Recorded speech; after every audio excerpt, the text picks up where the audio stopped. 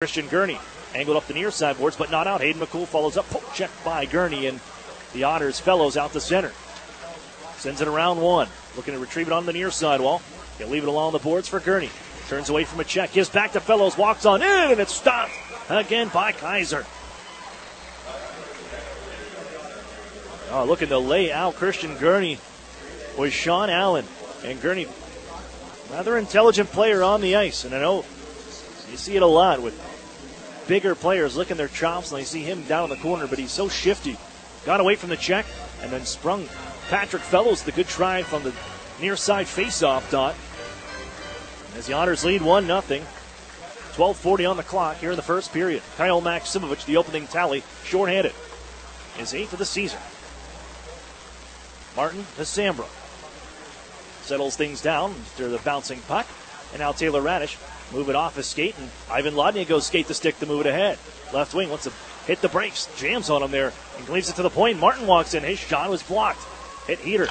And now Lodnia, Taylor Radish after it on to the bottom of the right left wing circle, and Lodnia finds Radish. Nice pass. Dekes around one, but it rolls off his stick, and Kaiser says, I have had enough, and smothers the puck.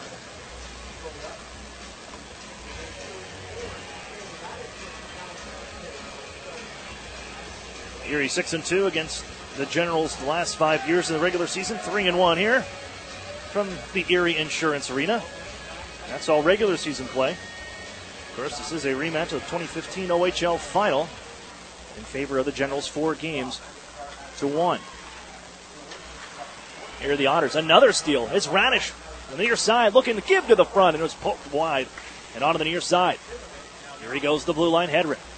Skip pass. Wainman. That's off his stick, the attempted shot, and this one swept back to go off the glass and out of play. No penalty, but an offensive zone face-off coming up for Erie. With 11:49 to play, first period. 1-0 Otters. Early parts of the first period from the Erie Insurance Arena. Shots 5-2 in favor of the Otters. But even though it's just 5 shots, had some grade A opportunities. They win another face-off, but Cade Robinson couldn't settle it down. It's jammed around to the near side. And along the Generals' corner, looking for Antropov up the near side wall. Tied up by Max Golod going to work. Cade Robinson near intercept, but it's poked on by Alan McShane. Gets out to center ice. Knocked away from Noel, and here comes Max Golod from the offensive zone. Twirls, protects the puck now, down to one leg, and hands off right to Cade Robinson. Too much traffic on that spot, and it's played back on to center. Sent in by McShane. Martin chases.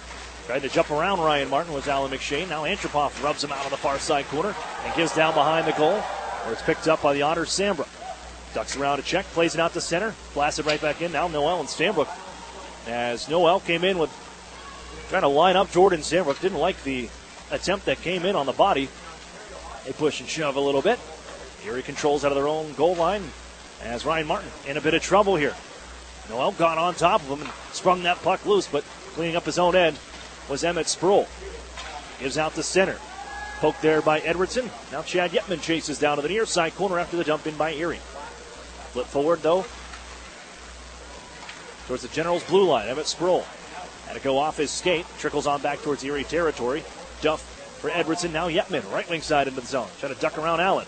Not going to happen. Edwardson follows up, and it's poked away to center ice by Resnick. Erie trying to deflect it into the offensive zone, instead ends up in the Generals bench with 10:18 to go. First period.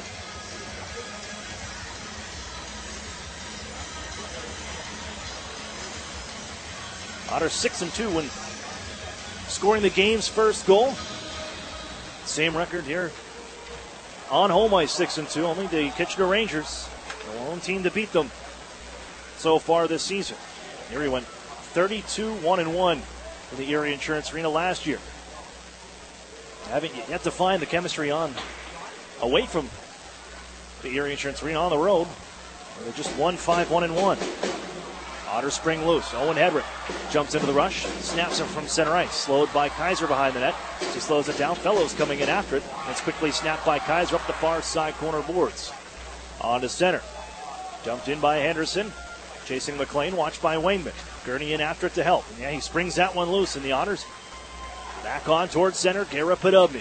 Right wing across the line. Lets a shot go. Stick save and then covered Kaiser boxed it right into his own glove with 9:30 to play. First period.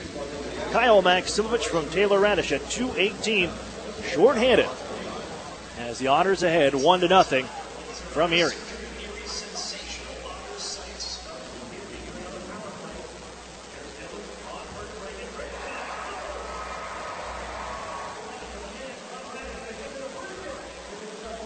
Otters fans, remind you that real food, real beer, real historic atmosphere, that's what you'll find at the brewery at Union Station. Erie's original brew pub and restaurant, located downtown at 123 West 14th Street. That's the brewery, proud sponsor of the Erie Otters.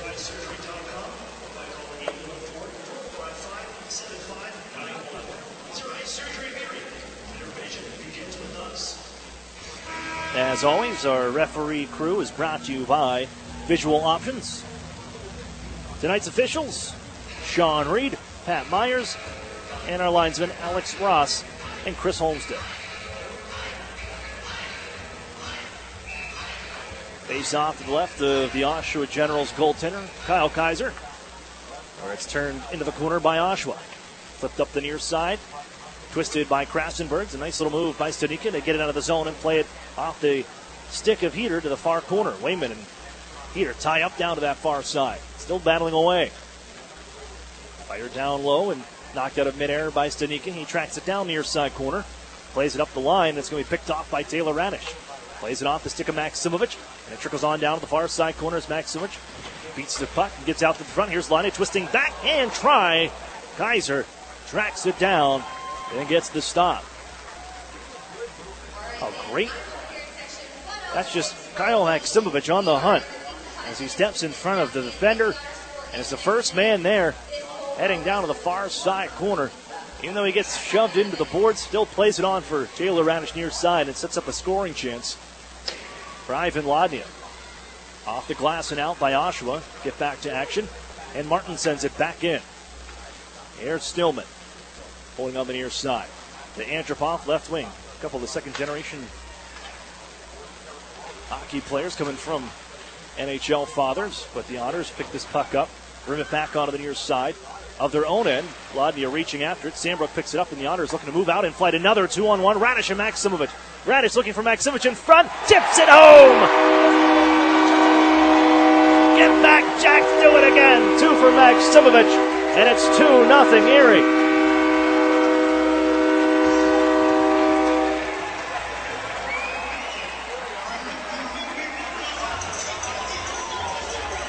Otters doing a great job again, breaking out of their zone. And after they pick the puck up, Sandbrook helping out. Just a couple nice little dishes, and Taylor Radish just splitting right through and just outweights Nico Gross and puts it right on the tape for Kyle Maksimovic to tip home. 2-0 Erie.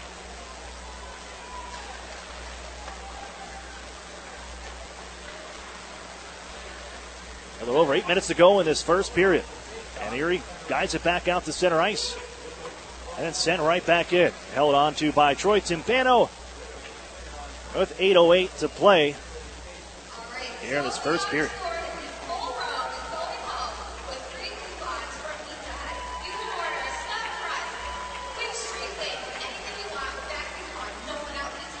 Face off to the right of Timpano. Inside Erie territory, Alex Gritz, Cranberry Township native. Short trip down I-79 here in Pennsylvania. Face-off is one back to Allen, has it gloved down and played by Timpano. Gritz will move it forward, looking for goal line. Trying to step around it, knocked down to the ice, where it's pitchforked right back in by Oshawa. Duff is there for Erie. Worked on near side, Robinson bumped to Gritz. And on to center, red line and down. Allen and Gritz down to the near side corner. Also helping is Max Golod. Robinson finds the puck behind the net, sends it on far side. Wayman steps into a drive that rises high over the cage. Hedrick. It looked like he had it for a second, but that last little stick handle move brought it across that blue line. An offside call to the Otters.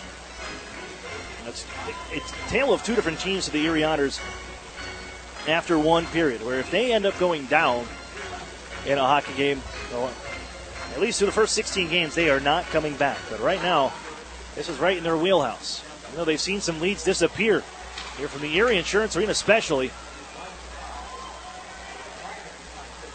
Otters ahead right now, 2-0. On the near side corner, Oshawa to get out of their zone.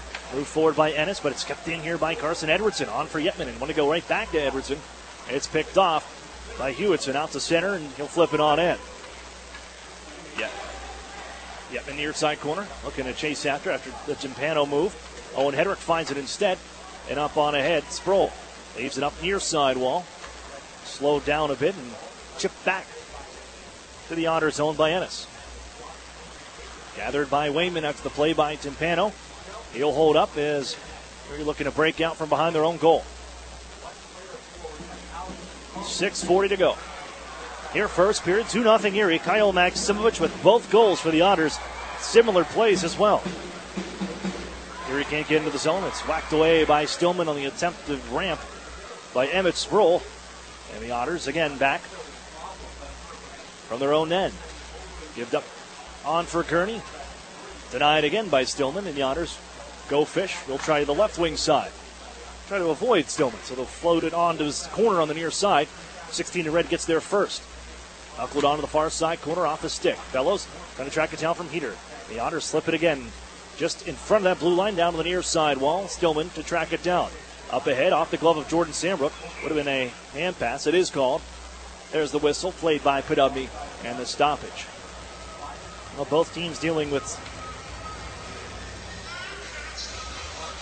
a couple main spots out of their lineup.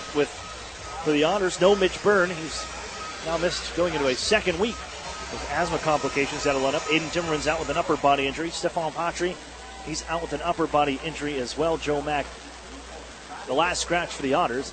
It is a healthy scratch, the numbers guy. As a wrist shot from long range was blocked away by Troy Timpano, and his billet brother, Garrett Podubny, digs it out from behind the net and pushes forward Patrick Fellows. He's trying to do himself. Now as a man open, can't give it to Podubny, sends it behind the net. Podubny, the left-hander after him. Along the near side boards. Big tie-up. Erie gets that first line on dugout, and Taylor Radish has it. Given out to the front. That was swept away by the Generals, and it's all the way down to Erie ice. Oshawa, no Mitchell Brewer. First-round pick this past year. He's with Canada White, the U17 World Hockey Challenge. Loose in front of the rebound try. Bouncing around and scrambling. Guys are able to find it in his crease. So Brewer's out. He's with Canada White at the U17 World Hockey Challenge, and also missing Nick Wong. Second round pick in 2017. 8 goals, 10 points on the season for the 16-year-old. He's with Canada Red, where the Otters assistant coach BJ Adams is helping out coaching there. Wong, of course, some pretty big company with his first OHL game. Scores a hat trick as Erie's Owen Hedrick sends it on back for Wayman after the Otters had it tied up in some tight quarters. Hedrick backs up, gives Brown back to his own blue line, finds Taylor Radish where Ennis slides it on back for Alan McShane. Bumped by Maximovich. Puck partially came across that blue line, but sent back on for the center ice logo. Under 5 to go, first period, 2-0.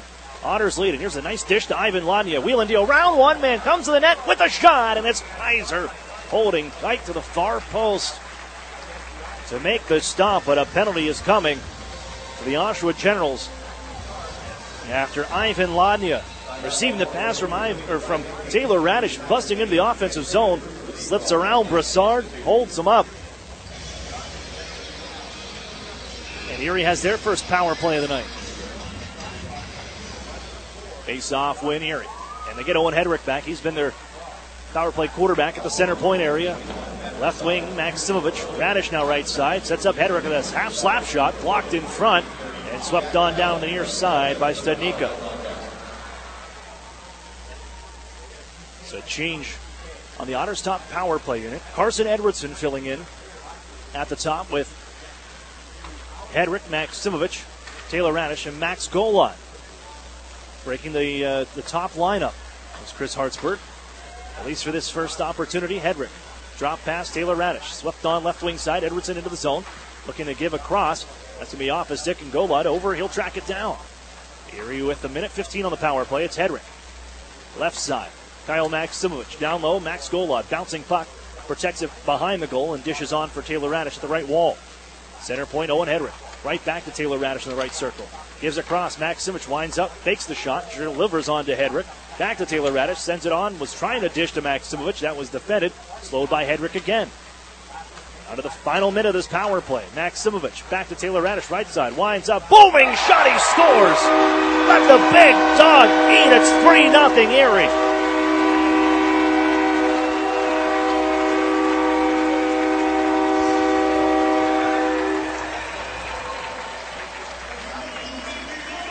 Taylor Radish with a howitzer from the right wing circle. Just blows it past the glove hand of Kyle Kaiser. And the Otters are up by 3. Well, you could just sense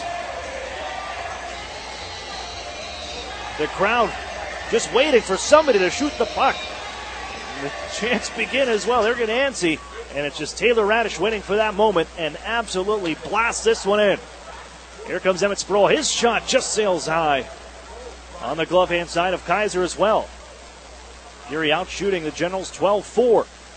Here with 3 minutes to play in the first period. Timpano slows it down, shuffled on near side wall. Bounces onto the corner. An odd bounce off a stanchion. Almost fortunate for Oshawa as they center to the front, only to be picked up.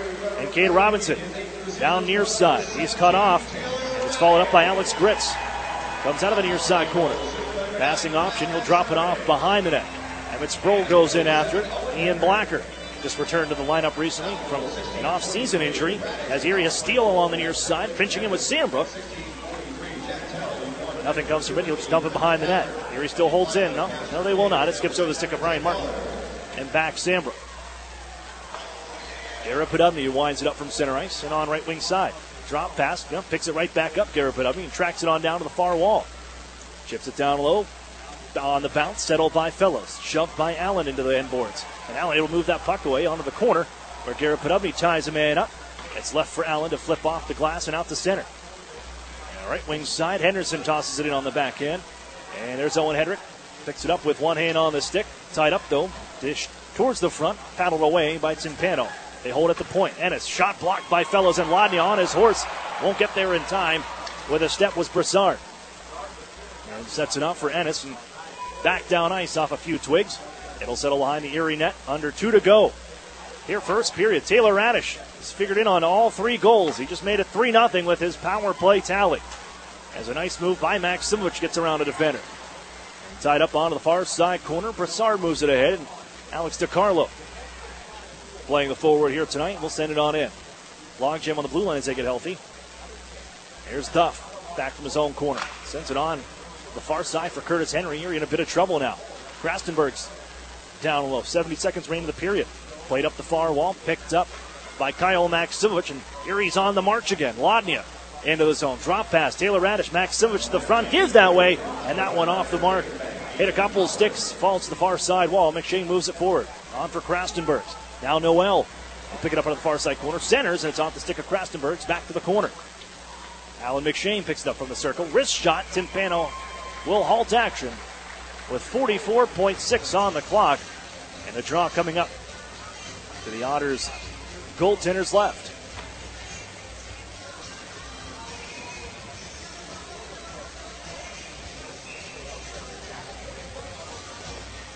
Draw will be next to the Otters overage goaltender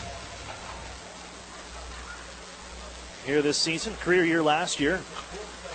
Really want a comeback performance joining the Otters from the Sudbury Wolves as Max Golod sends it around a D. And here he goes, chases after it as Golod smashed to the end boards. Robinson was taken out of the play, and Hayden McCool can stick handle holding, gives right wing. Kenny Heater on. Can't get it around Ryan Martin. Just given back behind the Otters blue line, behind their goaltender. It's sent on forward. Sambrook pushing and shoving on his own net with Jack Stanika behind the plays. The Otters trying to get in offensively. It's taken off the stick of Alex Gritz. As time's going to wind down here in the first period. They'll just hold back near side corner, and that'll do it on the first 20 minutes.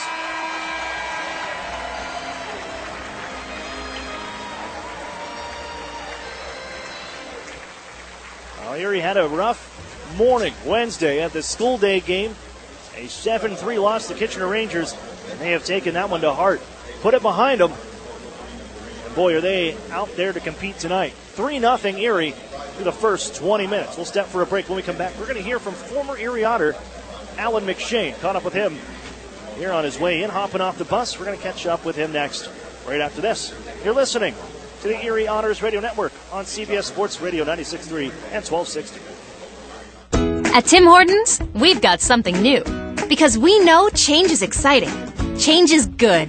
Change is delicious. Try our new hash brown sticks. Golden and crispy, they're perfect for dipping and sharing. Pair them with our new Western Omelette Breakfast Sandwich. Get both for just $3.49. Only at Tim Hortons. At participating U.S. restaurants for a limited time. Offer valid with biscuit, English muffin, and classic bagel breakfast sandwiches with protein, Western omelet, and cheese.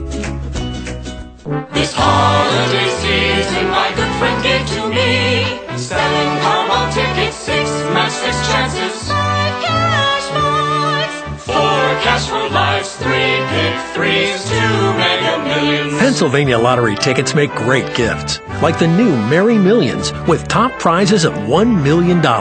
Players must be 18 or older. Please play responsibly. Benefits older Pennsylvanians every day. And best wishes from the lottery.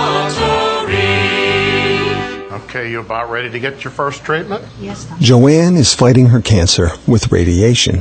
She's also fighting it with big data. Wait till you see how easy this is. You're going to do great. The Highmark Cancer Collaborative works with oncologists like Joanne's to provide the latest data on proven treatment options, giving Joanne the plan she needs to win. Creating new standards in cancer care is living proof. Highmark Blue Cross Blue Shield together with Allegheny Health Network. Visit highmarklivingproof.com to learn more. $99.88 or $149 a month on a brand new Mirage or G4? Take your pick. Come see the sporty Mitsubishi Mirage or the sleek G4 sedan. Both get up to 40 miles per gallon and both come with a 10-year, 100,000-mile warranty. Own one today for only $99.88 or $149 a month. Only at Interstate Mitsubishi, 1/2 mile south of the Mill Creek Mall on Route 99. Prices prior to tax, title, and license fees will require financing through dealer or indirect lending service. The new home of the Erie Otters, WRIE Erie, CBS Sports Radio 96.3 and 1260. Welcome back inside the UPMC Intermission Report. Aaron Cooney here, joined this time by former Erie Otters first-round pick Alan McShane.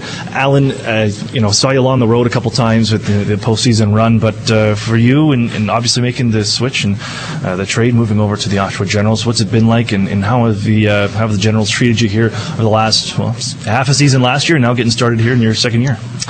Yeah, it's all been positive, and the transition was easy, and I guess as easy as it could be. So definitely a change in scenery, but it's something where I had to accept it, and it's part of the business, and obviously made things a little exciting and more exciting than I was expected. So it was all very positive, like I said, and I'm excited to continue this year on, and the last half of the year went well as well.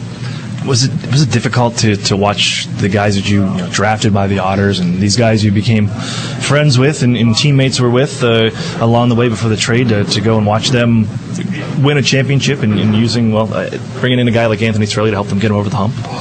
Yeah, I wouldn't say so. I think I was pretty happy for the guys, and I'm pretty good friends with all of them. So I still keep in touch, and I was happy to see how well they did. There's no hard feelings whatsoever towards that. So I was rooting them on through Mem Cup and through the finals, and I was happy to see how they did. And at the end of the day, it's something where I'm going to aspire to bring the Gens to that same circumstance where we're looking to win a championship, and I'll probably have a larger role to fill in that in that championship push than I would have here. So there's no bittersweet feelings. I think I was pretty happy to see the guys do well. Speaking of that and looking at going forward, trying to get a championship of your own, you guys seem to be off to a pretty good start and a pretty good core as well that you're a part of. And the pace that you're on yourself, 16 assists, 18 points to lead the team in scoring. What's it been like to take over and go from, in your second year, now you're the guy for this team? Mm-hmm. Yeah, it's definitely a little bit different, but it's something I've been gearing up for, and I think it's important that I keep playing my game and making sure that I'm consistent with how I bring my A game every single time I'm on the ice, and it's not something I can pick and choose. Get a huge night here and then sleep for a few games. So I think it's important to keep that in the back of my head, make sure I'm helping the team as well as keep checking up on myself, make sure I'm playing right in all areas of the game. Draft year has always become the question with the 17-year-old, going into that season in your second year. This first couple rankings starting to pop out from all over the place. Jeff Merrick has you at 20. When you see those, how do you go into a draft year? How do you prepare for something like that, knowing, your ultimate goal is to get drafted and move on to the next level? Yeah, I'd say just probably, don't look into it too much. I've talked to a bunch of people about it, and people have been through it, so it's the thing that keeps coming up the most, is to make sure that you don't pay attention to those ratings, and you don't look too much into where you are, and it's something I think I've done pretty good at doing. It's not the top of my priority to be ranked in a list now. It's about what happens at the end of the year. So, right now I think I'm taking it day by day and game by game, making sure that accomplishing little goals that probably help me out in the end. So, reaching little things like the combine and the All-Star game are important to me. So I think just short-term goals are what's going to benefit me the most. Your first time, I guess first couple experiences in OHL and coming to Erie, you dropped the first puck after the draft that one day in the playoff run a couple of years ago for the Otters. And you're playing against the Generals here at the Erie Insurance Arena. What's it going to be like to step onto this ice as now a member of the Generals in this hostile crowd that's now the enemy for you? Yeah, it's going to be interesting for sure. I mean, the crowd's always pretty crazy and energetic, which will be a little bit different to be on the opposite spectrum of it. But it's going to be pretty exciting for me and my family to be able to watch this. And the Otters obviously meant a lot to me and still do. And they hold a place in my heart for the great people that they were to me, and the development that they supplied to me and made me a better person and player. So it's going to be a special moment for sure getting on the ice. It's going to be a little bit different. And I'm just going to run with that and have the best game I can. Thanks, Alan. Have fun here tonight. Thank you. You're listening to the Erie Otters Radio Network on CBS Sports Radio 96.3 and 1260. The Sheraton and Courtyard Erie Bayfront Hotels are proud sponsors of the Erie Otters. Join them for their pregame and postgame celebration at the award-winning Bayfront Grill or the brand-new Shoreline Grill, located just minutes away from all the action. Let them help you fuel up for the high-energy game with their extensive menus and craft brew selections. You oughter be dining with the best. The Sheraton Erie Bayfront Grill and Courtyard by Marriott. Interstate Mitsubishi is now selling the Outlander Sport for its lowest price ever, $16,988. That's almost $5,000 less than its original MSRP of $21,890. For just $16,988, you can own an Outlander Sport with a 10-year, 100,000-mile warranty, 7 airbags, and 18-inch alloy wheels. This is the best deal on a brand new CUV you'll find anywhere, and it's only at Interstate Mitsubishi, 1/2 mile south of the Mill Creek Mall on Route 99. Price and prior to tax, title, and license fees. The Sheraton and Courtyard Erie Bayfront Hotels are proud sponsors of the Erie Otters. Join them for their pregame and postgame celebration at the award-winning Bayfront Grill or the brand-new Shoreline Grill, located just minutes away from all the action. Let them help you fuel up for the high-energy game with their extensive menus and craft brew selections. You oughter be dining with the best. The Sheraton Erie Bayfront Grill and Courtyard by Marriott. Okay, you about ready to get your first treatment? Yes, Doctor. Joanne is fighting her cancer with radiation. She's also fighting it with big data. Wait till you see how easy this is. You're going to do great. The Highmark Cancer Collaborative works with oncologists like Joanne's to provide the latest data on proven treatment options, giving Joanne the plan she needs to win. Creating new standards in cancer care is living proof. Highmark Blue Cross Blue Shield together with Allegheny Health Network. Visit highmarklivingproof.com to learn more. An Erie landmark since 1953, Nunzi's Place serves generous portions of great food at reasonable prices. Family owned for almost 60 years, Nunzi's prepares the finest Italian cuisine in Erie. Come see why the Erie Times News said Nunzi's is known for food that tastes good. Nunzi's Place, located at 2330 East 38th Street near the Bayfront Connector. To call for reservations or place an order for takeout, call 825-2940. Nunzi's, known for Italian food that tastes good since 1953. The new home of the Erie Otters, WRIE Erie, CBS Sports Radio 96.3 and 1260. Welcome back here inside the Erie Insurance Arena. Otters dominant first period. 3-0 over the Oshawa Generals through 20 minutes of play. Welcome you into the UPMC intermission report. We'll go back and recap what we got just so far as the Otters, I think they took that game Wednesday, to heart after falling to the Kitchener Rangers in the morning. Boy, 7-3. In the fashion that they did,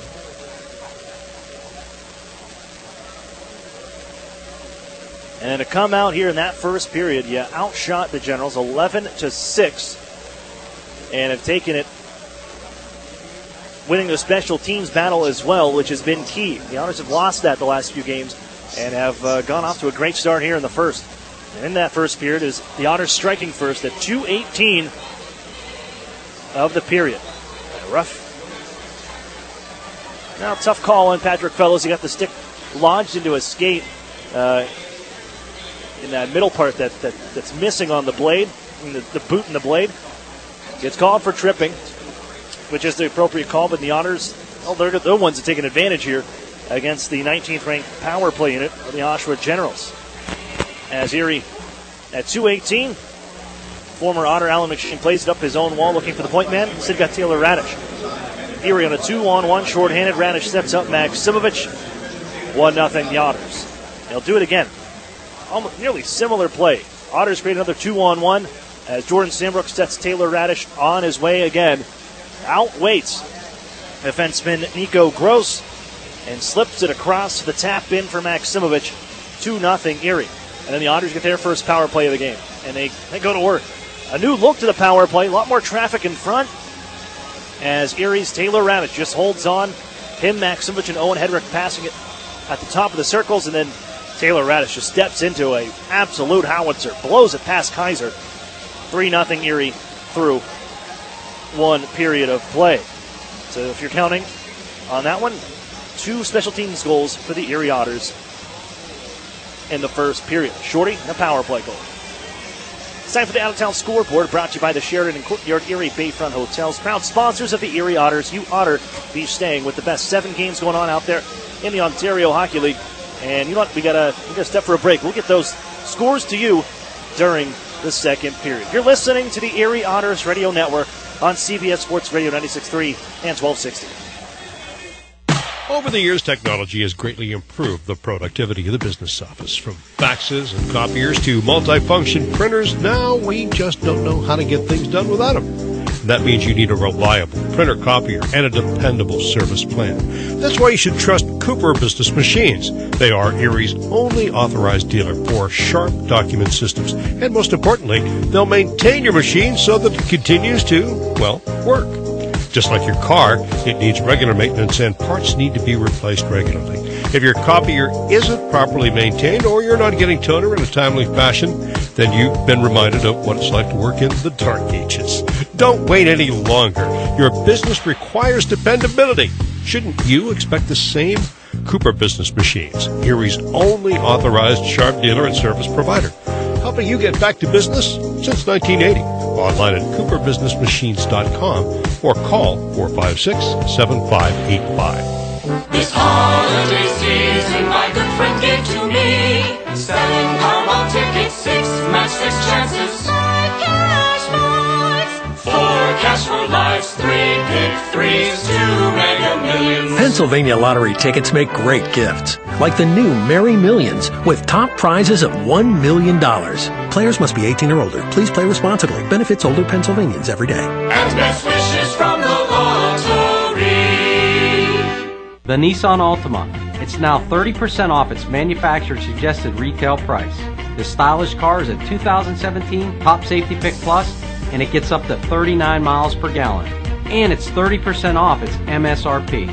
Another amazing price is on the Nissan Versa. It's selling at its lowest price ever, only $11,990. Come see the Altima and Versa at Interstate Nissan, 1.5 miles south of I-90 on Route 19. There's 2 or more at each price. Altima HN307132, Versa HL866268. Okay, you about ready to get your first treatment? Yes, Doctor. Joanne is fighting her cancer with radiation. She's also fighting it with big data. Wait till you see how easy this is. You're going to do great. The Highmark Cancer Collaborative works with oncologists like Joanne's to provide the latest data on proven treatment options, giving Joanne the plan she needs to win. Creating new standards in cancer care is living proof.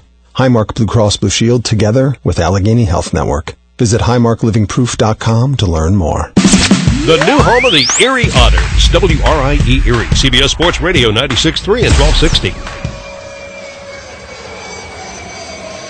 Welcome back here inside the Erie Insurance Arena. Otters with a 3-0 lead here through 20 minutes of play over the Oshawa Generals. And for Erie, well, as comfortable as you may seem, the Otters sometimes get too comfortable with these leads. Last couple times that they've led after the first here in this building, 3-0 against the Guelph Storm. Ended up seeing the game tied by Guelph at 3, and eventually to take it 4-3. And then 2 weekends ago against the Owen Sound Attack, couple 3-1 leads that disappeared. See a game tied up as look out Erie in front. Goldlod after a pass off the pads. Couldn't beat goaltender Kaiser as Erie tries another one from the blue line. Sandbrook had it blocked. Along the near side wall. Goldlod looking for it. It's off his skate. And Goldlod, he's going to turn and swing it back down low. Gritz charging after it behind the goal. Tries to push towards the front. Intercepted. And McLean cannot clear. Erie still in there offensively as a shot wide. And grabbed by William Ennis. And now a little bit of room and fires this out to center. McLean stops it up at center red. Pushes cross ice. Left wing side. McCool steps into one. Then rises over the mask of Timpano.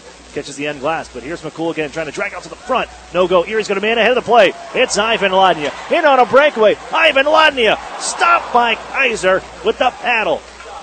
Wanted to go 5-0. And Kaiser says no. Back the other way. Here's Studnicka. Walks in. Wrist shot blocked. It's loose on the circle. Erie heading up ahead again, but they can't get it to him. That was Maximovich. Erie blocks down the keep in by Stillman. Erie creates a 2-on-1. Radish on for Maximovich, just out of the reach. Looking for the third one. Almost a near carbon copy. Here's Studnicka now. Wrist shot from the right wing, circles off the mark. And Erie trickles all the way out to center ice. Or it's sent in by Taylor Radish. Maximovich will grab from the near side wall. Holds from the circle, twirls away, trying to drop it off to Ivan Ladnia, who pokes the circle. Radish finds it. Looks right wing side. Here's a try from Owen Henrich, just wide from the circle. And out ahead goes Studnicka.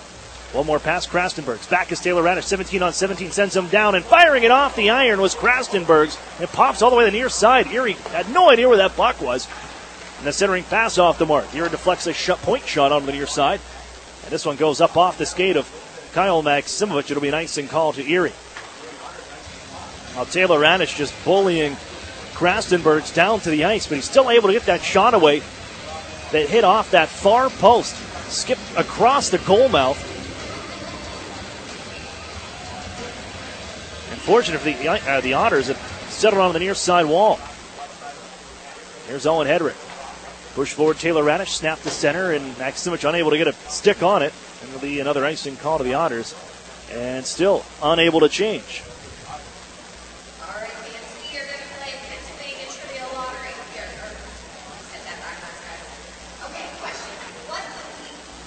Draw comes back to the Otters zone and to the right of Troy Timpano. And the Generals 1-5 and trailing after the first period. This draw on the far side. One here, Stillman. Wrist shot save made. Another one stopped by Timpano on Alan McShane in front. And Erie works it out to center ice. Garrett Podubny and Maximovich trying to get it in deep. They'll get it across the line, but not very far. Push forward for Noel. The Otters block that pass momentarily, and here comes Christian Gurney. Tucked on for Patrick Fellows right side. Gives off to Podubny, and he couldn't just settle that one in time.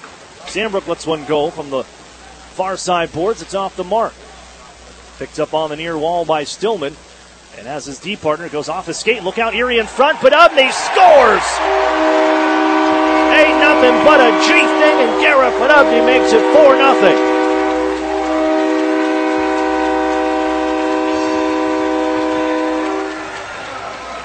Well, the Otters just didn't give up on that play. And a failed D-to-D pass by the Oshawa Generals going back to the front of the net. Allows it to settle off the side of the cage. Patrick Fellows picks it up. And they didn't do much to help Kyle Kaiser on that play, as Garrett Podobny has his 7th of the season.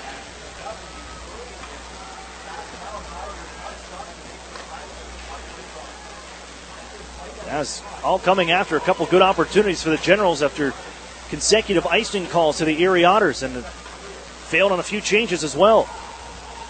Otters offside as they touch up. And back behind the goal, here's Ennis. Bumped onto the near side, where it's forward to the head, Resnick. Lifted in by Tacarlo. Slowed by Timpano. He'll rip it up the near side, catches the netting out of play. But off the glass first, with 16:33 to go. Second period. And the Otters ahead 4-0 here on home ice. As the depth scoring picks in for Erie. With Garrett Podobny, Patrick Fellows, and Christian Gurney settled together for Chris Hartsburg. Gross just rims it around down low. It'll evade the stick of Henderson, and off goes Golod towards center. Red line and down, chasing after it, Robinson. Golod picks it up behind the net. Has a man at the blue line. It's Owen Hedrick. Little half slapper off the end boards to settle on for Alex Gritz on the near side. Man behind the net, Golod. Turned away from him. Played up the near side wall by Oshawa. Henderson can skate. And on a right wing side, dealing into the honor zone, looking to pass in front, sends it off the side of the cage and bounce around to the far side post. McLean went down in a heap near the Otters net as Cade Robinson pushed forward to create a 3-on-2. Hedrick joins the rush. On for Gritz, now Golod. Looking to give onto the backhand, centers to the front, and nobody home. It's pushed away by Generals to the far side. Off goes Studnicka. 1-on-2 to the zone. Gets around Wainman, but can't beat the paddle and pad of Troy Timpano. Alex Gritz on ahead for Golod. Poked at the blue line. And Kenny Heater takes over. Moves on for Krastenbergs. Trying to get around. A step on Owen Hedrick, but the shot catches the piece of just enough of Timpano.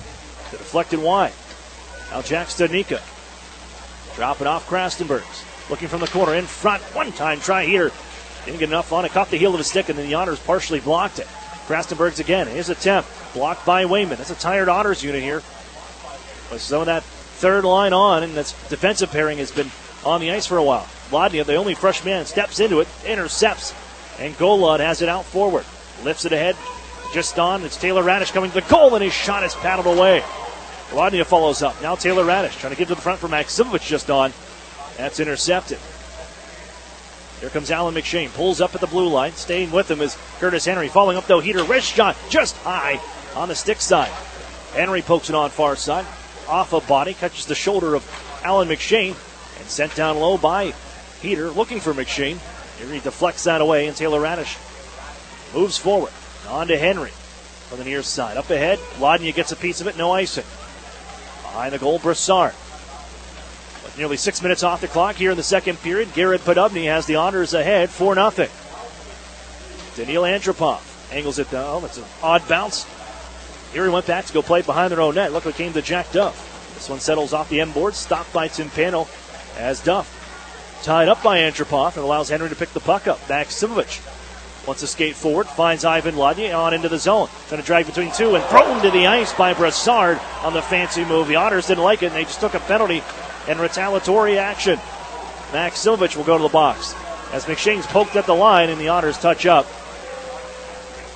As Kyle Maksimovic came in to the aid of Ivan Lodnia, who tried to dangle his way through the two Oshawa defensemen. Matt Brassard said no, and with authority, Maksimovic, the retaliation goes to the penalty box.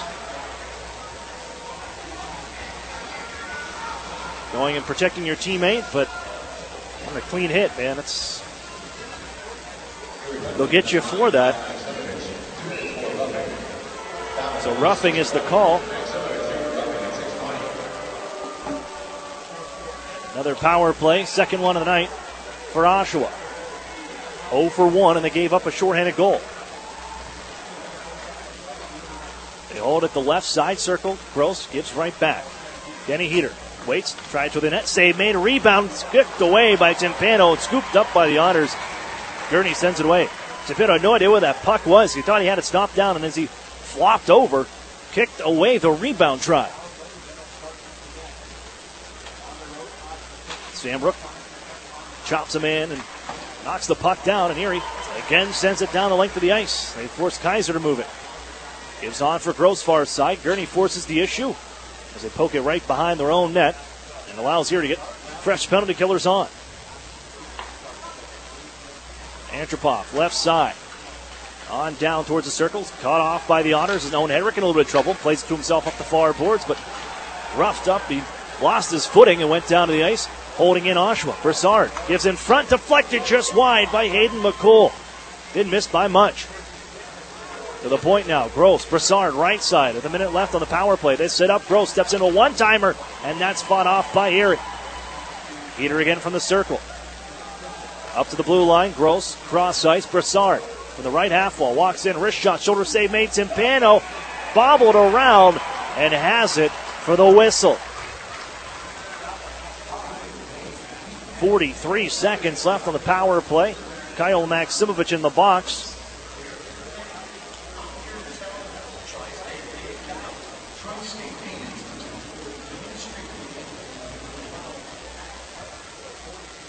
But the Generals matching their first period shot total already here in the first 7.5 minutes.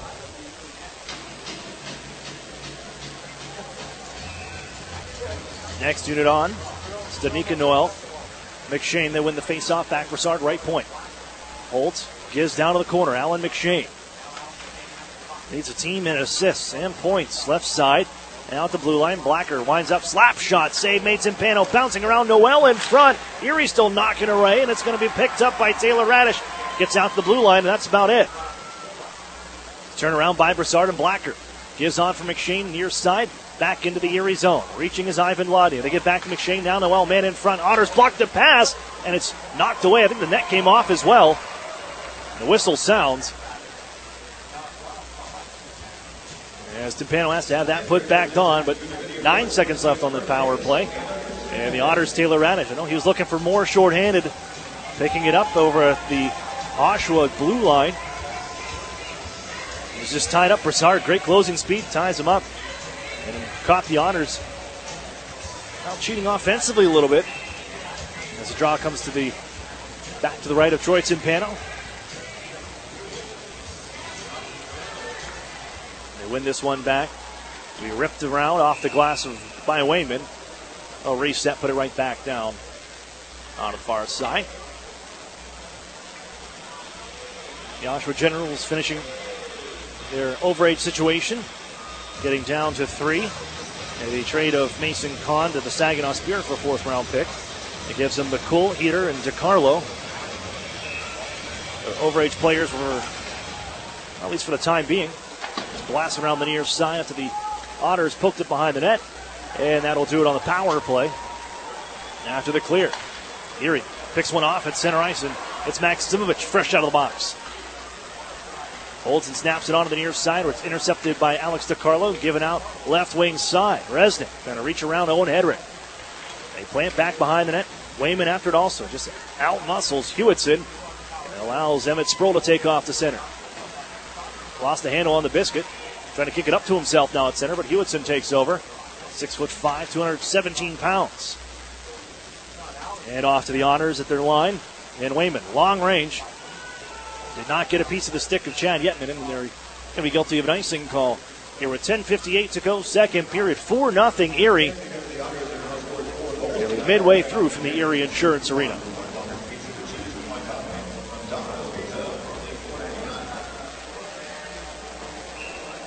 Kenny Heater directs traffic. The left wing face-off dot, trying to win it back. Gun was cocked for Krastenberg. The Otters had it poked for a second. Now Wayman knocks one down, and it's out to center ice for Carson Edwardson on left wing. Trying to pull and fire, and it's picked up in the glove by Kaiser. The face-off will be now in the left side of the Oshawa zone. If you're looking at the Otters' opportunity, Gritz, Golod, and Robinson take the ice.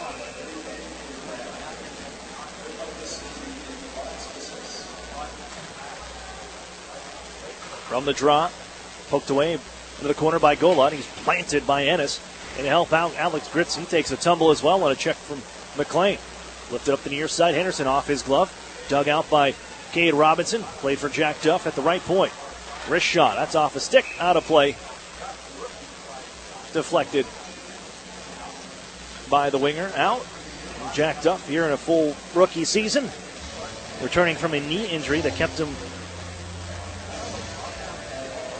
to just 14 games with the Chatham Maroons last year.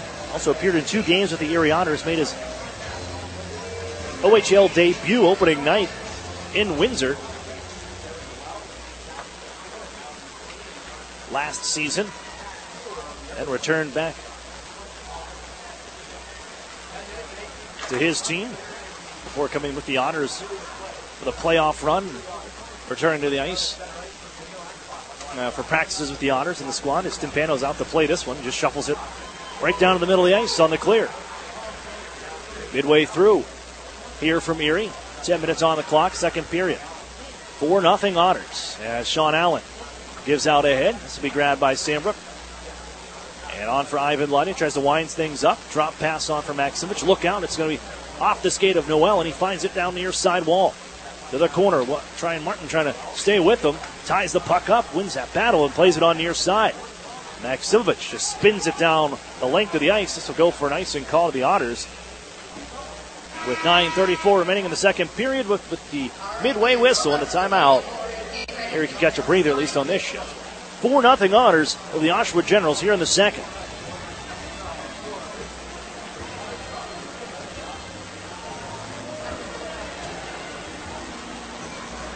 Otters fans, keep your clothes in top shape with Chido's Dry Cleaners, complete with an easily accessible drive-through and free pickup and drop-off. Chido's Cleaners is second to none. That's Chido's Dry Cleaners, the official dry cleaning service provider of the Erie Otters.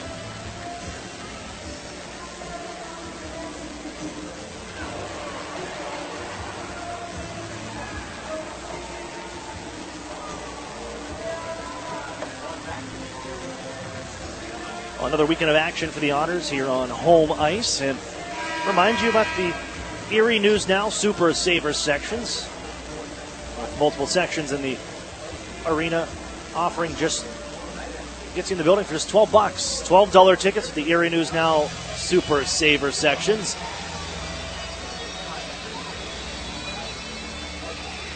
To take in the OHL action. Our sponsor, proud partners with Lilly Broadcasting. Fed around behind the Otters net to get back to action. Give it in front. It goes off a paddle as Krastenberg's tried to center. They gather it here by Heater. Flips it back behind the goal. Krastenberg's going to work. Find it down to the far side corner. Down low. Studnicka forced to the wall by Ivan Ladnia. A couple of picks at the 2017 NHL draft.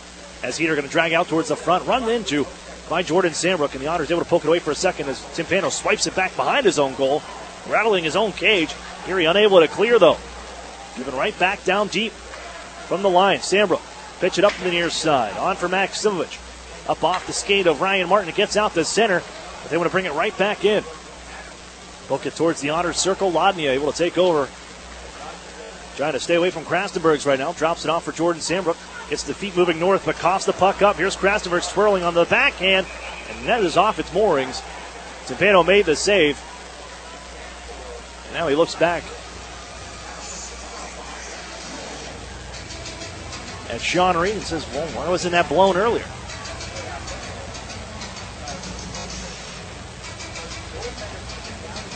Face-off will be to the right of Troy Timpano. Little ice maintenance down in that far side.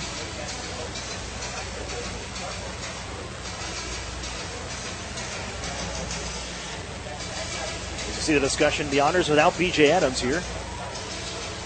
Off with Canada Red as an assistant coach. Usually works the defense. As a face-off win here. Looking to get a shot away. Unable to. It's Kyle McLean. It's sent down the other way by Erie. So you saw Ryan Martin working with Chris Hartsburg on the play. A former defensive assistant with the Erie Otters when he joined the OHL. Chris Hartsburg, a wrist shot from long range the other way. Off the stick of Henderson. Held on to by Timpano. 8:16 to go.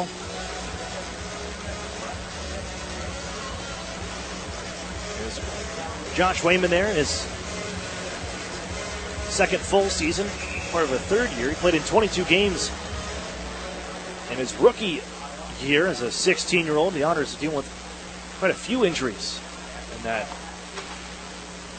15-16 season. He ended up playing nearly a third of the year. Otters battle on the near side. Set it on for Wayman, who holds now 20 in white. Gives it forward off the blade of Fellows. It'll get down low as Kaiser out to play it. But Ubney picks it up along the near side, jams it around the horn. Christian Gurney had come around in front of the net rather than behind, and allows Oshawa to head out the other way.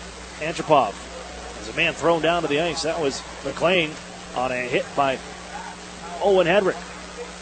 Broussard holds. Wrist shot deflected off the mark by Daniel Antropov. Wayman holds now. Two Generals come after him as Erie tucks it up the near side. No icing on this play. Back Chad Yetman. Over here to pester Sean Allen in the defensive zone. Oshawa skating out forward. They'll get out. Resnick off his stick. Erie moves it off the blade of Chad Yetman. Followed up here by Edwardson. Erie's going to tag up. They'll send it back to Curtis Henry. Changing the D as on comes Jack Duff.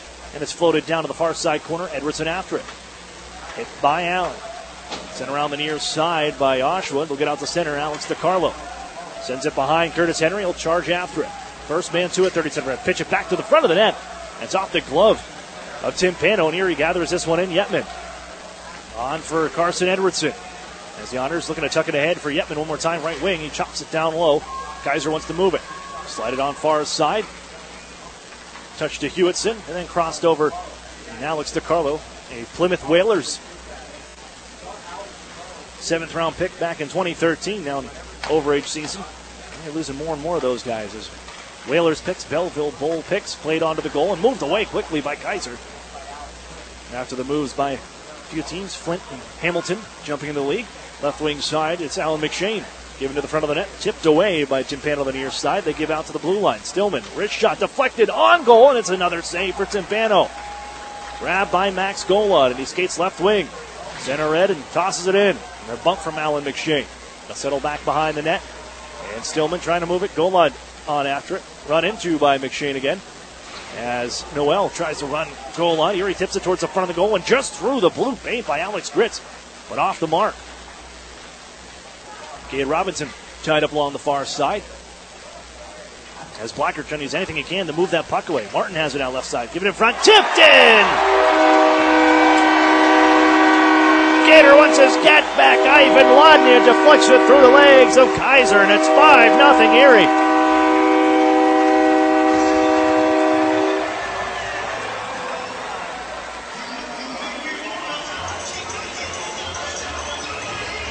We'll give a lot of credit. And that battle on the far side wall. Cade Robinson and Max Golod. With Robinson tying things up, a defender lost a stick, and Erie's able to sweep it back as changes were being completed on the other end. And the Otters moved across. Martin, the shot low, tipped by Ivan Lodnia, and it's 5-0 Erie. And a goaltending change for the Generals. In comes Cole Ceci to replace Kyle Kaiser here, who's allowed 5 goals on 18 shots. And maybe that'll spark him. Here's Heater going to the back end, trying to toss it in the front, twirling around. It's stopped by the paddle of Tim Pano and flipped up near side and out of the zone. Lodney is 10th of the year, the 3rd round pick of the Minnesota Wild. Ryan Martin is quietly putting up numbers, his 6th assist of the season, and the Otters break out the center. Taylor Radish moving it. Slows things down, finding Lodnia, and it just skips over his stick with Gross on his back. Here's Taylor Radish near side corner. Erie looking for more in the offensive zone. Bumped along the boards. Lodnia swoops in. Radish comes out of the pile-up with it for a second. Erie gives to Wayman at the blue line. Wait for some traffic. Instead hands off to Lodnia. Pass knocked away by William Ennis. And Studnicka out to center. On left wing side, dragging. Here's a nice play. Krastenberg shoots it. Stopped by Tim Pano. And he'll take the whistle with 4:25 to go. Here's second period.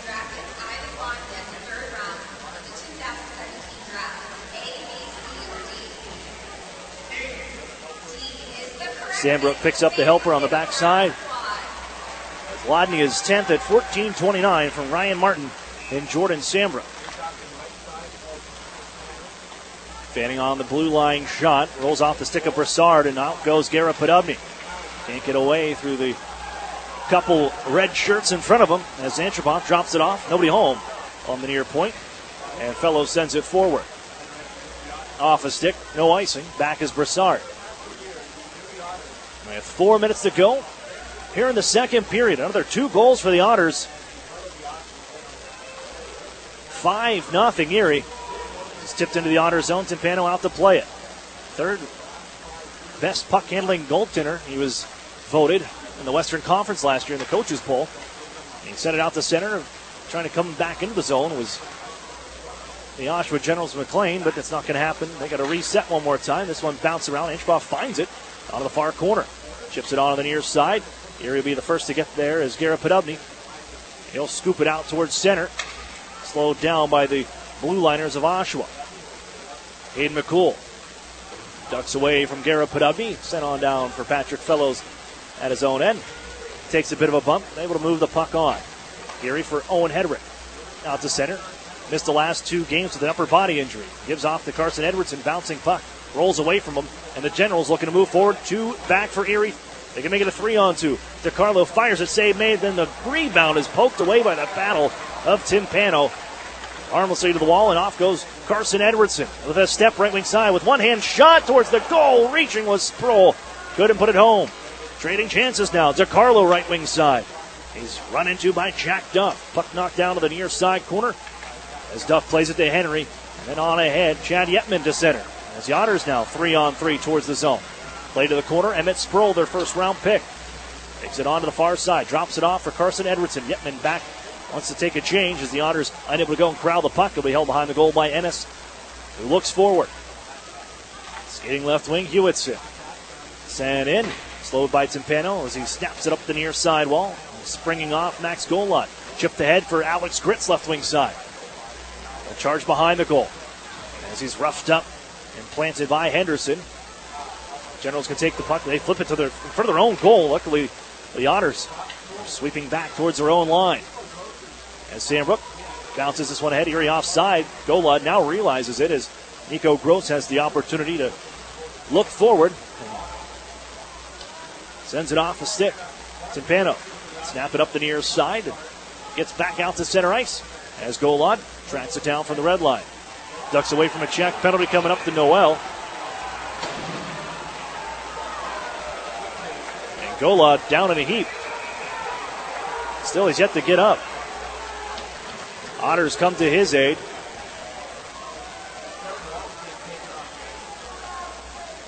As Max Golod still down along the ice right in front of us here in front of the penalty boxes. Andrew Kupneski quickly out to assist.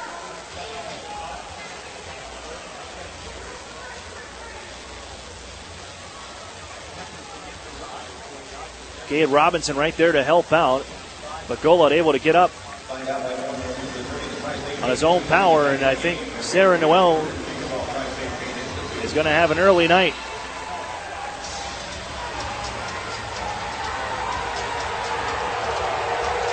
He's ushered on down to his own runway to the locker room by Alex Ross as Max Golod.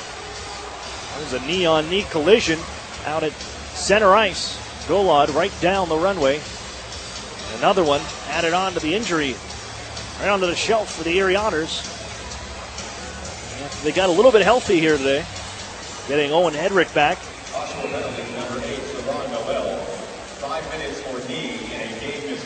5-minute kneeing call and a game misconduct.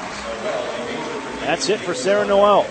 Here's Max Simovic, left wing side. 5-minute power play. Erie's 1 for 1. They can score all they want with the 5 minutes. Max Simovic slaps it back for Taylor Radish right side. Hands off to Hedrick. Had the gun cocked, thought better of it. And leaves it for Max Simovic on the left wing. Back to Hedrick. Quickly on for Radish right side. Walks in. Shot off his stick. It'll bounce to the near side wall. Sednika trying to clear. Hit by Max Simovic. Crashing in is Edwardson. Fellows finds the biscuit. And now a penalty coming up behind the play. Roughing will be the call. I think it's Edwardson going.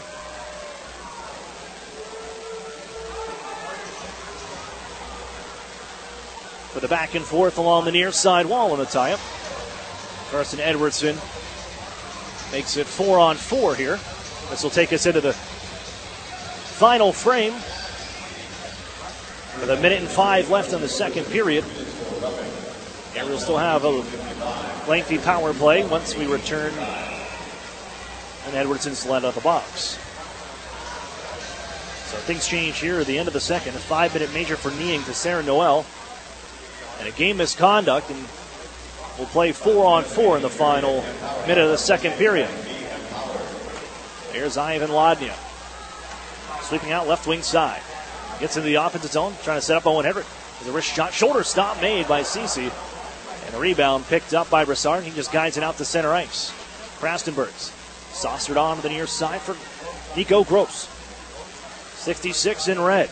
Banks it on down the near side wall.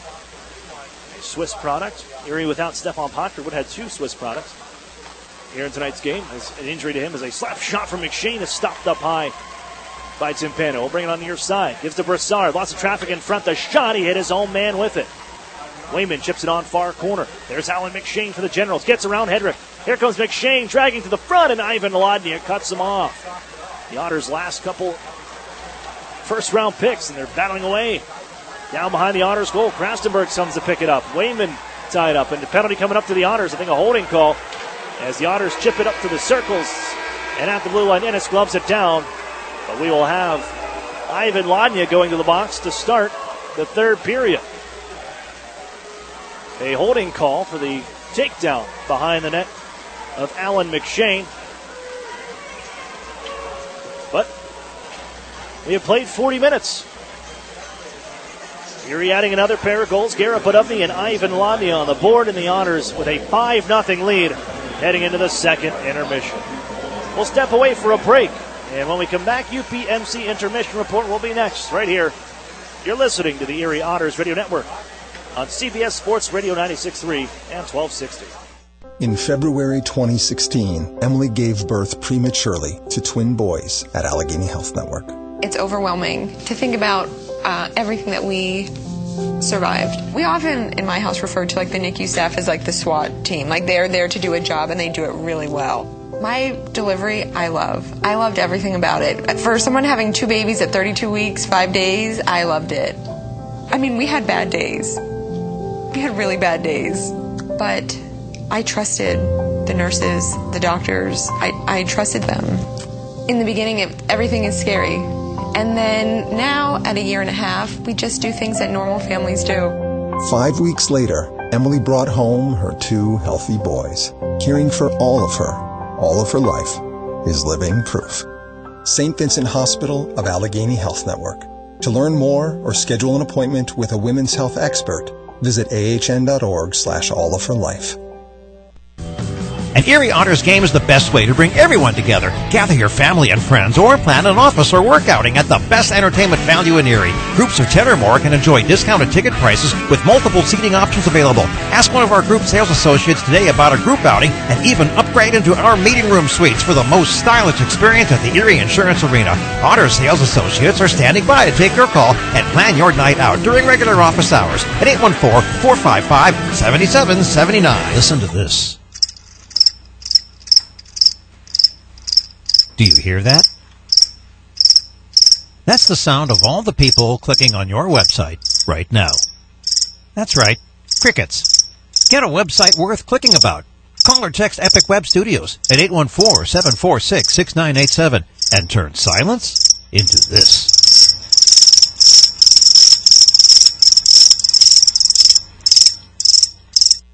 At Tim Hortons, we've got something new. Because we know change is exciting. Change is good. Change is delicious. Try our new hash brown sticks. Golden and crispy, they're perfect for dipping and sharing. Pair them with our new Western Omelet Breakfast Sandwich. Get both for just $3.49. Only at Tim Hortons. At participating U.S. restaurants for a limited time. Offer valid with biscuit, English muffin, and classic bagel breakfast sandwiches with protein, Western omelet, and cheese. The new home of the Erie Otters, WRIE Erie, CBS Sports Radio 96.3 and 1260. Hello everyone, I'm Terry Doyle. Welcome to this week's edition of OHL News, presented by Bauer. Coming up on this week's show, we'll get an update on the OHL's education program as the minor midget season is well underway, and many of those players will look to come to the Ontario Hockey League next year. That's coming up in a moment, but first, this week's OHL On the Run Player of the Week is overage forward Aaron Luchuk of the Windsor Spitfires. He had 9 points in 3 games last week on the back of 4 goals and 5 assists and was a +2. Luchuk helping the Spitfires to be one of the top teams in the Western Conference early this season, and he is right near the top of the Ontario Hockey League scoring race. The 20-year-old from Kingston, now playing in his 4th full season with the Spitfires, originally chose him in the 4th round of the 2013 OHL Priority Selection. And speaking of the OHL Priority Selection, of course, the 2018 edition comes up next April. Daniel Broussard is the Director of Recruitment for the Ontario Hockey League and was one time chosen in the OHL Priority Selection by the Sarnia Sting. Now he gets a chance to talk to many of the minor midget players and their parents about the Ontario Hockey League, and we chatted this week about how things are going so far this year. With Daniel Broussard now from the Ontario Hockey League, and for you, I know it's a chance to this time of year check out a lot of the minor midget hockey action and see the players that we will eventually see coming into the Ontario Hockey League over the next couple of years. How are things looking as you get a chance to visit many of the arenas so far this year? Hey Terry, thank you so much for having me. It's been a wild and rocking start to the season. There's a lot of tournaments going on. We're in the busy part of the season, obviously with Canada Russia coming up in Owenstown and Sudbury, but in between that we have our big annual event, Battle of the Border, at the WFCU Center in Windsor. This year we've actually instituted the U18 division as well as the U16 division, so it's a great event for us in terms of recruiting. All the best American teams are going to be there, all the best Ontario teams are going to be there, so the scouts are happy, I'm happy and really looking forward to it, because this draft class is really strong this year. For I know many of the Ontario Hockey League team scouts getting a chance to see the players on the ice, and I know you checked that out as well, but I would think in your role it's also a chance to meet a lot of the young players and their parents as well. Yeah, so I get to know the family pretty much on a personal level. We usually I sit down with the top 40 ranked players, get to know them as people, get to learn about their family and learn about their concerns about the OHL, and obviously educate them, because I had a great career in the OHL, so it's a great process that we go through up till the draft in April. As you sit down with them, what are some of the things they want to know from you? Because I'm sure it's one thing that you have an idea what you'd like to tell them, but it's more, just as important what they want to know. Yeah, you know what? Not a lot of people are educated on our league. Obviously, we've adapted our policies throughout the year. Education package is probably the biggest thing I talk about. Obviously, getting your education paid for while you're on a roster, and then after you graduate from the league, you're able to access a scholarship package. Not a lot of people know that. And obviously, especially for the Americans, it's something that is very valuable to them. So I guess the education piece is the biggest one. Obviously, player development. We are known for putting players into the NHL, but obviously when we sit down and break it down by round and by everything like that, there's some really overwhelming data out there that I can really convince a family, say from the States, to come up here and play. For people who aren't aware, you obviously, as we said, you played in Sarnia, you played in Ottawa, but then you went to the University of Guelph. So sort of pick it up as after you left playing in the Ontario Hockey League. Yeah, so once I graduated, I even had a job before I even graduated at the University of Guelph with Pepsi here in Toronto. Worked for Pepsi for a year. It was a great company to work for, obviously learned one of the top CPG companies in the world. And then a year into my job, I got a call from the OHL asking me to come interview for the Director of Player Recruitment role, and obviously I was very happy and very lucky to get the position. And so I'm a year in now. It's been a wild ride for me, I guess, since I first came up here when I was 17. So, but I couldn't be happier. It's been a blessing for sure. I know for you it was a case of balancing hockey and education all the way as you finished up your OHL career. I understand you already had credits, university credits in your back pocket. You were able to, continue using at the University of Guelph. Yeah, so I actually completed 1 full year of university via online courses at Guelph. So I only did actually 3 years of actual going to school. So I obviously wanted to fast track and get on with my career. I knew that that's something that I was really looking forward to. But yeah, it was really great. Obviously, I got my education paid for by the Sting in 67s while I was playing, and then obviously after as well. So it was great. Came out with no debt at all, and I could really start my life. And I guess that's the thing, a story like that, I've got to think Mom and Dad, especially, the eyes just light up when you can relay that to them. Yeah, exactly. It's a great story, and I really have to thank my support network from my parents and everyone involved with that as well. That was the OHL's Director of Recruitment, Daniel Broussard. The top performers for the month of October are out, and the OHL Player of the Month is St. Louis Blues prospect Jordan Kyrou of the Sarnia Sting. He led all scorers with 25 points in a dozen games and was a +9, while his teammate, Justin Fazio, is the Vaughan OHL Goaltender of the Month. He posted an 8-0 record during October with a 2.48 goals against average and .939 save percentage. The OHL Defenseman of the Month is Sean Dursey of the Owen Sound Attack with 20 points through 11 games. And the Rookie of the Month, Andrei Svechnikov of the Barrie Colts. He topped all newcomers with 9 points with 7 goals and 2 assists in just 5 games that he was able to play during October. Congratulations to all of the OHL Performers of the Month for October. Meantime, the 2017 CIBC Canada-Russia Series comes up next week. The OHL stops are Thursday, November 9th in Owen Sound and Monday, November 13th at Sudbury. Be sure to visit chlcanadaRussia.ca for updates on the event, including the OHL roster. There will be 3 OHL players suiting up for Team Russia during the event as well. Alexei Lipanov of the Barrie Colts, Dmitry Samorkov of the Guelph Storm, and from the host Sudbury Wolves of Game 4, Dmitry Sokolov. Well, that's going to do it for our show this week. You've been listening to OHL News presented by Bauer. I'm Terry. Thanks for joining us. You're listening to the Erie Otters Radio Network on CBS Sports Radio 96.3 and 1260. The Sheraton and Courtyard Erie Bayfront Hotels are proud sponsors of the Erie Otters. Join them for their pregame and postgame celebration at the award-winning Bayfront Grill or the brand-new Shoreline Grill, located just minutes away from all the action. Let them help you fuel up for the high-energy game with their extensive menus and craft brew selections. You ought to be dining with the best. The Sheraton Erie Bayfront Grill and Courtyard by Marriott.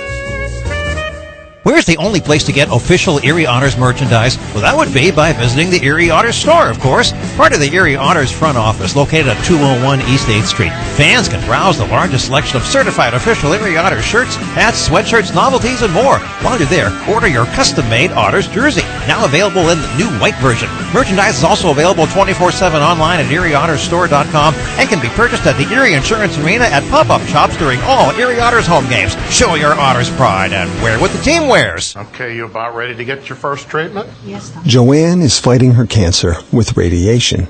She's also fighting it with big data. Wait till you see how easy this is. You're going to do great. The Highmark Cancer Collaborative works with oncologists like Joanne's to provide the latest data on proven treatment options, giving Joanne the plan she needs to win. Creating new standards in cancer care is living proof. Highmark Blue Cross Blue Shield together with Allegheny Health Network. Visit highmarklivingproof.com to learn more. An Erie landmark since 1953, Nunzi's Place serves generous portions of great food at reasonable prices. Family owned for almost 60 years, Nunzi's prepares the finest Italian cuisine in Erie. Come see why the Erie Times News said Nunzi's is known for food that tastes good. Nunzi's Place, located at 2330 East 38th Street near the Bayfront Connector. To call for reservations or place an order for takeout, call 825-2940. Nunzi's, known for Italian food that tastes good since 1953. This holiday season, my good friend gave to me selling Powerball tickets, 6 match 6 chances, 5 cash marks, 4 cash for lives, 3 pick 3s, 2 Mega Millions. Pennsylvania lottery tickets make great gifts, like the new Merry Millions with top prizes of $1 million. Players must be 18 or older. Please play responsibly. Benefits older Pennsylvanians every day. And best wishes from the lottery. The new home of the Erie Otters, WRIE Erie, CBS Sports Radio 96.3 and 1260. Welcome back inside the Erie Insurance Arena. We're through 40 minutes of play, and the Erie Otters, well, they have responded to Wednesday afternoon's lopsided loss to the Kitchener Rangers. That's 7-3, and Erie's come out here guns a-blazing to start 5-0 through 40 minutes of play over the Oshawa Generals here at the Erie Insurance Arena. We'll recap it for you. This is the UPMC Intermission Report. I'm Aaron Cooney, and it's the Otters quickly on the board. 2 minutes and 18 seconds in. Taylor Radish sets up Kyle Maximovich shorthanded. After Alan McShane swings around the near side wall, was looking to set up a point man. Well, he got Taylor Radish because of the change of personnel by Oshawa. Here he catches them. They take off the races 2-on-1. And Maximovich takes the pass from Taylor Radish, no mistake on the cross crease, and tips it home, 1-0 Erie. Just a little over 2 minutes in. And then Kyle Maximovich, Taylor Radish, well, they do it again. Here, carbon copy. This time it's same play, 2-on-1, set up by Jordan Sandbrook. Radish outweights Nico Gross, slides the puck to the front of the net for the tip in by Maximovich. As Maximovich has goals number 8 and 9 on the year, Erie has a 2-0 lead. They weren't done yet. Erie gets a power play opportunity here late in the first period. 16:43. Some pitch and catch around the top of the circles, and then Erie makes their entry.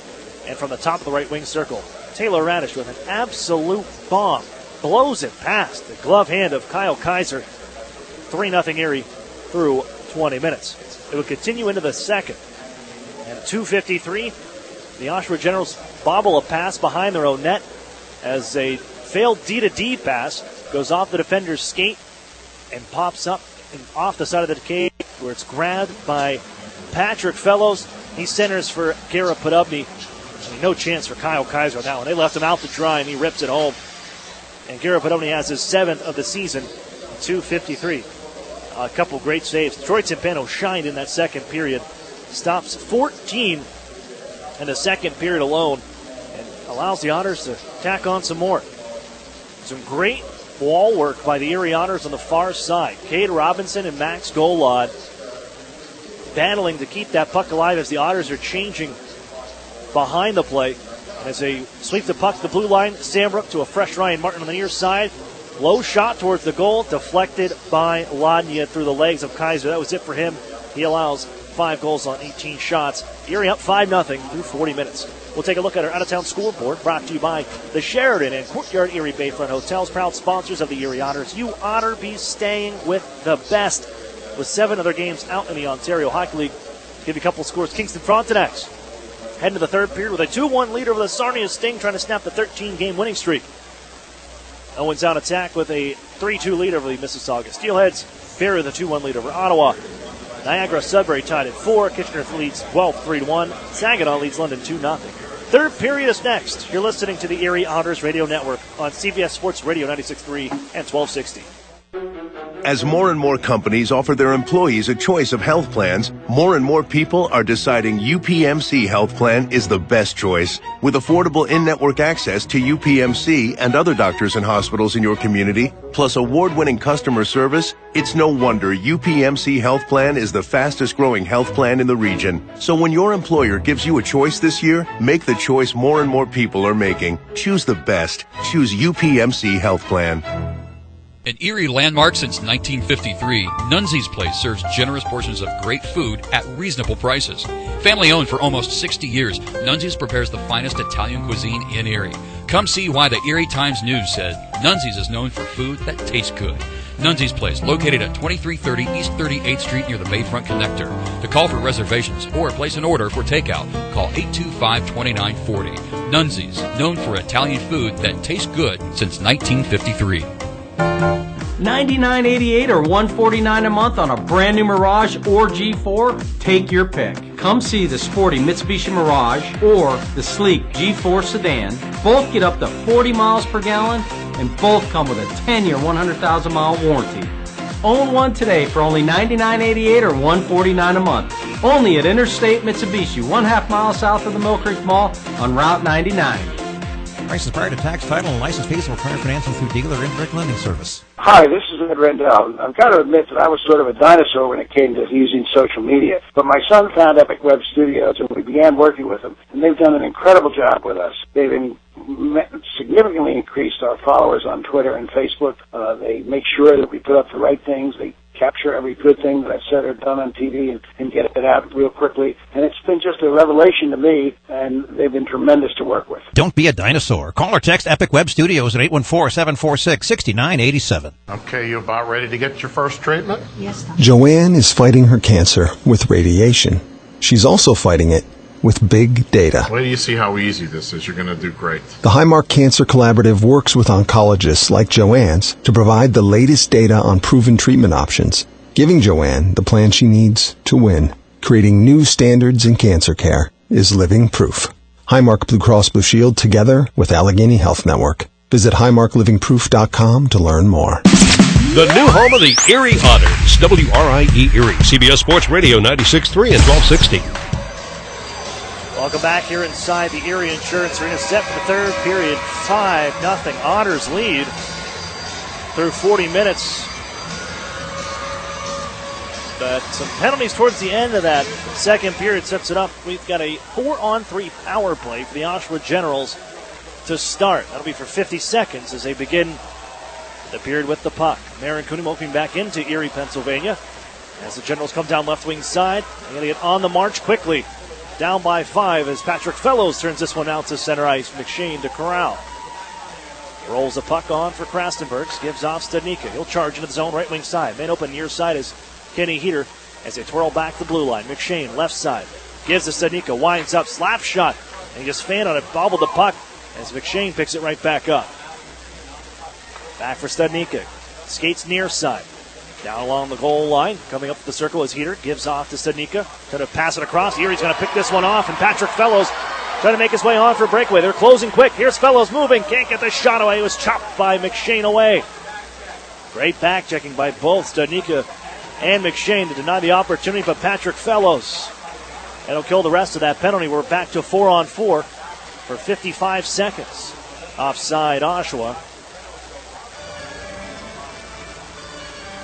We'll bring the whistle. Minute and 7 seconds off the clock. So to end that second, you had Noel given 5 in the game for kneeing. And then Erie took a couple penalties as time was running down and expiring on the second period. That brought us to that 4-on-3 power play. 1 penalty over, it's 4-on-4. Otters will have a little to work with on the man advantage, carrying from the 5-minute major. Sent into the Otters corner near side. Left from McLean. Spins onto the near side, trying to drag it to the front. Knocked away by Erie. A couple good blocks, and Erie spins it out for Garrett Podubny left wing. Sends it off the stick of goaltender Cole Ceci. He'll deflect it out of play. Offensive zone draw coming up here for the Otters. Erie's 5-0 and leading after 2 periods.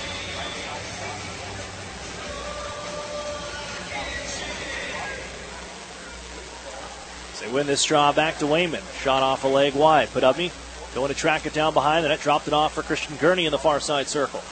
Gurney backhands it right back down. Podubny here 4-on-4 for another 15 seconds in front. Sandbrook wide open. 2 cracks at it. CC says no. Tumbling down goes the Otters defender as a quick turnaround backhand shot from Podubny. Just off the mark. And here comes Oshawa the other way. Getting across is Henderson. Left wing circle, swing it back to the front with a try. Stopped by Tim Pano. With Kyle McLean right in front. And the Otters head to the man advantage. Well, maybe his best of the night. He was excellent in that second period. Stopped 14 Oshawa shots. As Erie back to the power play.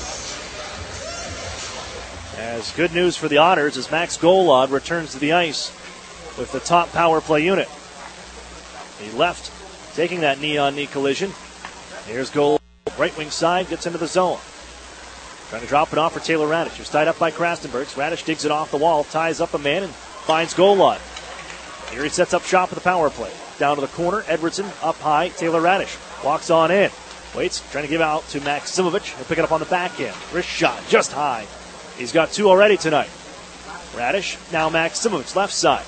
Owen Hedrick holds from the blue line. Wrist shot, held on to by Ceci. Good defensive work to move both Otters out of that shooting lane, and Cece could watch that one all the way in.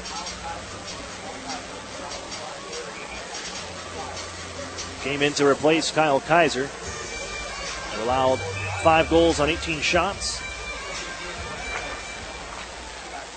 Hard to fault him on a few of them, as Erie Peter couldn't clear. Held by Taylor Radish, half a minute on the power play. Kyle Maximovich. Cross ice, Taylor Radish enters towards the circle. Gives down low, Max Golan. Floated back up high for Hedrick, and then Maximovich. Pushed to the front, deflected, Cece save. They'll play to Maximovich, out of the far corner. Looking for Golan. Twisted around as Allen chases. Max Golan banking up the near side wall. It's Taylor Radish. Owen Hedrick with time running out on the power play. Down to 5. Left side, Maximovich winds up, fakes a slapper, sets up Owen Hedrick. He'll let a bomb go, and it's stopped up high by Cece and holds on for the whistle as serving the penalty was Resnick. He steps out. We are even strength.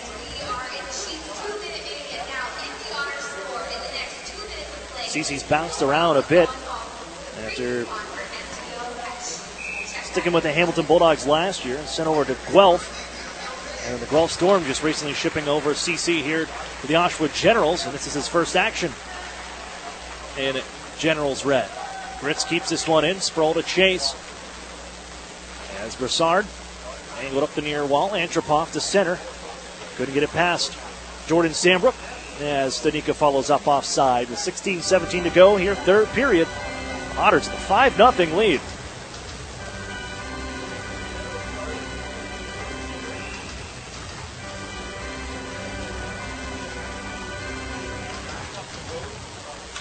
Face off, one all the way back by the Generals to their own end, and the Otters chasing. Antropov leaves it up the near side. Gritz toss on as Cade Robinson banks it down low, looking for Emmett Sproul. Broussard will get there first. Sproul shaken away and has moved ahead out to center ice. Gritz tips it there, brought into the offensive zone by Oshawa. Nice little move as Stanika got around one defender, but Sambrook follows up as a collision into the far side corner as Antropov lost his edge and slid into the legs of the Otters' Ryan Martin. Both players get back up, appear to be all right after that odd collision. Here he sends it on near side. Sambrook after the play from Timpano. Wholesale change. Generals finish up the change of personnel as Sproul plays it, directing it off his skate and makes his way to the bench. Flip forward for McLean. Settles it down with a quick try. It's stopped by Troy Timpano. And he holds on for the stoppage.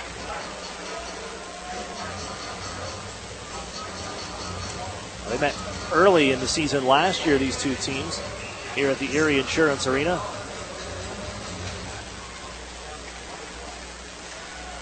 They got off to a similar start. The Otters won that game 6-0. And remember back, met in February. Here's Garrett Podubny, Christian Gurney. Nice move around one, walks on in. The shot stop made, a rebound. Backhand try for Fellows is cut off. Gurney finds it from the circle. Swing it on a cross. It's off the stick of McLean. Jack Duff will hold in. Hands off to Podubny. The Otters let it go down for Christian Gurney. Guides around one man. Brings it to the front. Fellows follow up. Gurney trying to get it on goal. Sliding Cece to the splits as Podubny can't put it on net. Backhanded by Henderson, but not out. Otters keep it rolling. Here's Patrick Fellows. He's bumped. Gets it right back, though. Trying to bring it back out in front. Cut off by Ennis and then hit from behind by Ian Blacker. The play going the other way, and Blacker takes the penalty. Cross-checking is the call, but what a shift for the Otters' third line. Podubny, Gurney, Fellows, multiple opportunities in front with Cece down and out. Winning puck battles, winning puck races, and they draw the penalty and onto the power play for the Otters.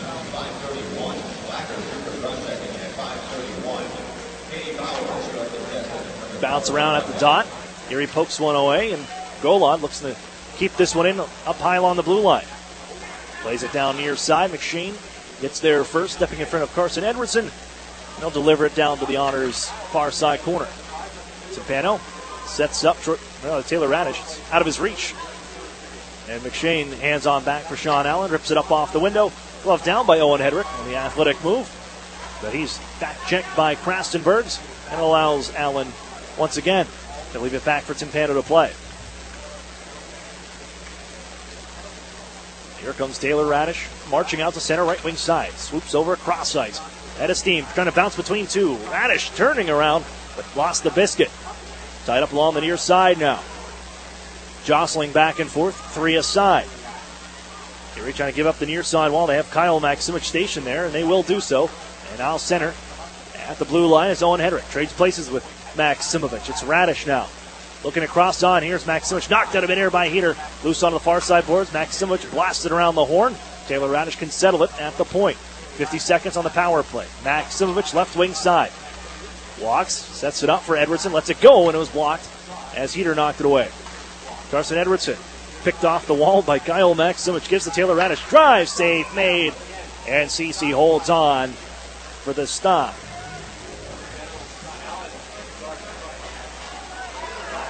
With 34 seconds left.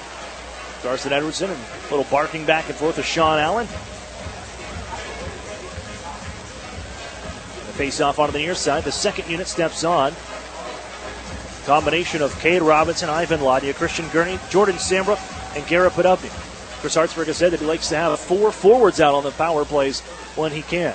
Preferred. Quite a change from hockey the last few years. Here's Ladnia, shot, 6 save made. A rebound, Garrett Podubny gives to Jordan Sambrook.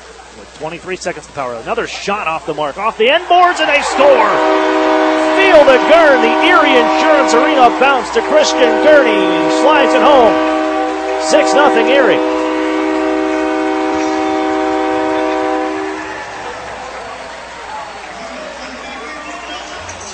Gurney's 4th of the year.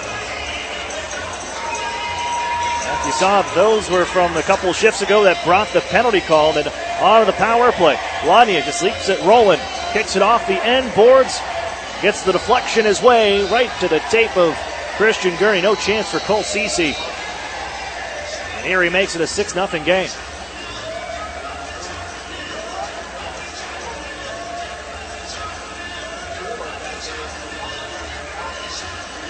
Otters power play. 2 for 3 here tonight.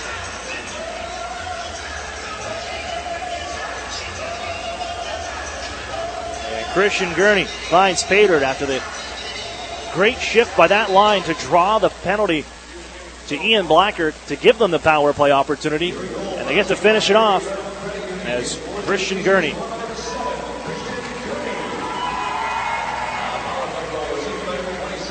finds the back of the net for his 4th of the year. Down along the near side corner, Erie territory. They send it behind Troy Timpano to Carlo to pick it up. Gives to the blue line, and Blacker, with just a second game this season, has a squirt right between his legs and on down far side in his own end. Blacker with Nico Gross. Tips up his own near side wall, and they give right back to Owen Hedrick and his blue line. Wainman for Gritz. Stick handles around one, gets into the zone, right wing side. Alex Gritz, snap shot, loved by CC. And he holds on, some pushing and shoving down to the near side corner. And separated is Alex Gritz. And Nico Gross.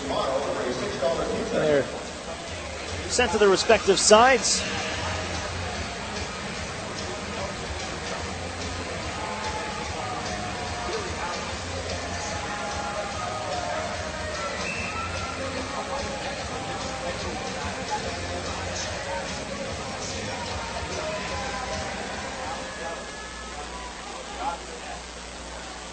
And the Oshawa Generals bounce it out to the Erie line. Deflected on forward. No icing after the deflection right at center from the near side. Gurney chasing after it. It's bumped up for Inchbaugh.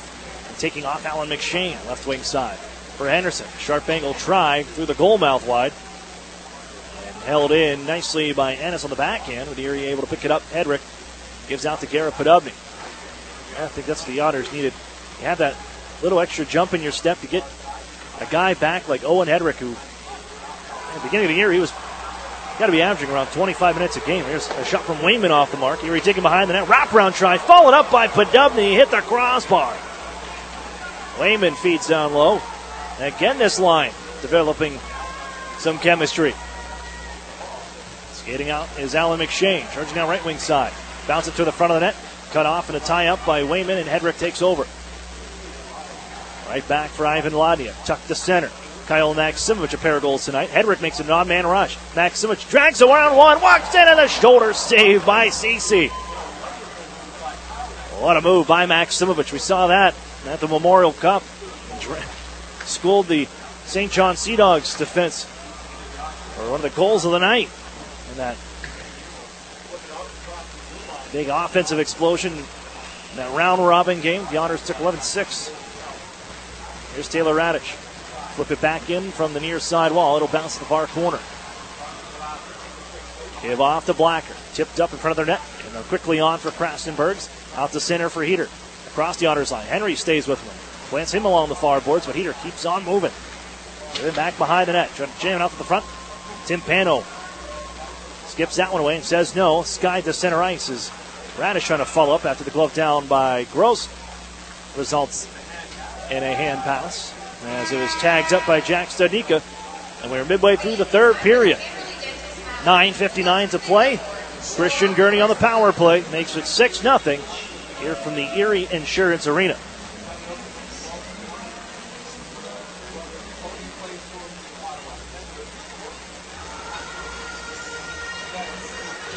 Otters fans, True Moo and Meadowbrook Dairy Pure Milk is the official milk choice of the Erie Otters. That's True Moo and Meadowbrook Dairy Pure Milk.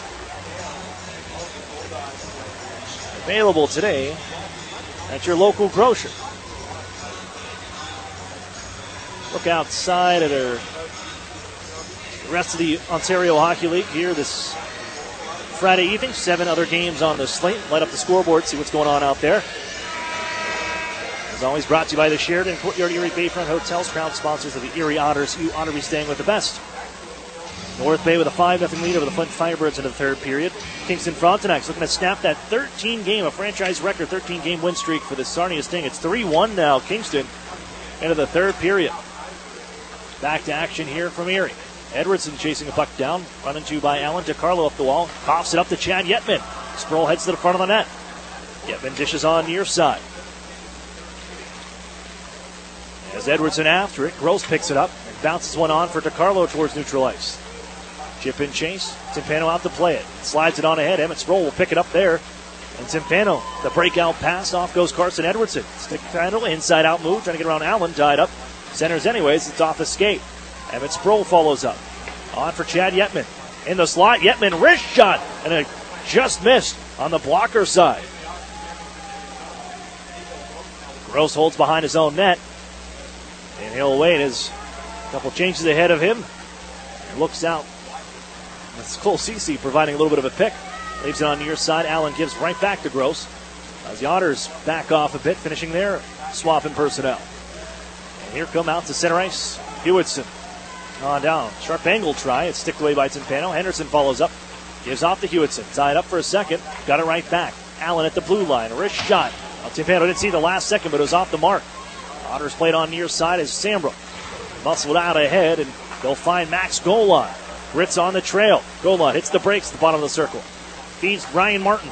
Wrist shot. Deflected Gritz, and it settles onto the near corner off the mark. Followed up by Golan after the body work from Robinson. Sambrook quickly for Martin. Chip it towards the goal. That's off the mark. Hits the end boards again and kicks out in front. Is gathered by Oshawa.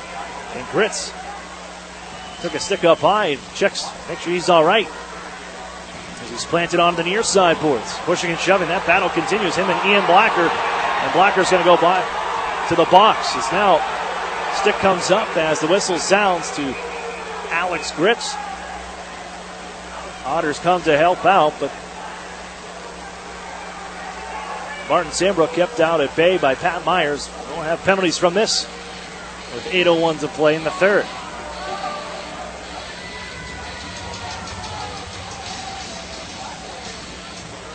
As Blacker and Alex Gritz back and forth. And a couple of heavy bodies down to the near side corner. And I think it's Blacker coming back with consecutive penalties. There's a look from the corner.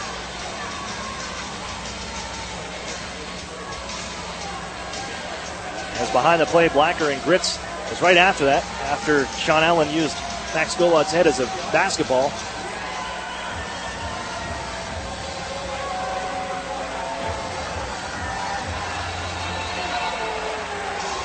Face off the near side, and they got both of them. Allen comes across as well.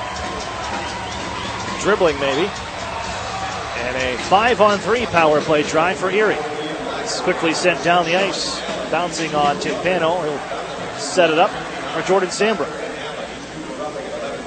2 for 3 with the power play here tonight to the Otters. More importantly, this brings the clock down, way down, here on the evening. Podubny drops it. It'll be picked up by Sambrook. Now Lodnia on the near circle.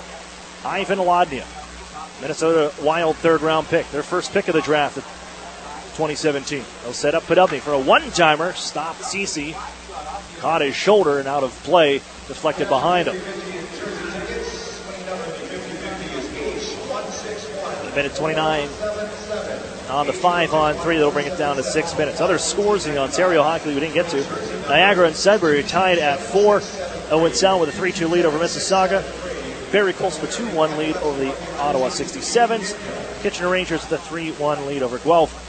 Saginaw Spirit lead the London Knights 4-2. Here's Robinson. Those games all heading into the third period or in the third. Ivan Lodnia, slap shot. Off the mark, well high. Scoop it down low. Christian Gurney trying to center. Bounced off the stick of Ennis. Sets on the side of the cage. They dig it loose. And Robinson wants to chase it down near side. Gives to Sambrook at the blue line with a minute on the 5-on-3. Sambrook center point. Lodnia one-time drive. Squirts through Cece, but off the mark. Here he sets up Podubny. He'll let one go. Scoop save. Cece holds on for the stoppage, and the face-off coming in his own end. And Alex DiCarlo, a little discussion with the linesman. With Alex Ross, and we'll drop it here on the near side circle. Edwardson's waved out. Maximovich to step in. And now Maximovich is waved out. We'll get a third man in. Edwardson tries to sneak in and take the draw again. I don't think he can do that. Officials come in and say, no. Sean Reed says, Taylor Radish has to take this one. Where it's won by Oshawa, and they fire right to their own bench. Oh. I caught one of the generals. And it's Riley Stillman on the bench. Face-off stays near side. Edwardson now can cleanly step in. Gets a little help from goal on. Erie wins the draw back. Power play. It's 5-on-3. It's Taylor Radish. Trades plates with Owen Hedrick. Comes up center point. A lot of movement here away from the puck. They give to Maximovich. He's at center. And he holds now, returning from Taylor Radish. Again, the Otters get on the move again up high. Trying to cause some new looks. They give to Maximovich with the one-time try. Fanned on it. Popped over for Max Golod. He couldn't bank it home. And Hedrick will dig out that rebound. Old center looking to hand off to somebody. Back door, they score! Max Golod with a tip home, and it's 7-0.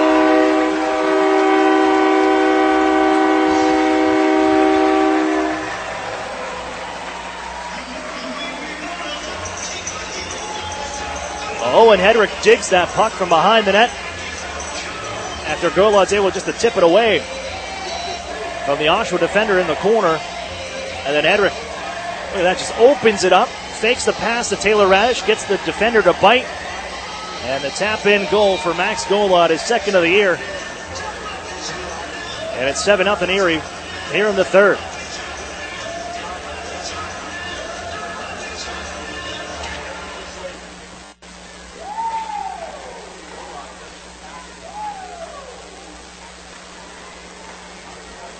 Still 10 seconds on the second penalty.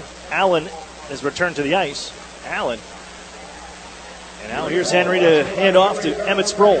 Some twirls on the near side. Antropov has it knifed away from him. And Blacker out of the box. We're even strength here the final 6 minutes.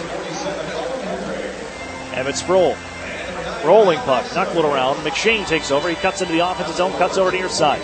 Stick handling. Float it to the front. Trying to twist it back towards the goal was Henderson. Couldn't settle it down in time. They give it to Carlo. His drive off the end boards. Looking for that Erie Insurance Arena bounce as well. But the return off the boards just off the mark. Antropov on for McShane. Comes to the middle of the ice. Still after it. Turning as Antropov gets a shot away. It's blocked by Jack Duff. Reels it onto the near side and plays it for Yetman. Gets the feet moving. Turns away from a check, and they'll find Edwardson out towards center. Taken away by Antropov. They hand off to Alex DiCarlo to march it forward. Hit by Duff. Down to the ice goes DiCarlo right at the line, and Henry, look out. Oh, lost the puck right in front of his own goal. Comes right to his fellow teammates, and Erie able to move it forward. Podubny drags to the front. Shot, blocked away. Fellows follows up. The stick of Podubny had broken on the play. He's going to hustle back to try to get a new twig. Gets that from Steve Tucholsky. With the Otters, Gurney chops it out towards center, and Patrick Fellows trying to get a try against Nico Gross. Left the shot away. Out from the far circle, it's deflected out of play with 4:40 to go.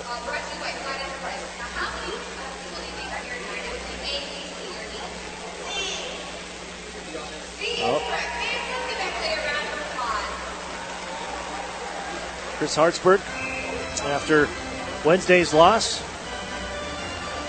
clearly upset. His comments after the game, he said in the pregame show, saying that didn't like his effort, that we sucked. Flat out, that's a direct quote. Erie gets to the front of the net, and another try for Robinson off the mark. And the Otters have came here and answered the bell. Settled back behind the Otters goal. And after it, Nico Gross, it'll be popped away to Max Golod. And on goes Cade Robinson right wing. Robinson slows down, gives the Golod. Heads in, has a backhand try towards the front of the net. Turned around, got it right back, and sweeps it home. Golod's got two, and it's 8-0 Erie.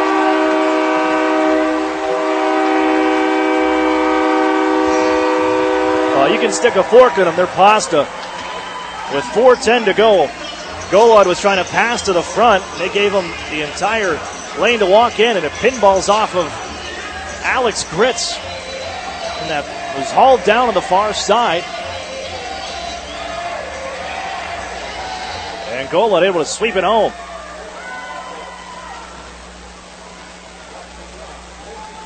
Otters launch it back to Oshawa ice. That's just an unfortunate bounce for the Generals and Cole Ceci. But the beneficiary is Max Golod. He's got a pair here in this third period. That's his first 2-goal game of his career. This one knocked out of midair just wide of Timpano. The Otters just fling it the length of the ice. And it'll be an icing call with 3:42 to go.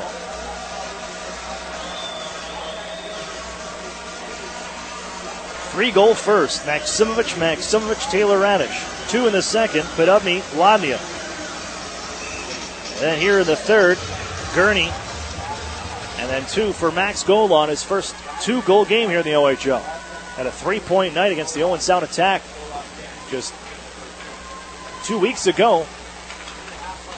There he is, another good night as Ceci gloves down the long-range Edwardson try. Erie looking to snap the short funk from Wednesday and end the Oshawa Generals' 3-game winning streak.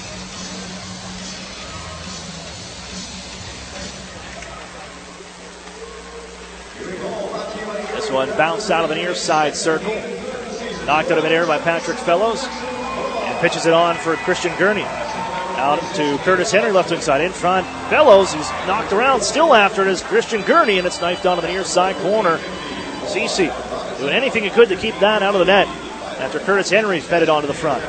Now Henry plays into Alex DiCarlo.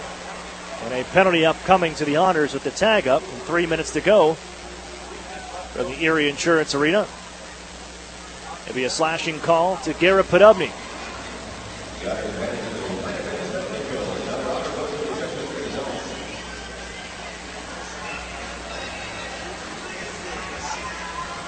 Face-off will be to the left of Troy Timpano. As Erie has held Oshawa to just 2 shots on goal here in this third. They got a power play now. Alan McShane, right side. Backs up at hash marks of the circle. Plays it off the skate of Jordan Sambrook. And he'll bounce it down just past the stick of Matt Brassard. Taylor Radish chasing. Nico Gross winds things up from his own end. 66 in red. Around Taylor Radish. Gets around off the skid of one. Timpano, he'll knuckle it up the near side in the clear from the Otters goaltender. He's looked dialed in here tonight. Otters overage goaltender Troy Timpano. Here comes Krastenbergs across the line. Sets up shop over on the far side. Dished around the horn by Broussard. Sandbrook chasing after it. They'll tie up with Hayden McPool. Going to flip it on to the near side. Krastenbergs takes it away down to the corner. Skates back behind the net. Leave it on for McShane. Far circle. Holds. Looks at the blue line. Man creeping in. It's Nico Gross on the near side. It's off the near side boards. Gathered in by Gross. Go down low. Krastenbergs holds and waits. Trying to play to the front. Gets it off the side of the cage. Bounced on from McShane. Far side wall. Steps around from Ladnia. Sweep check from Martin. Frays it up behind the goal, but it's grabbed again by Krastenbergs in the office. Chased out by Sandbrook. They give to McShane. Wrist shot. Glove save by Troy Timpano.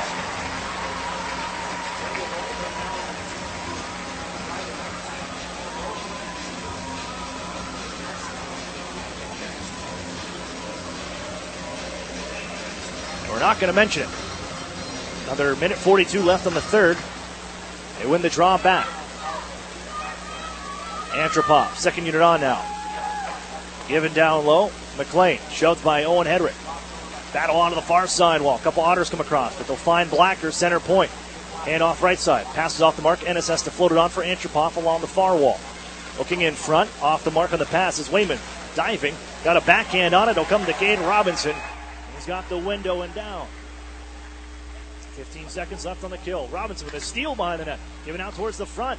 It's Edwardson twisting around, trying to get it back. Puts it between his legs. And it's gathered by Oshawa, and they're on the move. McLean into the zone. Hands off Antropov. The late man's off escape. Bounces to the front and just wide. McLean for Ennis. Out of the box is Garrett Podubny. In the final minute. Even strength now. Returning is Henderson. Stop on the goal line. Try and a power play again upcoming. Another penalty is made. But this time it's going to be Edwards into the box. I thought it was the Otters that touched up. And Carson Edwardson will sit.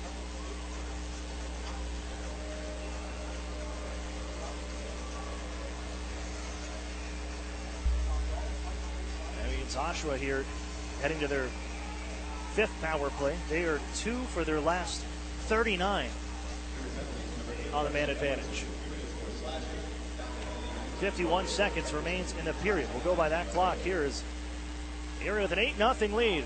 Offensive output just pouring here on a Friday night from the Erie Insurance Arena. They look down low. Carried off far side Hewitson. Onto the blue line. Irish shot off the crossbar and out of play. And the Otters goaltender, a little love to his good friends in red, just outlining that 4x6. After the Matt Broussard try, just sails off the post and out. 30.8. Face-off win. Here's Nico Gross. They give on the right side. Broussard again. Wrist shot. Timpano 3 feet above the crease has the stop.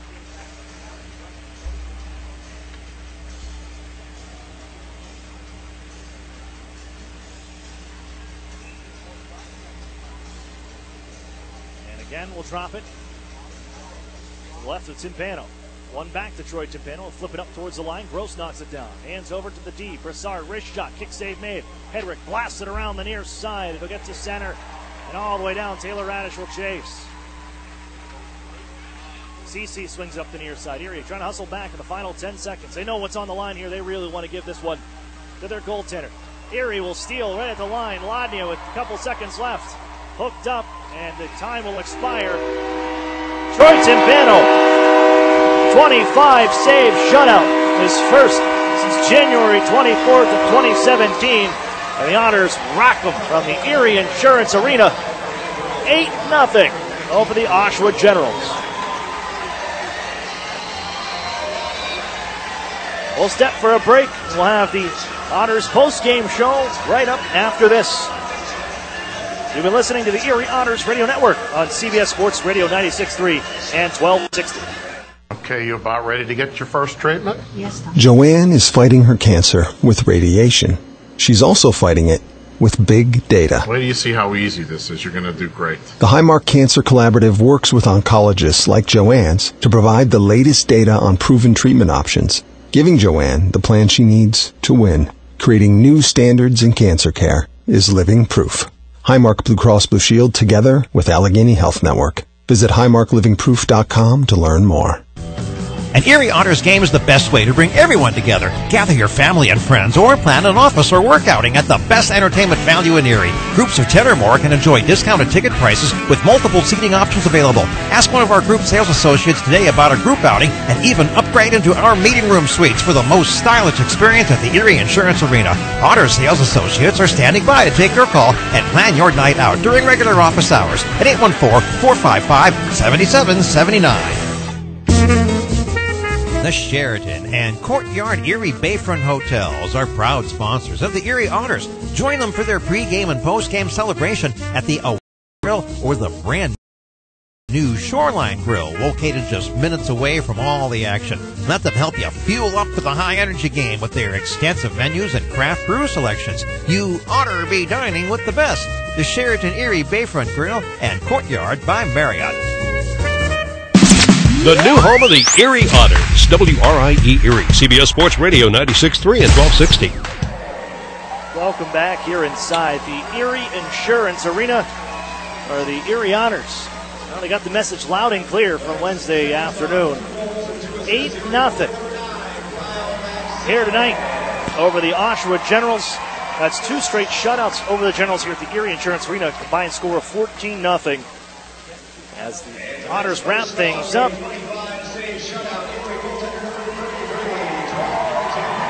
Deliver the player of the game and 3 stars. Troy Timpano will take the player of the game here this evening. And well deserved. He was dialed in here tonight and really wanted this one. You could tell when the team rallies around a guy like that, you had to kill off a couple penalties at the end of the game. Guys laying out, blocking shots. Timpano just dialed in and stops 25 for his 8th career shutout and 5th as an Erie Otter. So for the first time all year, we shut out as a year performance. And his first shutout here on the season. And for Troy Timpano, they just told him, everybody's going home with a free burrito tomorrow from Moe's if you redeem your ticket. And because of that guy right there, Troy Timpano, 33 in white, that's a happy 3,113 making their way towards the exits. They'll be eating good tomorrow. I'm Aaron Cooney at the Otters post-game show from the Erie Insurance Arena.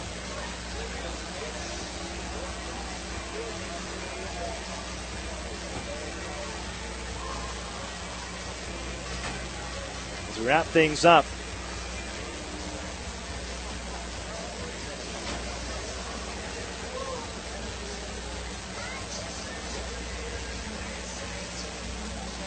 the Otters get another 3 goals with Gurney scoring in the 3rd, and then Max Golod with a pair of goals. That's 8-0 Otters, your final score.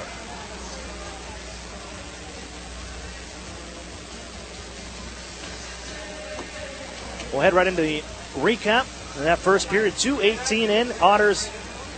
It was Otters early and often. Short-handed. Taylor Radish with the steal from Alan McShane. Creates a 2-on-1 break. Sends it to Kyle Maksimovic for the easy tap-in goal on Kyle Kaiser. 1-0 Erie. And then, a near carbon copy of it. Because at 11:34, Sandbrook sends Taylor Radish and Maksimovic on another 2-on-1 break. The slide across from Taylor Radish, tipped in by Maksimovic. He's got 2 on the night, and it's 2-0 Erie in the first. Not done yet. First period. Erie onto the power play. 16:43. Maksimovic, Hedrick, Taylor Radish playing with the puck above the circles, and then Radish, he says, you know what, I'll just step into this one and just blast this one. This was a cannon from the right wing circle over the glove of Kyle Kaiser. 3-0 Erie with the power play goal after 20 minutes. Head to the second. They kept on coming. Garrett Podobny at 2:53. A failed DD pass by the Oshawa Generals as the defender behind the net kicking it up, trying to go skate the stick. Well, he misses on the stick part. Kicks it towards the front of the net where it's grabbed by Patrick Fellows, the center in front. And Podobny does not disappoint. Sends it past the glove of Kaiser. No chance for the goaltender. And Erie makes it 4-0. How about some more? Because Erie, some great offensive pressure after a puck. And this is what you missed on Wednesday, that they didn't have on Wednesday, and it was winning puck battles and that compete level. As Cade Robinson goes and ties the puck up in the far side wall, right around the hash marks of the right wing circle. Tied up, Golod comes to help him out. Erie is changing behind the play at this point, so you got 3 fresh guys on, including 2 defensemen. Golod is able to dig the puck loose, slips it up to the point as Sambrook gives to Martin near side. As another freshman on is Ivan Ladnia scooting towards the front of the net. Martin just lets a little low shot go, tipped by Ivan Ladnia to the legs of Kaiser. That was the end of the night for Kyle Kaiser. He allows 5 on 18. But that play right there, that's what you were missing Wednesday that the Otters did not have. But a battle along the wall with a tired unit. You were making changes. You maintain possession in the offensive zone, and it sets up a goal. And the Otters lead 5-0 after 2 periods, and everything after that was just gravy. As the power play would add a couple more, is mainly just padding stats at that point, especially that power play that sits at 16th in the league. Erie would add 2 power play goals in the third. Christian Gurney at 7-11. Well rewarded, I will say, for Christian Gurney, because his line, Gurney, Podobny, and Patrick Fellows, just completely outworked the Oshawa Generals and some veteran defensemen too, and eventually wore them down to the point that they had to take a penalty. A cross-checking call to Ian Blacker. Erie goes the power play, and it's Christian Gurney with his 4th of the season, set up by Ivan Ladnia on the Erie Insurance Arena, bounce off the end boards. Wide open net for Gurney. 6-0 Otters. Then to the 5-on-3 power play. Some great work by Owen Hedrick again at the blue line. Fakes the shot, and then fakes past to Taylor Radish, then slips it to the back door. Max Golod easily puts it home. As it's a 7-0 game at that point. Golod adds another one.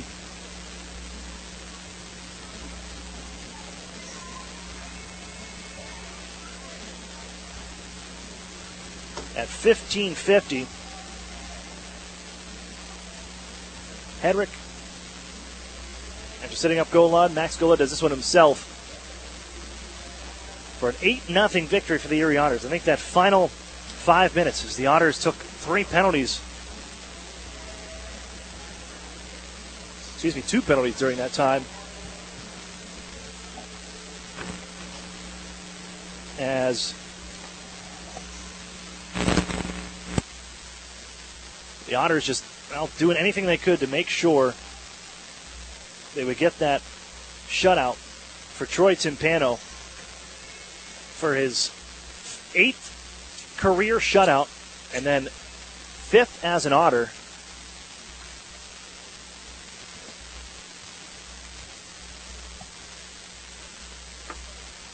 And his first since January of 2017, where he stopped 13 shots against Kitchener Rangers last season, and he does it here tonight. Player of the game, and he's the number 1 star for the Erie Otters.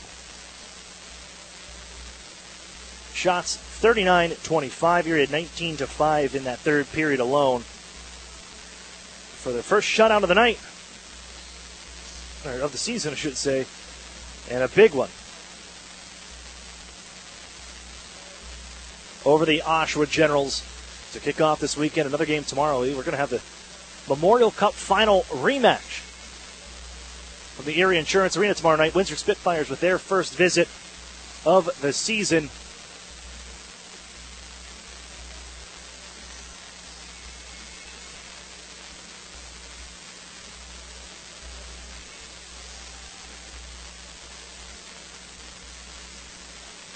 We all remember that one, and Otters falling, and one of the big names returning to the Spitfires this season. That's Aaron Luchuk, and he leads the OHL in scoring.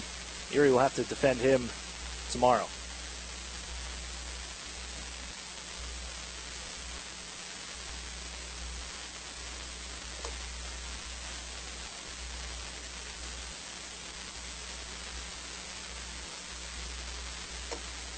Time to take a look at our out-of-town, or our Iron Workers Local U number 3's Iron Men of the Game with tonight's 3 stars. Third star, well, you can imagine all 3 from the Erie Otters. Taylor Radish, the third star, 3-point night, a goal, 2 assists. He has points in 11 straight games now. And for the Otters, Taylor Radish, that's 3 straight games with a goal. Second star, Kyle Maximovich, 4-point night, 2 goals, 2 assists, and a +2 on the evening. And the number 1 star, Troy Timpano, 25 save shutout, his 8th of his career, and 5th as an Erie Otter. As we wrap things up here from the Erie Insurance Arena, we'll look one more time around the Ontario Hockey League. As always, brought to you by the Sheridan and Courtyard Erie Bayfront Hotels, proud sponsors of the Erie Otters. You honor be staying with the best as the Friday night action in the OHL winding down. As it looks like the Sarnia Stings' 13-game winning streak, a franchise record, is going to come to an end at the K-Rock Center in Kingston. The Frontenacs, the 5-1 lead, a 4-goal third period. As the Sting will fall, 2 minutes and 18 seconds left there. Heading to overtime in Mississauga, the Owen Sound Attack and Steelheads are tied at 4. The Barrie Colts with a 4-1 lead over the Ottawa 67s. That's into 2 minutes left in the third period. North Bay over Flint, 5-1. That's a final. Niagara leads Sudbury 5-4 with 2 minutes to go. Now it's 5-5. Just update it. Troy Lajeunesse ties things up with 2 minutes left in the third period. Kitchener Rangers 4-1 over the Guelph Storm. There's 12 minutes left there. And the Saginaw Spear trying to hold on against the London Knights 4-3 with 18 minutes to play in the third period. Otters improved to 7-2 on home ice. And it's time to have to do it again tomorrow. The Windsor Spitfires idle here tonight, and they will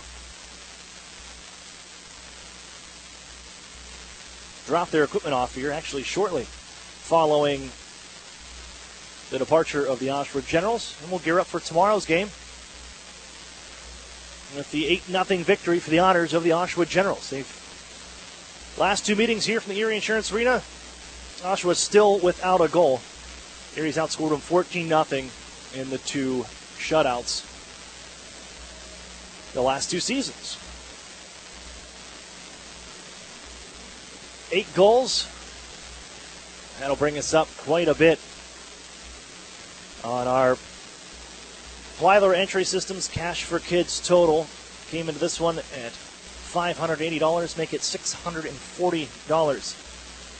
Going to the pot at the end of the season, be donated to Shriners Hospital for Children. All part of Plyler Entry Systems Cash for Kids. Every goal the Otters score, that's another $10 going to Shriners Hospitals for Children. As we're going to wrap things up, 3,113 on attendance, heading home happy here from the Erie Insurance Arena. It's time to say goodnight. I want to thank Nick Ritson back in studio, as I'm Aaron Cooney, saying so long and until tomorrow. OHL, or rather, well, it was an all OHL final at the MasterCard Memorial Cup Final. Otters, Windsor Spitfires tomorrow night, the rematch here from the Erie Insurance Arena. We'll have that pregame show, Erie Federal Credit Union pregame show, 6:45. Face off at 7 here from the Erie Insurance Arena. For Nick Ritson, I'm Aaron Cooney. Thanks for tuning in. We'll talk to you tomorrow. You've been listening to the Erie Otters Radio Network right here on CBS Sports Radio 96.3 and 1260. You've been listening to Erie Otters Hockey on WRIE Erie. Follow all the action throughout the season on the new home of the Erie Otters, CBS Sports Radio 96.3 and 1260.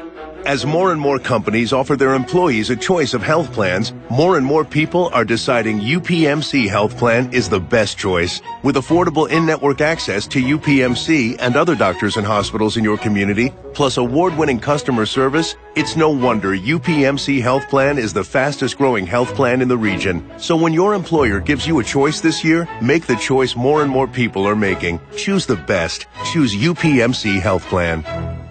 Major witnesses in this case, and until he can uncover a smoking gun document or any kind of a written proof or text messages or emails, he's going to have a hard time penetrating that fortress of 32 or so sophisticated NFL owners who are going to be prepared heavily by their lawyers for a deposition. So I'm not too confident that these depositions will do much to uncover any smoking guns. This will be a documents case, and in order to prove collusion or any kind of a conspiracy, you need to show some kind of an agreement, either a written or overt agreement or communications that essentially link the teams and or the league and the teams. And that's going to be an uphill battle for Kaepernick, but the league should be very petrified about this because the stakes are high. If Kaepernick can establish that there was this collusion or conspiracy among maybe even 14 or more teams, that could lead to the termination of the collective bargaining agreement 3 years early. And even if he does win his case on a lower level conspiracy involving 2 or more teams or between the league and one team, the damages award that he'll get will be astronomical. You're talking about lost wages for 2 years or a year or more, plus 3 times punitive damages. The league can afford a damage award. What they can't afford is to lose the strength of their collective bargaining agreement. So ultimately, I believe that this case will reach a peaceful resolution because the bottom line, Kaepernick wants to play, and there are many teams out there in need of a quarterback. And if he does play, let's say that the Texans, who just lost Deshaun Watson, called and said, "Come on down, Colin Kaepernick." Does that end the collusion legal matter? Nope. Because Kaepernick being on an active roster going forward doesn't eliminate the harm that he suffered for the first 7-8 games of the season. I mean, he's missed a lot of salary, a lot of game checks, and the leverage that he's lost from not being in a position to sign a true free agent contract will leave him in a diminished position economically, because if he does get picked up by the Texans or some other team, he's basically a street free agent signing a lower annual salary contract. So the lost wages for him are still substantial, even if he does have an opportunity going forward. But the league may want to consider settlement with Kaepernick at some point as part of a broader agreement with the union and with the players over this whole anthem controversy. So I think Kaepernick could be a conduit for reaching a broader agreement and understanding with the players, because Kaepernick is a symbol of these protests. And as the league continues to keep him away from, if he continues to remain unemployed and not on an NFL team when he is clearly one of the top 96 quarterbacks out there, I think it will act as an impediment to reaching a broader resolution with the players over the anthem controversy. So I think he might be a means to an end. Daniel Wallach is on Twitter at Wallach Legal. One last one for you, Daniel. This has been a really illuminating conversation. Appreciate the time. Part of what he's asked for in this, as part of the news about the depositions, is all cell phone records and emails in relationship to himself, Colin Kaepernick. Do you anticipate that is something that he'll be granted, that Bob McNair, that Jerry Jones, that other very powerful NFL owners would have to turn over some of their correspondence? That's common in litigation practice when you seek written discovery from individuals who are important witnesses in the case. You ask for things such as correspondence and cell phone records and text messages. The real battle is not over whether those are discoverable, but how far back they should go. And I think given the time frame of this controversy, which dates back to the beginning of last year's regular season, I think a time frame of going back until like September of 2016 is reasonable enough in terms of its breadth of the request. And this is common practice in litigation. Records such as cell phones, texts, emails, those are constantly turned over, and they become an important battleground. But I don't believe the league will play any games or will try to withhold any of this discovery. Daniel Wallach, sports legal analyst, co-host of the Conduct Detrimental Sports Law podcast, on Twitter at Wallach Legal. Really enjoyed it. Let's do it again. Thanks so much for making the time.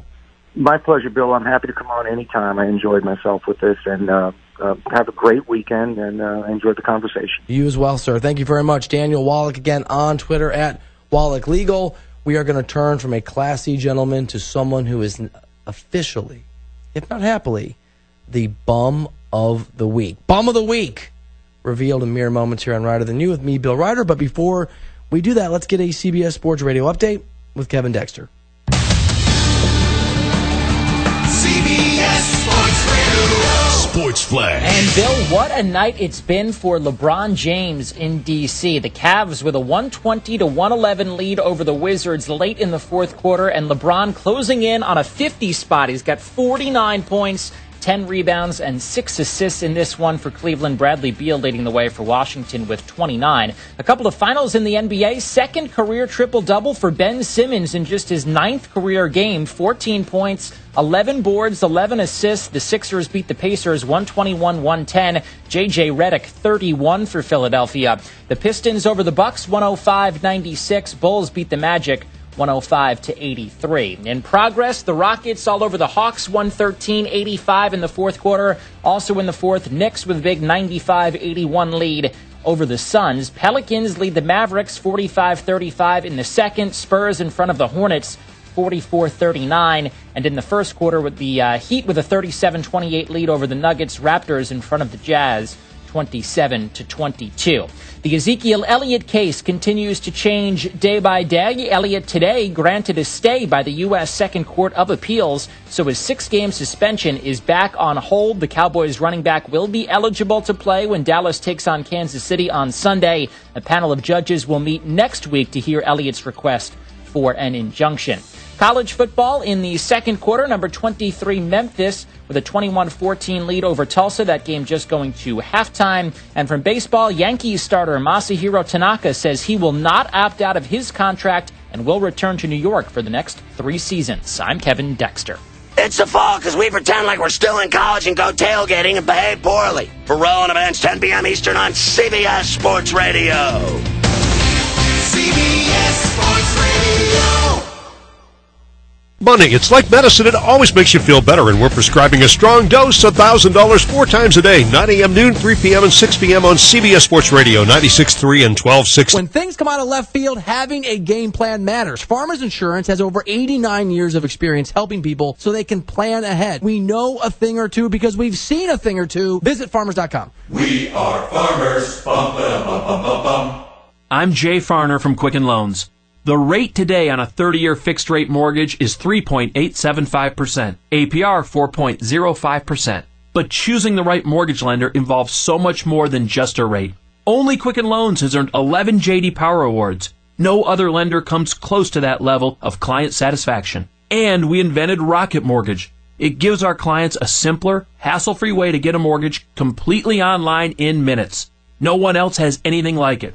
And our people. Each one of our 17,000-plus team members throughout Detroit, Cleveland, and Phoenix provides absolute client satisfaction each and every day. So why would you go anywhere else to get your mortgage? Go to America's #1 online lender. Call Quicken Loans today at 800-QUICKEN or go to rocketmortgage.com for the best mortgage experience on earth. That's 800-QUICKEN. Call for cost information and conditions. Equal housing lender licensed in all 50 states. NMLSConsumerAccess.org number 3030. The holidays are here, and Christmas trees are at the Home Depot. Come in now and pick from your choice of 7.5-foot artificial Christmas trees for just $99. Big or small, multicolor, or white lights, together we'll deck the halls with your choice of 7.5-foot artificial trees for just $99. Plus free shipping on all holiday decor. The Home Depot. More saving, more doing. Valid November 2nd through 8th. While supplies last, selection may vary by store. Some exclusions apply. Limit 3 per customer. See store for details. When things come out of left field, having a game plan matters. Farmers Insurance has over 89 years of experience helping people so they can plan ahead. We know a thing or two because we've seen a thing or two. Visit farmers.com. We are farmers. Bum, ba, bum, bum, bum, bum. Okay, you about ready to get your first treatment? Joanne is fighting her cancer with radiation. She's also fighting it with big data. Wait till you see how easy this is. You're going to do great. The Highmark Cancer Collaborative works with oncologists like Joanne's to provide the latest data on proven treatment options, giving Joanne the plan she needs to win. Creating new standards in cancer care is living proof. Highmark Blue Cross Blue Shield together with Allegheny Health Network. Visit highmarklivingproof.com to learn more. An Erie Otters game is the best way to bring everyone together. Gather your family and friends or plan an office or work outing at the best entertainment value in Erie. Groups of 10 or more can enjoy discounted ticket prices with multiple seating options available. Ask one of our group sales associates today about a group outing and even upgrade into our meeting room suites for the most stylish experience at the Erie Insurance Arena. Otters sales associates are standing by to take your call and plan your night out during regular office hours at 814-455-7779. The Sheraton and Courtyard Erie Bayfront Hotels are proud sponsors of the Erie Otters. Join them for their pregame and postgame celebration at the award-winning Bayfront Grill or the brand-new Shoreline Grill, located just minutes away from all the action. Let them help you fuel up for the high-energy game with their extensive menus and craft brew selections. You oughter be dining with the best. The Sheraton Erie Bayfront Grill and Courtyard by Marriott. Be comfortable home. Hi, I'm Steven Singer, the I Hate Steven Singer guy. You know what I hate? Phony sales, cashback, coupons, rebates, bonus points, frequent flyer miles, membership rewards. Why is it so hard? So complicated to save money. If they really wanted to save me money, then just charge me less. Why do they make me jump through hoops? How about just treating me like a real person? At Steven Singer Jewelers, we don't play these pricing games. We have one store, one place, one price. Whether you shop with us online, by phone, catalog, or in our showroom, you'll know you're getting the best price every time. We never have a sale, never have a rebate, never have any special offers. Just one place, one price. You don't have to scour the internet to look for deals. You don't have to wait for some momentous occasion like Columbus Day to take advantage of some phony sale. At Steven Singer Jewelers, you always get the best price. You're going to have fun buying a diamond for someone you love. Buy real jewelry from a real jeweler. Steven Singer Jewelers. Visit me at the other corner of 8th and Walnut. By phone, 888-I-HATE-STEVEN-SINGER. Or online at IHateStevenSinger.com. One place, one price. Are you behind on your federal student loan payments? You may qualify to have your entire student loan forgiven with one free call. That's right, if you're a teacher, police officer, firefighter, or work for a nonprofit, federal programs are still available to have your entire student loan forgiven. Student Loan Options wants to give you free information on all the programs that can help. Call now, 800-374-0311, 800-374-0311, 800-374-0311.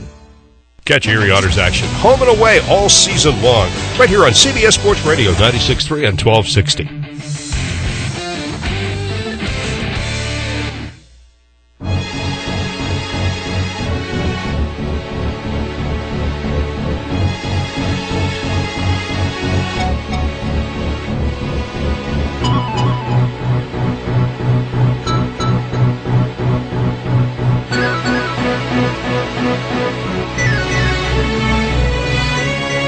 Welcome back into the show.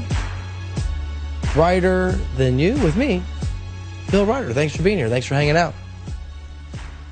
Thank you to Adam Klug, the executive producer of this program. Does a great job. He is on Twitter, Adam_Klug. Thank you to Stu Kovacs. Very casual, pro. But when you turn to Twitter, things get serious. Like James Bond and a tuxedo. Stuart Kovacs, CBS on Twitter. Thank you to Reed Forgray for hanging out on the show. Really appreciate Nick Costos coming on the program. Great stuff from Ted Johnson out of Houston. Really enjoyed that conversation, and thank you to Daniel Wallach for making some time for us in the last segment. And by the way, I want to plug our guys here in the building. For all of you UFC fans, remember, MMA is returning to Madison Square Garden tomorrow night, UFC 217. Great card, and you can get exclusive coverage and content of this year's biggest MMA card following fans, WFANs, Outside the Cage on Twitter. It's @_Outside the Cage. That's @_Outside the Cage. Those guys kick ass. They do great work.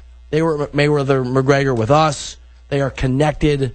Absolutely worth following those guys. Do yourself a favor and get on that.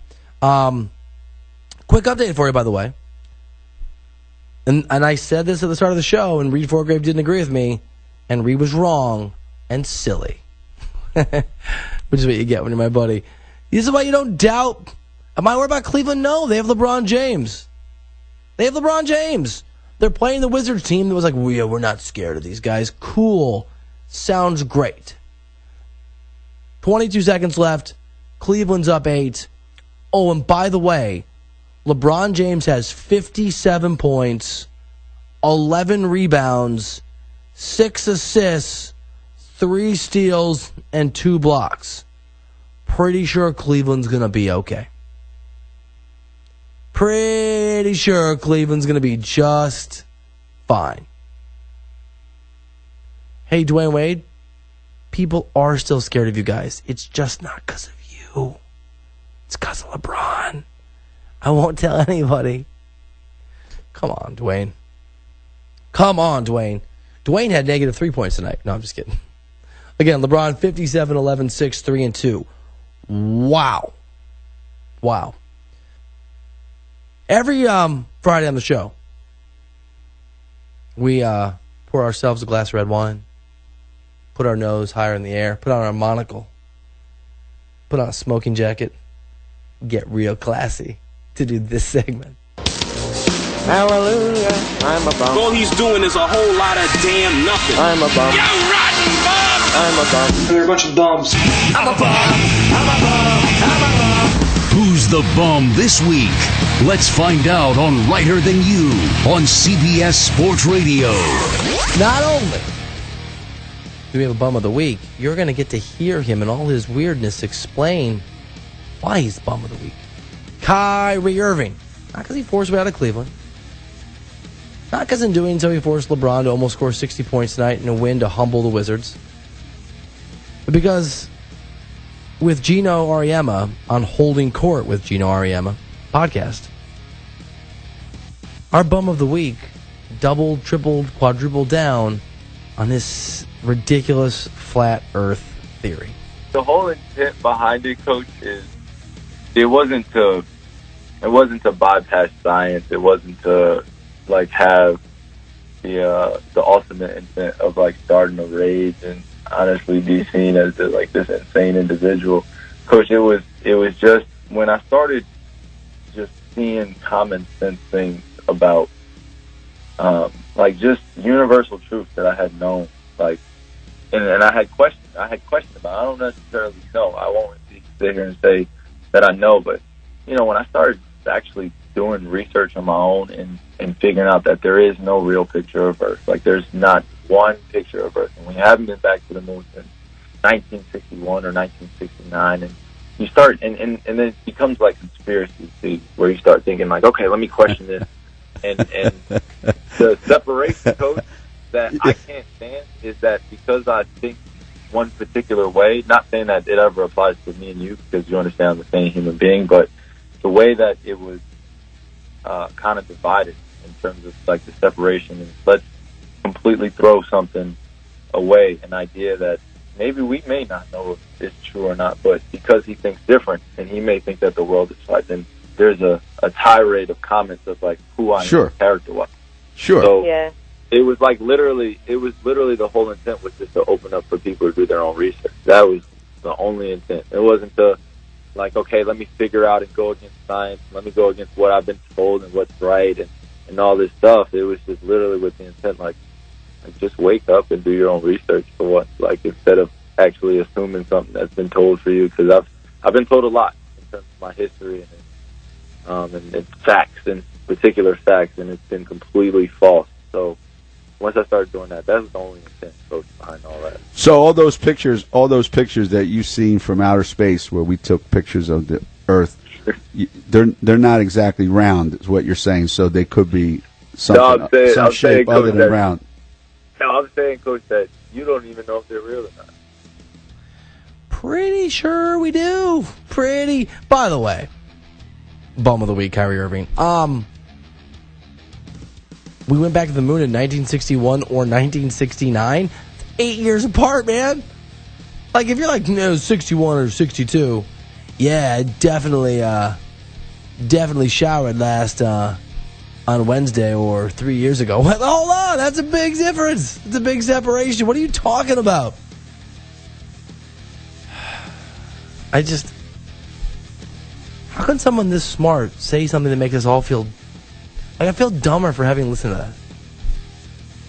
Kyrie, get a grip, bro. Although, congrats, you were the bum of the week. That's your Bum of the Week. I detest you! On Lighter Than You.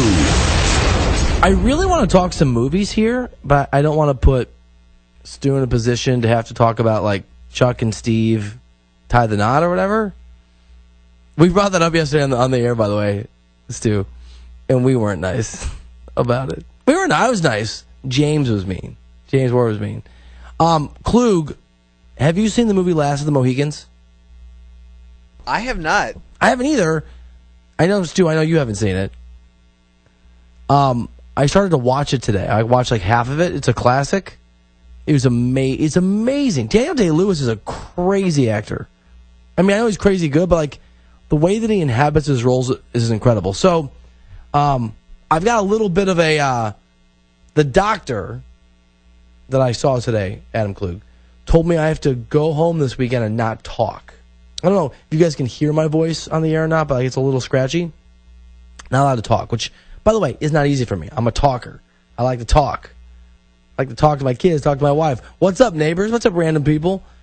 Any Klug cut movies for me once I finish Last of the Mohicans. I'm going to have like a weekend. I'm going to sit on a couch.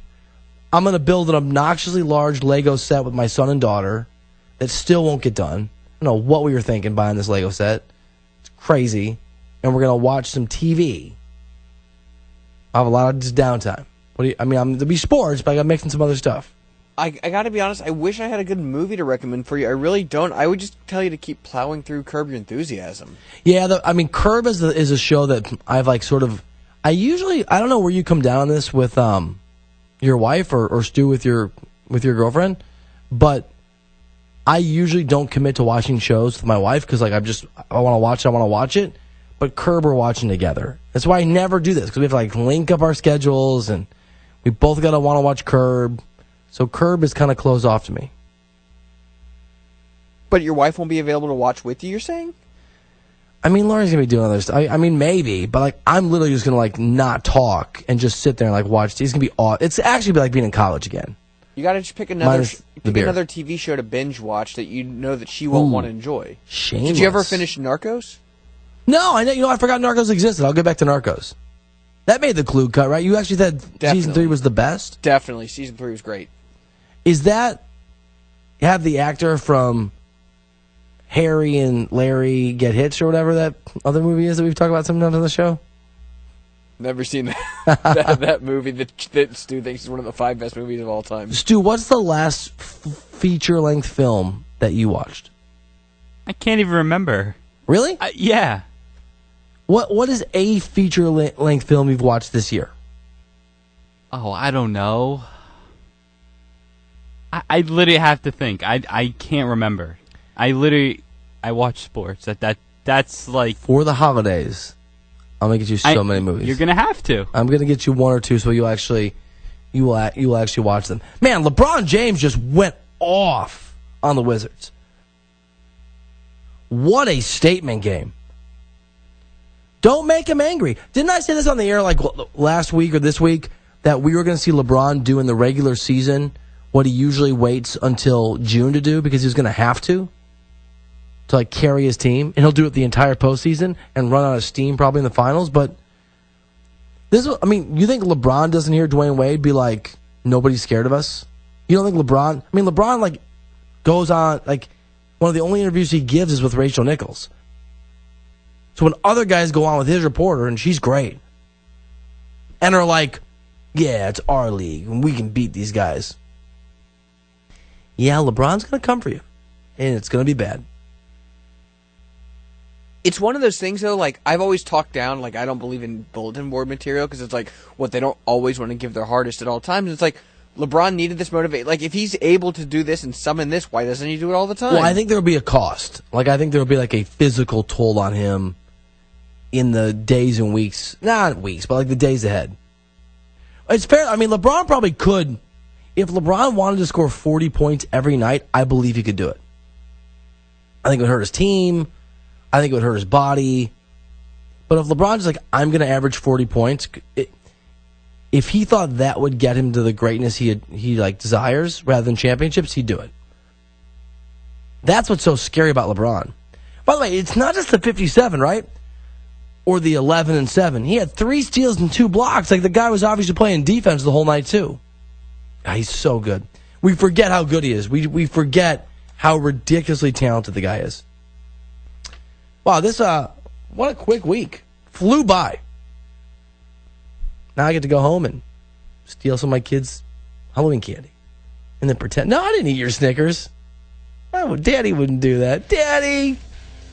Yeah, Daddy will. Daddy likes Snickers and Reese's. What can I say? Peanut butter cups. Thank you for being here. Thank you for hanging out this week. We really appreciate you.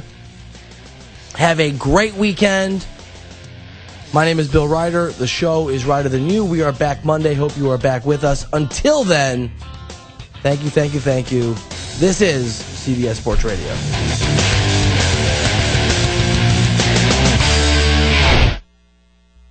Hi, this is Chip Wade, DIY expert, TV host, and lead designer for WadeWorks Creative. At the Home Depot, you can find the perfect gift at the perfect price. Give the gift that will get more use, like the Ryobi Drill Driver Kit, Ryobi Hammer Drill Kit, or the Ryobi 1 Plus 18-volt brushless hammer drill kit.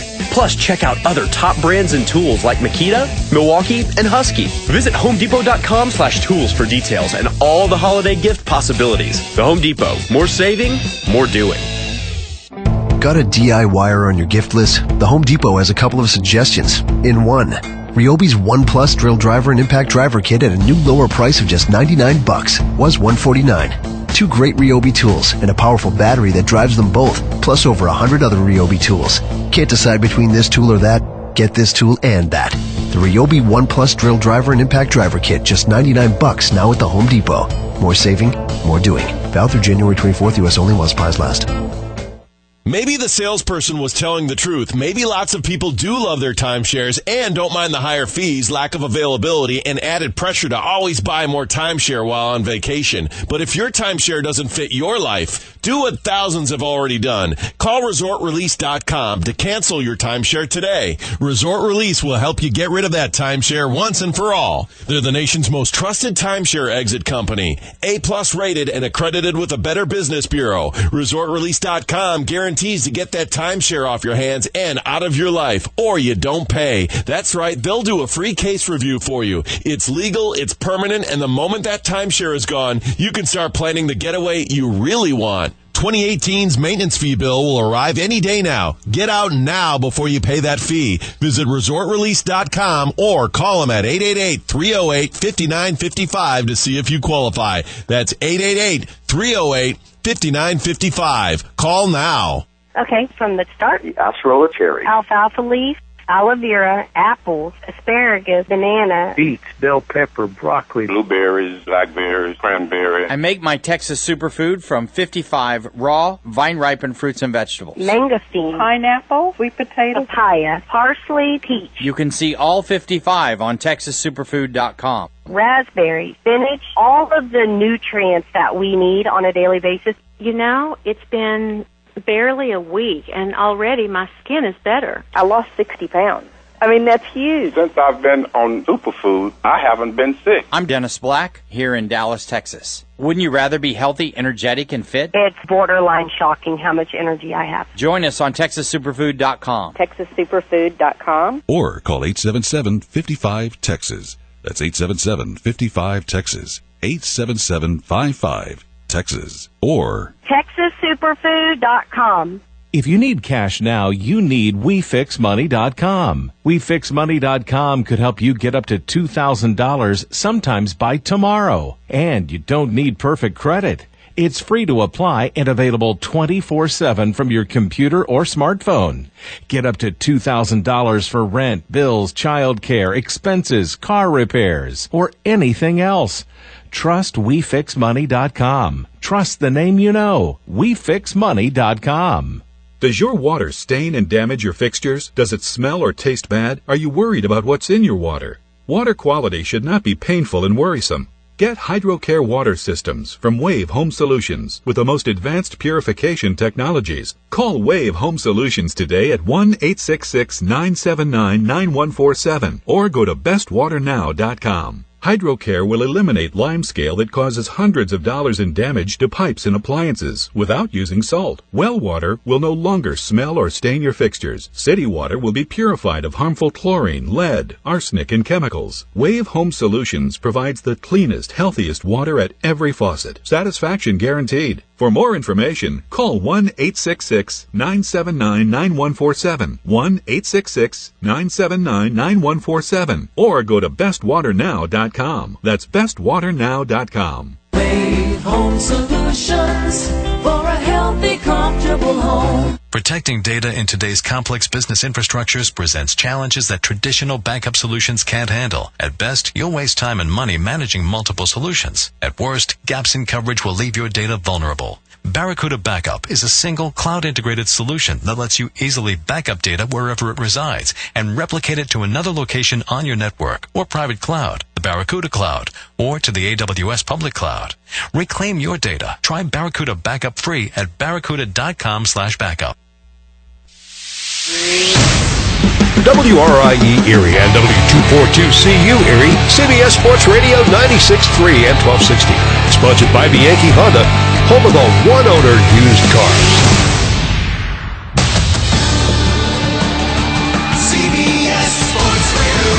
Sports Flash. I'm Kevin Dexter. A monster night for LeBron James in D.C. His 11th career 50-point game. He goes for 57, along with 11 rebounds and 7 assists. The Cavs beat the Wizards 130-122.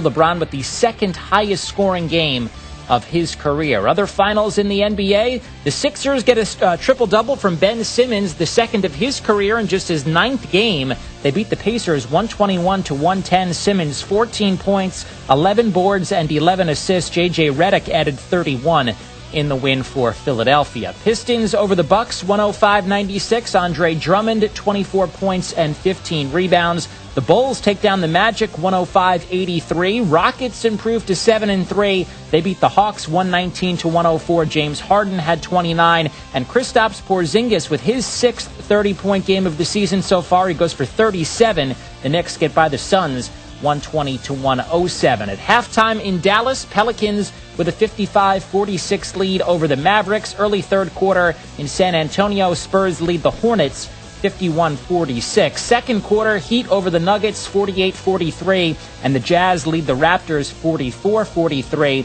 Thunder with an early 18-11 lead over the Celtics in Oklahoma City. They're in the first quarter, and still to come at the bottom of the hour, the Lakers and the Nets meet in Los Angeles. To football, the Ezekiel Elliott saga taking another twist today. The Cowboys running back granted a stay by the Second U.S. Court of Appeals, so he is eligible to play when the Cowboys meet the Chiefs on Sunday. A panel of judges will meet next week to hear Elliott's request for an injunction. The Texans begin to move forward without Deshaun Watson on Sunday. The star rookie quarterback tearing his ACL in practice on Thursday. But Coach Bill O'Brien says his team is certainly not giving in. It's a very resilient bunch of guys, great veteran leadership in there, and we'll battle. I mean, we're not gonna give in to what's out there, that the demise of the Houston Texans is upon us. I mean, like, that's ridiculous. We're gonna show up and fight and play, and Savage will be the quarterback, and Yates will be the backup, and we'll go from there. Now, the Texans play the Colts on Sunday. One top 25 college game tonight, early third quarter. Number 23 Memphis leading Tulsa 21-14. The Astros celebrating their first World Series championship with a World Series championship parade today in Houston. Masahiro Tanaka announced he will stay with the Yankees and not opt out of his contract. He'll stay in New York for the next 3 seasons. I'm Kevin Dexter. Looking for an expert on college football? We are too. Gio and Jones, 6 to 9 Eastern on CBS Sports Radio. CBS Sports Radio. Hi, I'm Jamie. I won $1,000 with 4K a day. the 4K a day giveaway on CBS Sports Radio 96.3 and 1260.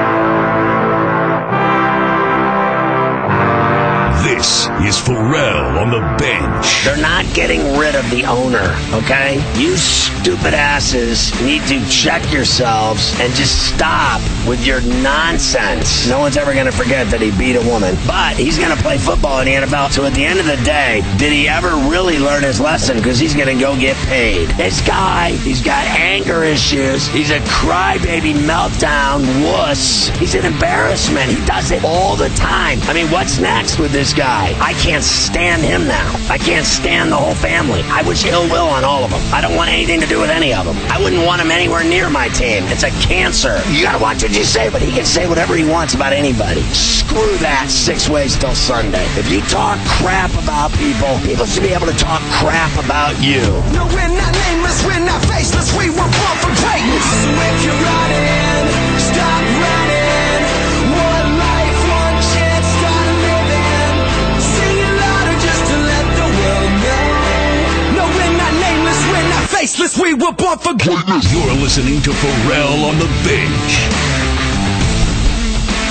Living it up on Friday night, it's JJ, John Jastrzemski in for Scotty Farrell on the bench, and it's right here on CBS Sports Radio. Want to hear from you at 855-212-4CBS, coming to you live from the O'Reilly Auto Parts studio. O'Reilly Auto Parts, better prices every day. My guys, Mafia, Chris on. They're across the way. They're with us for the next 4 hours. We have a lot to get to in the world of sports. It's a football Friday, a college football Friday, some NBA to mix in.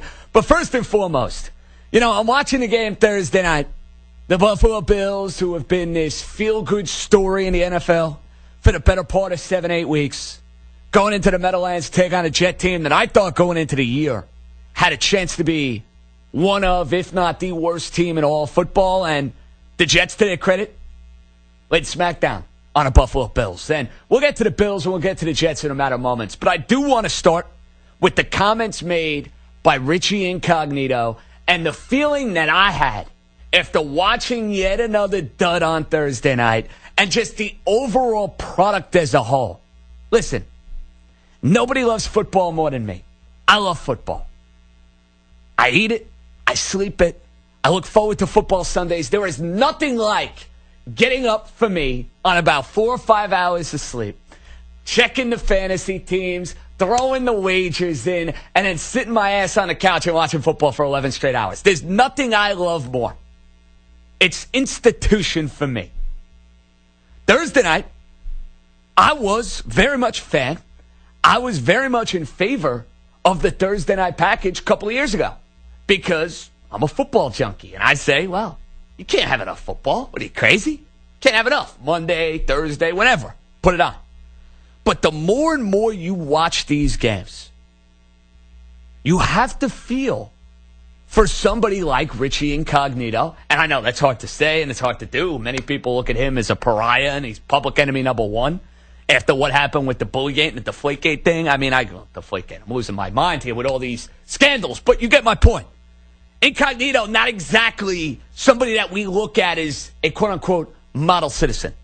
That said, his comments about Thursday Night Football were 1,000% accurate. It flat out sucks. Sucks. For the players, you go on the road, you got 3 days to prepare. Your body's not properly healed, considering you play the game on Sunday. I mean, think about this for a minute, folks. Just think about this. If you're in favor of the Thursday night package and the league is trying to tell you, all right, we're making all this money, it's a different window to watch football, I get all that. But you're also the same NFL that's trying to preach and sell everybody on player safety, that keeping our players upright and healthy is something that we really care deeply about. Well, if Roger Goodell and the NFL owners care that much about their players and the safety of their players, There's no way in the world they would have guys get on an airplane on 2 or 3 days of rest and then playing the game on Thursday night. It's a joke. It's got to come to an end. And the NFL is obviously in a weird predicament with some of the oversaturation, with some of the anthem protests they've had to deal with. I get all that. It's been a weird year for the NFL. But you can't honestly say the product on Thursday night has been high quality. You can't honestly tell me that Thursday night football is the best that we can do as far as quality of play, as far as the product on the field, as far as what we're trying to do in order to keep these players healthy. If the league is smart, and I get special occasions, Thanksgiving, Christmas Eve, late in the year. You know, the way the Thursday night package used to work, late in the year, they'd have about 4 or 5 games. And if you could schedule it where teams are coming off their bye, okay. A select few Thursdays, sign me up. But to go from week 2 until week number 16 and have every single team in the league playing on Thursday night, every single team, and half of them got to go on the road and play these games, it's not wise. So I'm here to tell you, Thursday night football, if I were NFL commissioner, it would be downsized. Special occasions, yes. Every single week throughout the year makes absolutely no sense to me. How many more bad games do you need to see week after week after week if you're going to sit here and tell me that Thursday night football is a high-quality product? It is not a high-quality product. And you saw that yet again with the way the Buffalo Bills looked against the New York Jets. Now, unfortunately, even though I'm not exactly the biggest fan of Thursday night football, you're a professional athlete, right? It's on your schedule. You've got to play the game one way or the other, whether you like Thursday night football or not. And it's amazing for the Buffalo Bills, who have been this feel-good story throughout the first 8 or 9 weeks of the year. If you were to think of NFL early, mid-season, Coach of the Year candidates, I think you would look at 2 guys. I think you would look at Sean McVay and the job he's done with the Los Angeles Rams, the work he's done with Jared Goff, the way Gurley has revitalized himself. I mean, they have turned into one of the more prolific offenses in the league. And a year ago, they were an absolute dumpster fire on offense. So I think McVay in the NFC would probably be a leading candidate. But in the AFC, it's Sean McDermott. You trade away Sammy Watkins. You trade away Darby. You have been a team, historically speaking, that hasn't gotten over the hump in any way. Haven't made the playoffs in 17 years. Buffalo should be ecstatic, beyond belief, that they're sitting here with a record of 5-3. That said, their performance on Thursday night against the Jets was as bad as can be. They couldn't run the football with Shady McCoy. Their wide receivers, and I know that they're waiting for Kelvin Benjamin to suit up and to make an impact the way that he did in Carolina a couple of years ago. But their receivers are not any good. Their defense was run all over by the likes of Matt Forte, Bilal Powell, Elijah McGuire. The Jets whacked them across the board. And with a performance like that, it's going to be very easy now for me and a lot of the other pundits that are talking about the National Football League to say, you know, Buffalo, overachievers, good start to their year, but it's going to be more of the same in the second half of this year. And I took a call. I do radio in New York City last Sunday after they had defeated the Oakland Raiders 34-14. And believe it or not, somebody called my show and said the Buffalo Bills have a chance to dethrone the New England Patriots in the AFC East. You know what I did? I laughed them off the phone. I said they're out of their minds.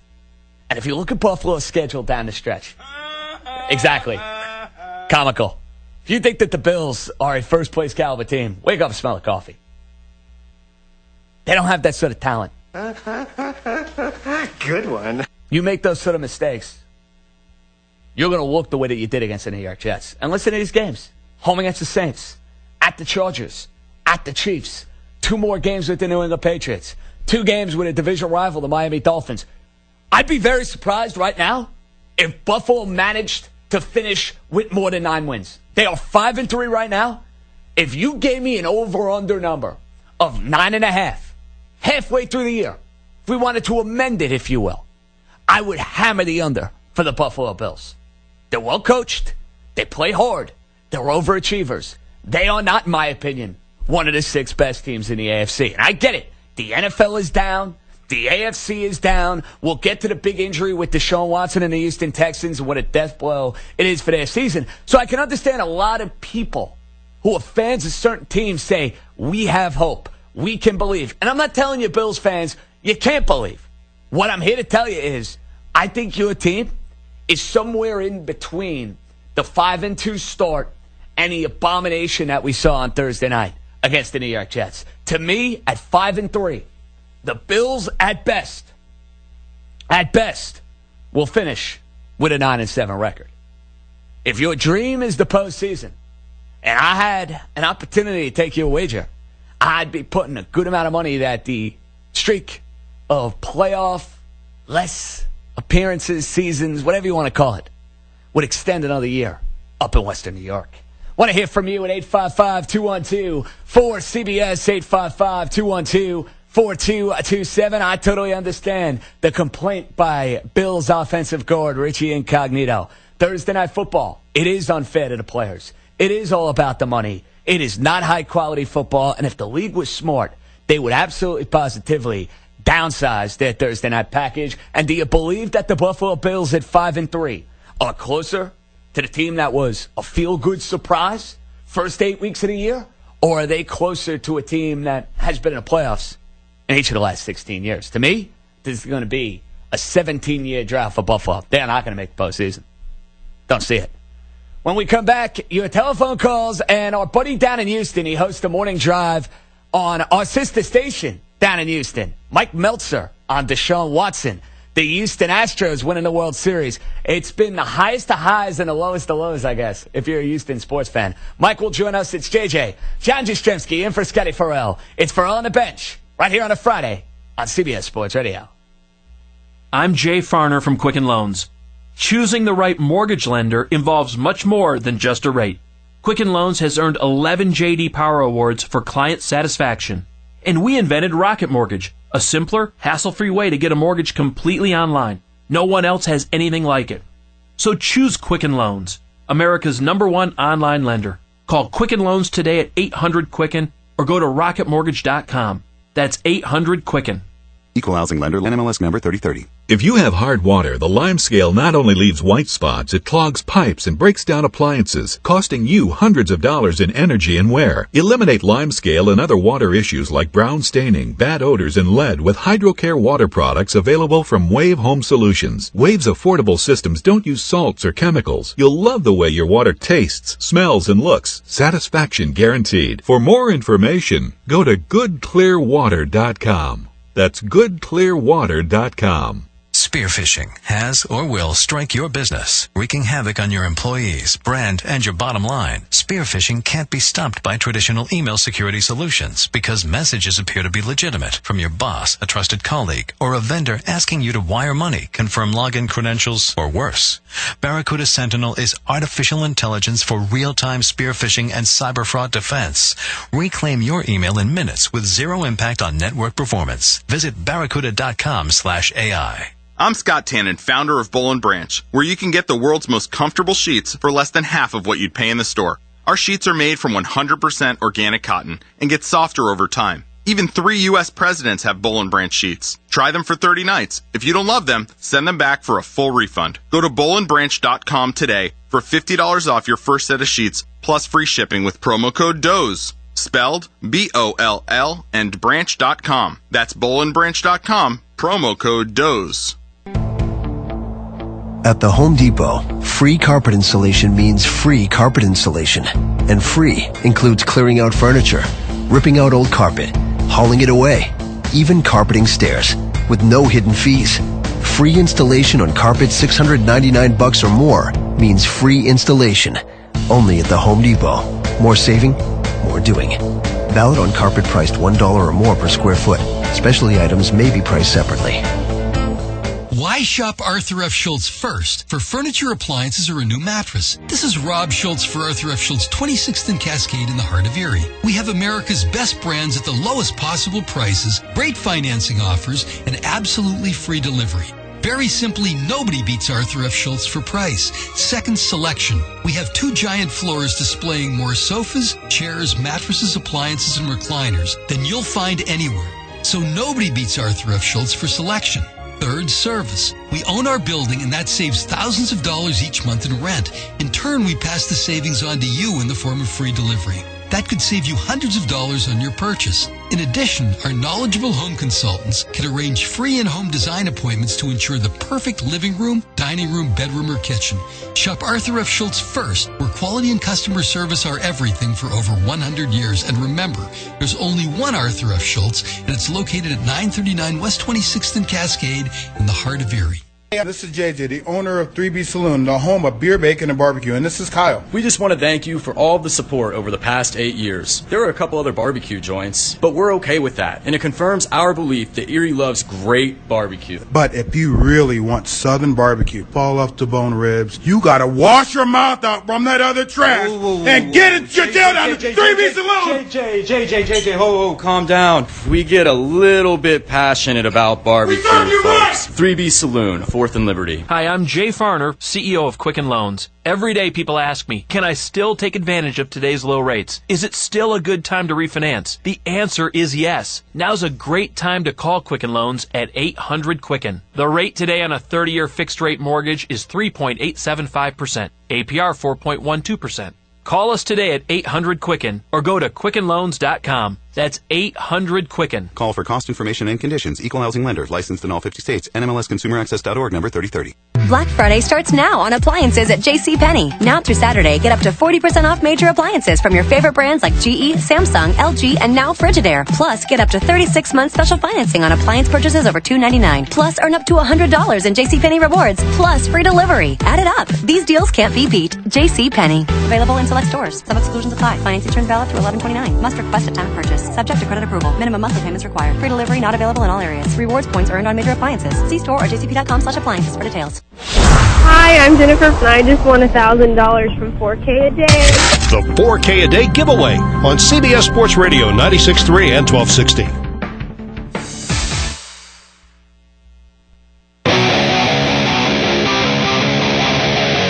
Once the ball starts rolling downhill, it's hard to stop, especially when he gives you an extra push.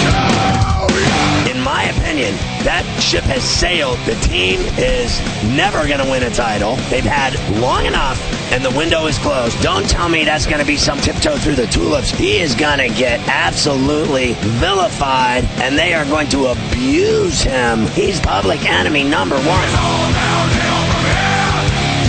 It's all downhill. You can't get on from here. This is Pharrell on the bench.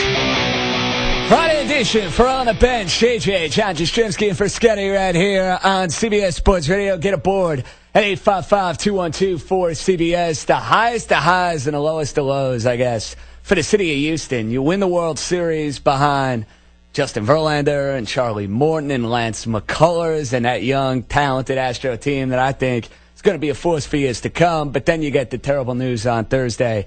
Deshaun Watson tears his ACL in practice, out for the remainder of the regular season. So we're going to welcome a good buddy of mine. We went to college together. He's one of the best in the business. He hosts Mad Radio down on Sports Radio 610 in Houston. My pal, Mike Meltzer. Hi, Mike. How are you, bud? John, good evening. How are you? Mike, fantastic. How was the parade? The parade was great. I mean, I'm not going to lie. I didn't see a ton of it, even though I actually went. I've never seen so many people in downtown Houston. And in fact, I imagine there have never been as many people in downtown Houston as there were tonight because, you know, the Rockets won their championships 22 years ago, and there weren't that many people here at the time. Now it's the fourth largest city in the country, and it was just cool to be among so many people. I think I'm like one of like the 5 people in this city that have not purchased some sort of World Series championship gear at this point already. Well, Mike, let me ask you, because you've been down there now for the last couple of years. I've always thought of Houston as a football town, right? I think of the Oilers from back in the day, Warren Moon. Now I think of the Houston Texans. Did the city really become captivated all of a sudden with the Astros, or was it the hurricane and Harvey? Was it the way they were playing in September? When did the city of Houston, in your opinion, really become quote-unquote Astros crazy? I think it's a good question, John, because I think it kind of depends on obviously each person, but also like different kinds of people. You got to remember this is a team, the Astros, as a franchise that's been around the longest of all the franchises here, and there are 3 in the major professional sports. The Texans have only been around since 2002. Obviously, it's football in Texas, so it's the most popular sport. The Rockets moved from San Diego, but this is the team that's been around the longest, and I think it has probably, fans in the most different demographics as far as, ages go.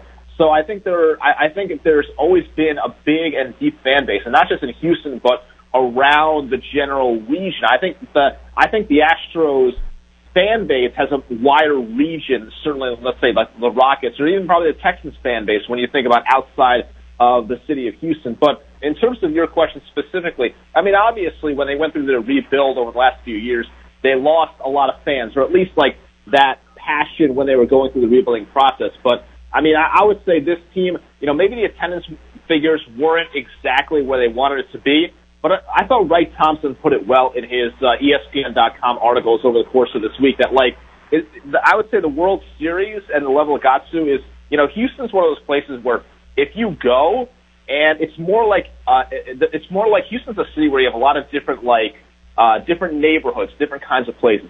If you went to those neighborhoods, you would see, if you looked around, and you would know, hey, the World Series is going on. You may not know in some of these neighborhoods that it was like the biggest thing going on, but you would know that something was going on. And I have never seen as many people in Astros gear as I saw today. Mike, let's be honest. The Justin Verlander trade won them a World Series. And I do radio in New York City. I was beating the drum in July, and people said I was crazy. They said, the guy's pitching to a 4.5 ERA. He's making all this money. This is not a guy you want to add to a contending team. I said, look, you put him in a winning environment with a chance to do something he's never done in his career, and you have that dangling carrot of being able to enhance a Hall of Fame caliber legacy, resume, what have you. I thought Verlander going to the Astros was absolutely positively the missing piece. And, Mike, I don't think the Astros get by the Yankees if it wasn't for Justin Verlander. I agree. I mean, I'm sitting here on my balcony right now looking on downtown Houston. 2 weeks ago, at this time, I was at Minute Maid Park watching Verlander pitch a pivotal Game 6 against the Yankees in a game where I kind of felt like, man, if this is the only person in the country I would win the league to pitch this baseball game. And I got the feeling maybe mid-July that this is something they had to do. And I'll be honest with you, Sean, I'm usually the one who's kind of scared to pull off the major trade because I worry about, renting players, giving up prospects who might be good for a long time. But I got to the point where I just thought, okay, this team clearly needs a frontline starter. Yes, they'd have to give up something, but they'd have Verlander for 2 more years after this one, which fit very nicely with their window, so that even if they didn't win the World Series this year, they still had him next year or the year after. And if he was pitching well enough in Detroit, not quite as well as he ended up pitching in September and into October, but well enough to where I thought, okay, they'll add Verlander, and he's not going to be here just like Darvish or somebody else who was at the trade deadline. He'd be there for a couple of years. I remember debating Jeff Passan of Yahoo Sports. I just felt like they needed something. Like, it was just a perfect move for them. And now they pulled the trigger, and it's going to go down as, it's going to, those Rockets teams, the thing that helped them out is that they made that trade that ended up not going through with Robert Ory and those guys for Sean Elliott. This is the trade that did go through that is now going to go down as one of the absolute best in the history of the city. Spent a couple minutes with my buddy Mike Meltzer. He hosts Mad Radio, Sports Radio 610 down in Houston. Mike, It is amazing to me because in this age of specialization in baseball, last couple of years, these bullpens have dominated. Last year was Aroldis Chapman for the Cubs. You think back to the Kansas City Royals. But I like the Astros. Giles is one of the worst closers I've ever seen in my life. He stinks. He can't get anybody out in a big-time situation to save his life. I mean, they had a cast of thousands in that bullpen, but they won a World Series because A.J. Hinch was smart enough to ride out guys like Lance McCullers and Charlie Morton. And I think Hinch was getting killed unfairly in the Yankees series, Mike. I think A.J. Hinch showed his true colors in this World Series. He's a damn good manager. And who in their right mind could have ever imagined Lance McCullers in the LCS and then Charlie Morton in Game 7 of the World Series giving you 3 or 4 innings of just absolute brilliance? I mean, it's amazing. John, we had a caller, like one of our longtime callers, call up Thursday in the Globe winning the World Series. And the thing I loved about this call is that this is a guy who's grown up watching the Astros the last 20 years, and he was basically like, Mike, Seth, my radio partner, he was basically like, I'm so happy. I can't believe they won the World Series, and I can't believe they won the World Series with this kind of bullpen. And I think a lot of us felt the same way.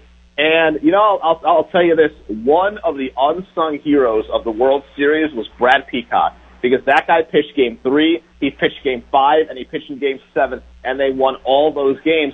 And I guess it's sort of a testament in a way to the fact that they had these extra guys, the Mortons, the McCullers, the Peacocks, but especially Charlie Morton and Brad Peacock, guys who, started a lot of games over the course of the season, and they were confident enough to be able to go to those guys in the bullpen. But it is kind of incredible that a team could win a World Series in which Verlander and Keuchel did not win a game by themselves, like as starting pitchers, while starting 4 of the games. The bullpen melts down, you lose your closer basically during the series, and you win a series 4 out of 7 against a team that has the best bullpen in baseball. It's insanity when you really think about it. Mike, we all knew Altuve was a star going into this postseason because of his past performance in Detroit. We all knew about Justin Verlander. But who is the guy, in your opinion, throughout this postseason that kind of catapulted himself onto the national stage? Is it Springer because he won the MVP? Is it Bregman because he got the big hit? Like, who is the guy that you look at on the Astros now? And I think people across the country are going to view that specific player that much differently. I guess it has to be one of those two, either Springer or Bregman. People know nationally Springer's a very good player, and he won World Series MVP, obviously, after starting off, with 4 strikeouts in Game 1, and people were freaking out and wanting to move him down the lineup and all these crazy things. But, man, Bregman, I really think got a ton of national credit because, Bregman has a storied background. This guy was the number 2 overall pick in the draft 2 years ago. He's not like just, some random, third baseman who's scrappy. This guy's got major talent. But I got to tell you, John, the way Bregman played third base in the postseason, with the exception of, one error, that dude was almost Brooks freaking Robinson at third base. He was an absolute vacuum, and their defense was huge. And you just think about some of the plays that he made, whether it was getting Greg Bird at home in Game 7 a couple weeks ago against the Yankees in the ALCS. He had a similar play in the World Series as well against the Dodgers. I think Bregman, nationally got a lot of respect to where people feel like this guy is a damn good third baseman hitting second in that Astros lineup. All right, Mike, let's get to the bad news now because I am one of these guys, and you know this. We're buddies. We talked throughout the year. I said if the Texans could ever get their hands on Deshaun Watson, they're getting themselves a superstar quarterback. I know that he's not your prototypical NFL guy. He's not Rodgers. He's not Brady. But he has that it factor. And if you put him on a team that has weapons, that is well coached, and has talent on both sides of the ball, he is going to thrive. He's going to shine. And a year where you lose Beckham, you lose Rodgers, you lose J.J. Watt, now to find out that Deshaun Watson is out for the year, what a kick to the gut, my man. That's just terrible. Forget about the Houston Texans. That is bad news for the National Football League as a whole.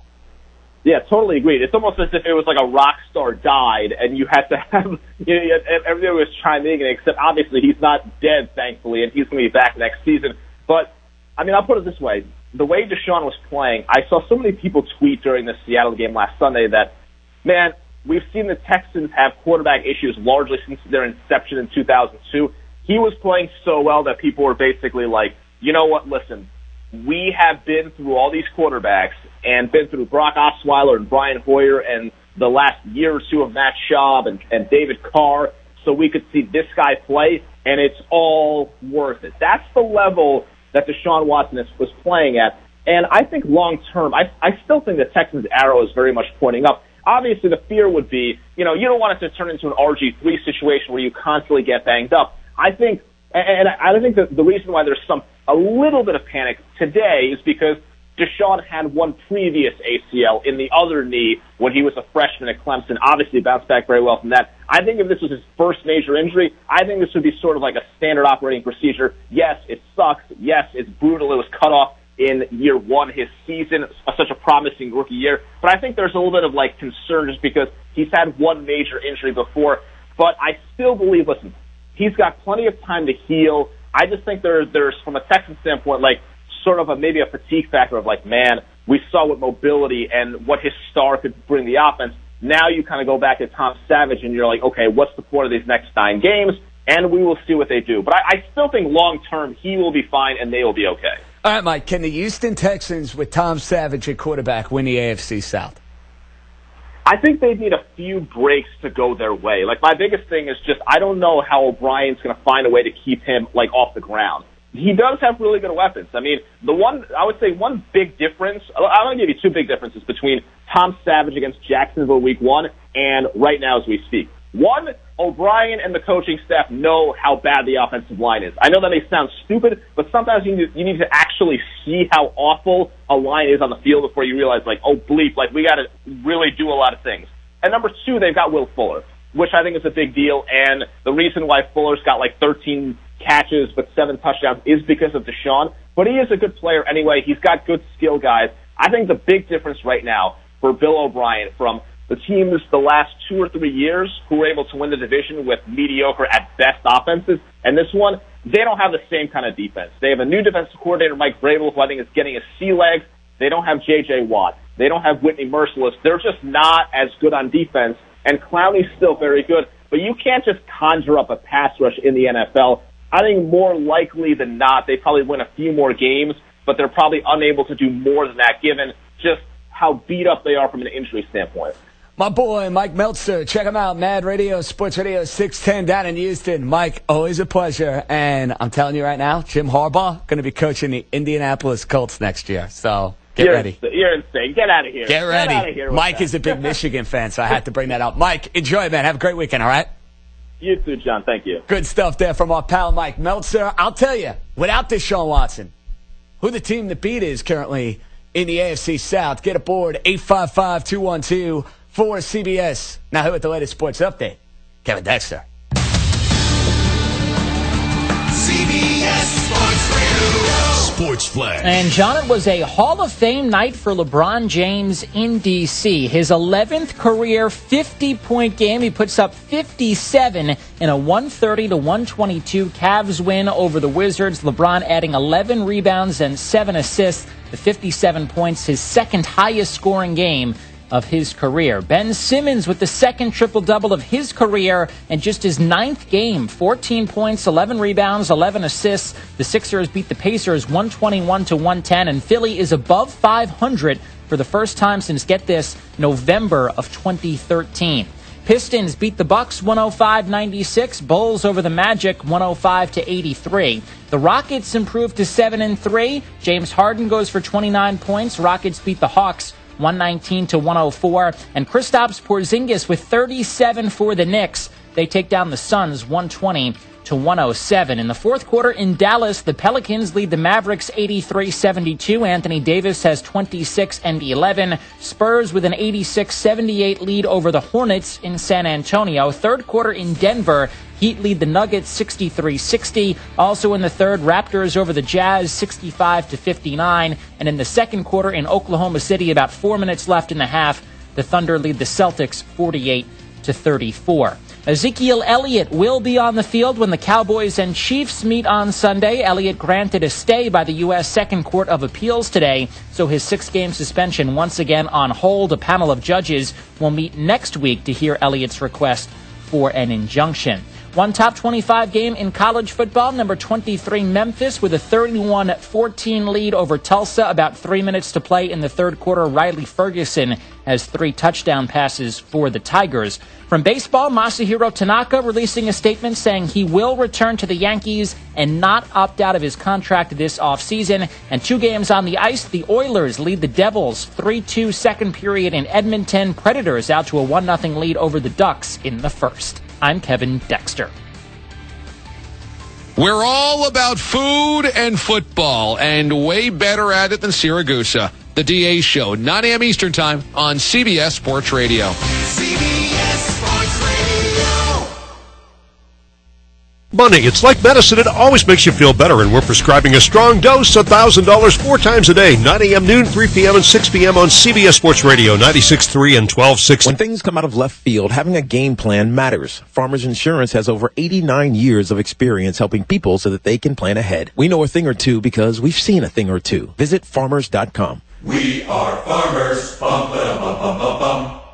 Hi, this is Chip Wade, DIY expert, TV host, and lead designer for WadeWorks Creative. At the Home Depot, you can find the perfect gift at the perfect price. Give the gift that will get more use, like the Ryobi Drill Driver Kit, Ryobi Hammer Drill Kit, or the Ryobi 1+ 18-volt brushless hammer drill kit. Plus, check out other top brands and tools like Makita, Milwaukee, and Husky. Visit HomeDepot.com/tools for details and all the holiday gift possibilities. The Home Depot, more saving, more doing. Got a DIYer on your gift list? The Home Depot has a couple of suggestions. In one, Ryobi's 1+ drill driver and impact driver kit at a new lower price of just $99, was $149. 2 great Ryobi tools and a powerful battery that drives them both, plus over 100 other Ryobi tools. Can't decide between this tool or that? Get this tool and that. The Ryobi 1+ drill driver and impact driver kit, just $99 now at the Home Depot. More saving, more doing. Valid through January 24th, U.S. only while supplies last. I'm Jay Farner from Quicken Loans. The rate today on a 30-year fixed-rate mortgage is 3.875%, APR 4.05%. But choosing the right mortgage lender means choosing more than just a rate. Does calling the company with 11 J.D. Power Awards for client service matter? Does calling the company that invented Rocket Mortgage, the industry's most innovative technology, matter? If working with America's #1 online lender matters to you, call Quicken Loans today at 800-QUICKEN or go to rocketmortgage.com. Equal housing lender, NMLS number 3030. When things come out of left field, having a game plan matters. Farmers Insurance has over 89 years of experience helping people so they can plan ahead. We know a thing or two because we've seen a thing or two. Visit farmers.com. We are farmers. Bum, ba, bum, bum, bum, bum. If you have hard water, the lime scale not only leaves white spots, it clogs pipes and breaks down appliances, costing you hundreds of dollars in energy and wear. Eliminate lime scale and other water issues like brown staining, bad odors, and lead with HydroCare water products available from Wave Home Solutions. Wave's affordable systems don't use salts or chemicals. You'll love the way your water tastes, smells, and looks. Satisfaction guaranteed. For more information, go to goodclearwater.com. That's goodclearwater.com.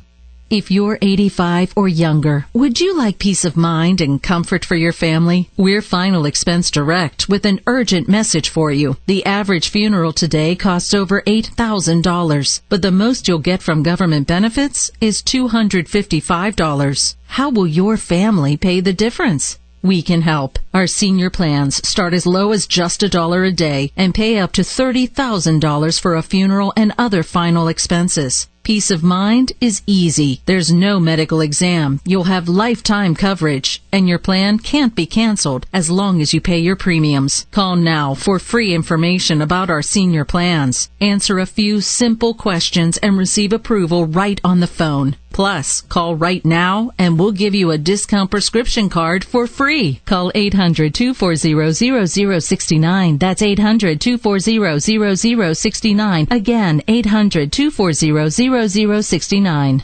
I'm Scott Tannen, founder of Boll & Branch, where you can get the world's most comfortable sheets for less than half of what you'd pay in the store. Our sheets are made from 100% organic cotton and get softer over time. Even 3 U.S. presidents have Boll & Branch sheets. Try them for 30 nights. If you don't love them, send them back for a full refund. Go to bollandbranch.com today for $50 off your first set of sheets, plus free shipping with promo code DOZE. spelled BOLL and branch.com. That's bowlandbranch.com, promo code DOZE. Are you looking for senior care for your mom or dad but don't know where to start?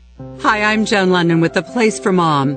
Nobody knows your parent or loved one better than you, and nobody knows senior living better than the experts at A Place for Mom. They've helped thousands of families find the right place for their mom or dad. I was so glad that I called A Place for Mom. My advisor really listened and was truly my partner in finding senior care for my dad. She went out of her way to get to know him as a person and was always there whenever I had a question.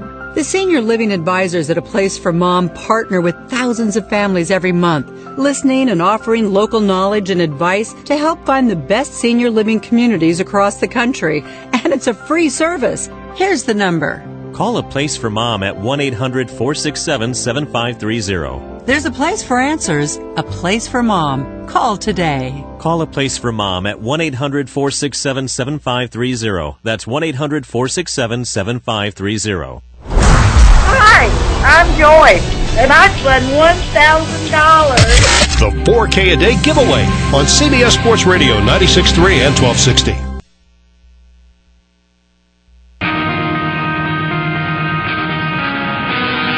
He won't change his stance to fit popular opinion. And you love that about him. My man Pharrell, you are a champion. You say it like it is. I think you're the best. Scotty, I just have to say, we have to hear the horrors of humanity every day going on, and I just want to turn on, listen to some sports radio, and get some laughs. And you guys do that for me every single night, so I thank you from the bottom of my heart.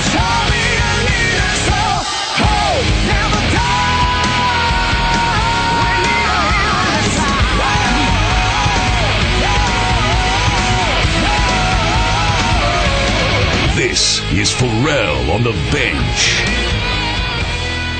Folks, PharrellOnTheBench.com is the place to go as we head into November. It's November already, believe it or not. We're hitting winners like you read about. Heavy action this week. Saturday, listen to all this college football. Penn State, Michigan State. Clemson, NC State. Stanford, Washington State. Iowa State and West Virginia.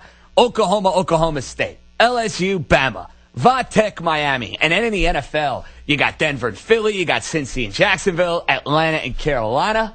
Washington, Seattle. KC and Dallas. Sunday Night Football, you got Oakland and Miami. Monday Night Football, you got Detroit and Green Bay. Get every pick for every game in the NBA, the NHL, boxing and MMA, daily fantasy sports. It's all happening in the biggest way possible at PharrellOnTheBench.com. Sign up today. So, bad news for the Houston Texans. Bad news for the rest of the league. If you're a football fan, Thursday sucked. Why? Not only did you have to sit through another one of those terrible Thursday night games, Thursday stunk because one of the more dynamic players in the league is lost for the year. Notice the common theme. It's happened quite a bit this year. Beckham, Watt, Rodgers, and now Deshaun Watson, who was my favorite young quarterback to watch in the first 8 weeks of this season. Dynamic, leading a team that has been searching for a quarterback for the better part of 15 years. Had that great game a week ago against Russell Wilson in Seattle. It's bad for the National Football League that Deshaun Watson is out for the season. And in my opinion, it pretty much buries Houston and their chances to win the mediocre pedestrian AFC South. And it's amazing the way you look at this division. The Colts are finished, and we'll get to them in a little bit. And you have to wonder about the future of Chuck Pagano, whether or not Andrew Luck is going to be able to stay healthy on the field year in and year out. At 2-6, I think Indianapolis, we can all agree, is done for. But for the 3-4 Houston Texans, without J.J. Watt, without Merciless, and now without Deshaun Watson, how are the Houston Texans finding their way to 9 or 10 wins? How's that happening? Last year it was about their defense.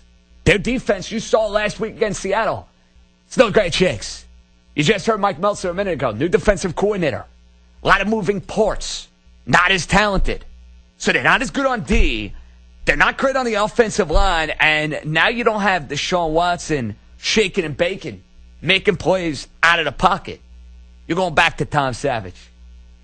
I'm here to tell you that it's a two-horse race in the AFC South between the Tennessee Titans and the Jacksonville Jaguars. And the Jaguars, a team that I did not believe in the start of the year, a team that still has one of the worst starting quarterbacks in the league, in Blake Bortles, has a great chance to win this division. Because if you're going to go by units, the Jags defense, out of any offensive defense, let's be honest, it's the best unit in that division. It's the most dominant unit in that division. But they aren't the team to beat in the AFC South. Why? Because I think Tennessee is more well-rounded. Give me the team that's more well-rounded over the elite defense with the abominable quarterback. Team to beat in the AFC South, I'm putting my money on the Tennessee Titans. 855-212-4CBS, 855-212-4227. We lead it off. We head down to Richmond, Virginia. Adrian starts us off here on Pharrell on the Bench, CBS Sports Radio. What's up, Adrian? What's going on? Adrian, what's happening?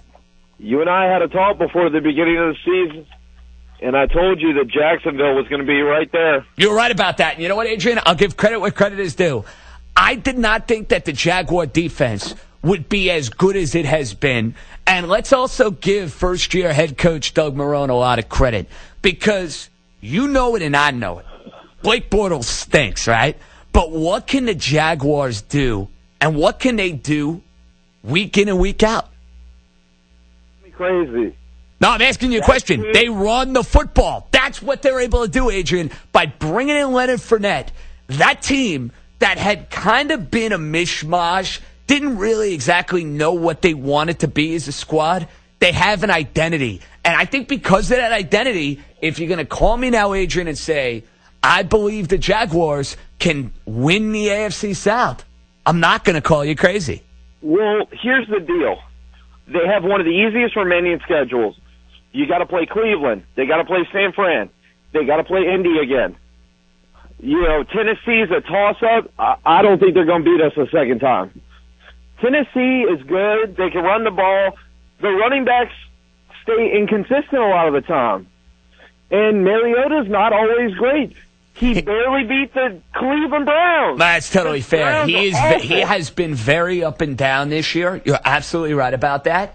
And the identity that Tennessee had a year ago, you haven't seen it nearly as much this year. Remember, Tennessee last year with DeMarco Murray, with Derrick Henry, and with Mariota before the injury, I mean, they were putting up big numbers week in and week out.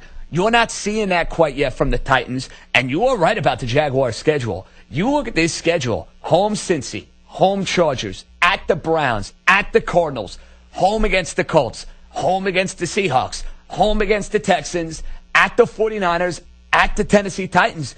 You got a point, Adrian. It's not crazy to say that Jacksonville, with that schedule and with that defense, maybe they find their way to 10 wins. But if you want to show me you're good enough to win this division, here's my challenge to you and to your team. Go out on Sunday. You got a Cincinnati team that has been very topsy-turvy all year, a Cincinnati team that's not well coached. Go out and beat them at home. Is that asking too much? Nope. So get it done. I think it's time for them to come through. Case closed. Get it done. You want to win this division, you have back-to-back home games. Actually, you have a 5-game stretch where, you know what, there is no excuse, none whatsoever, for the Jaguars to be anything less than 7-5. Appreciate the call. I still would pick Tennessee to win that division, though, Mafia, mainly because in a quarterback league, I look at Blake Bortles and I say, oh my goodness, he is more than capable of costing you 2 or 3 games when you're right there, when you got a chance to get into the postseason. I could see him screwing it up, but that Jag defense, I mean, they've been balling out all year. They are. They're kind of reminding me a little bit of the 2000 Ravens, not necessarily that they're that good, but that the defense is leading you, and you have a strong running back like the Ravens have with Jamal Lewis, where you just pound the ball, and try to keep it out of your quarterback's hands and don't let him lose the game for you. The problem is, Fournette's had injury problems in college. Fournette's already been injured this year. I worry if he can stay healthy throughout the whole year, and if he goes down, you're screwed. Well, and that's the thing. You would say, oh, it's only the running back spot. It's got to be about the offensive line. Oh, no. We've seen the Jaguars this year when Fournette does not play, and it's Chris Ivory and TJ Yeldon running the football. I'm sorry. It's not the same sort of dominant attack that they have when the superstar at LSU is in the backfield breaking tackles, taking it 70 yards to the house. And isn't it amazing, Mafia, what an identity can do for a team? Think about Jacksonville. Last year, what was their identity? What did they want to be? Now with Doug Marrone there, and I know he didn't make a lot of friends in Buffalo, he's a damn good coach. I'm a fan of Doug Marrone. Everywhere he goes, he wins. He's been doing great things, and you know what? I'm surprised that they didn't try to make a move at the deadline. With all the quarterbacks that were moved or that were up for being moved, or that they haven't, reached out to Kaepernick. I know people, he's a pain in the ass with everything that comes with it, with the baggage, but for a guy that's blatantly roasted his quarterback in the press and Marrone with Bortles, I'm surprised that they haven't made some kind of move to try to shore that up just a little bit more to give them a better chance, especially, like you said, in a weak division. They have a good chance of winning it. I mean, Tennessee is not the same team that they were last year offensively, even though they still have the two-headed running back of, Murray and Henry. The defense is kind of letting a lot of things up. I'm not, confident in them at all to stop anyone. So you have an incredible chance to win that division. Why haven't you tried to make some kind of move to shore that position up? You find a way to 10 wins. You're winning the AFC South. And it's a shame because the team that would have won this division would have been Houston. Hell, this could be the old NFC West where if you get 8 wins, you might be able to win the division. Not out of the question. But if you look at that schedule for the Jaguars, a lot of room to go to work. It's time to Ask the Pros, where you, the listener, gets to ask me a question brought to you by O'Reilly Auto Parts. Simply check out the link, cbssportsradio.com/askthepros, or tweet your question at CBS Sports Radio using the hashtag AskThePros. Be listening later in the show when we might answer your question.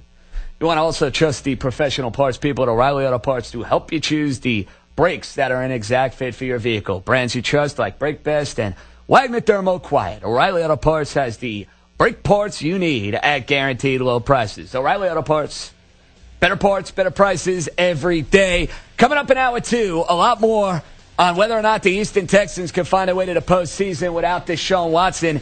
And we'll have our guy, Jamie Eisenberg. He joins Scotty each and every week. He's going to join us with your fantasy questions. And yeah, if you own Ezekiel Elliott, I think it's fair to say, make sure he's starting on Sunday.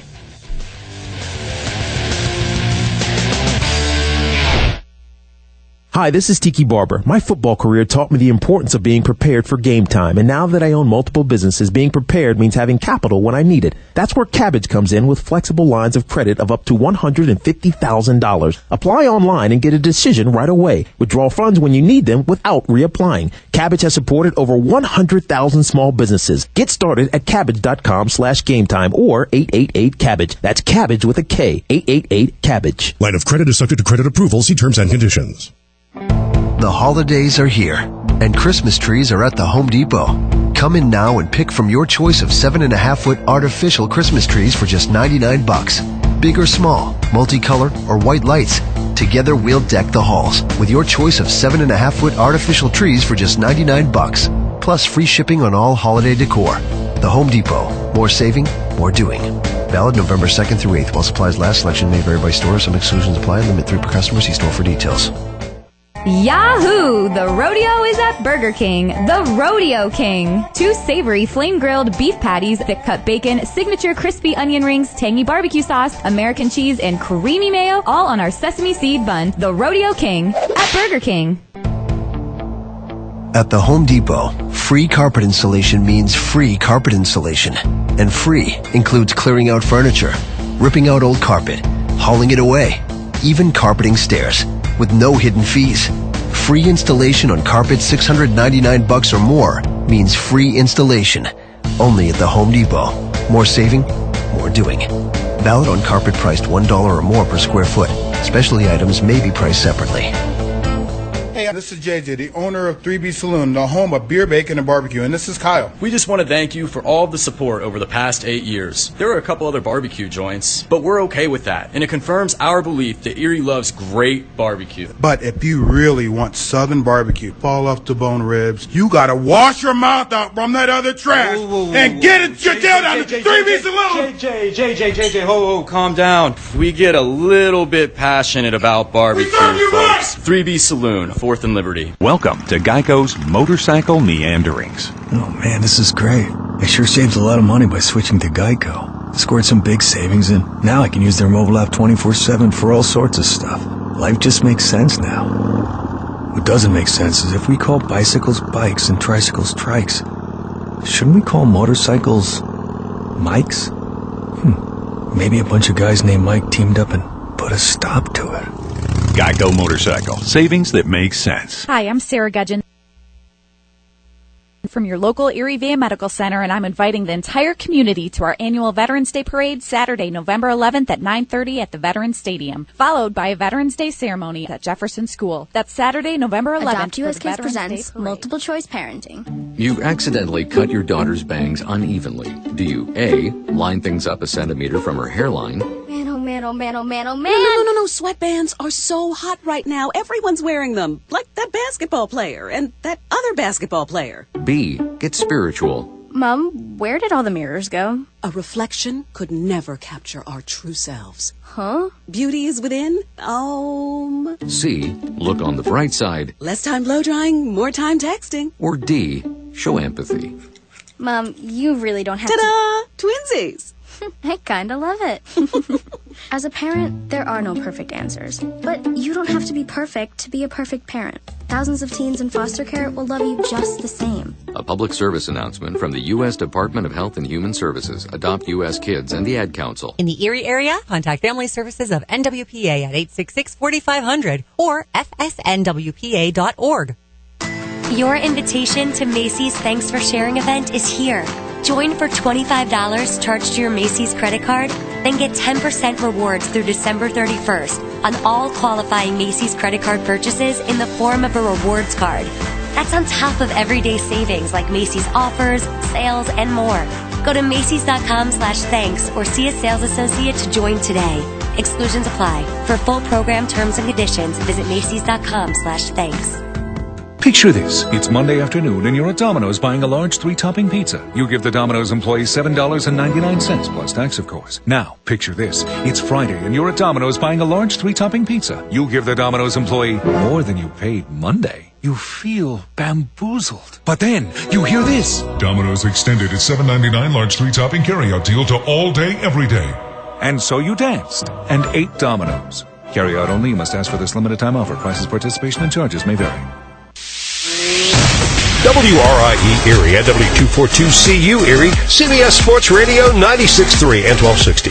Sponsored by the Yankee Honda. Open 24/7 at theyankeehonda.com.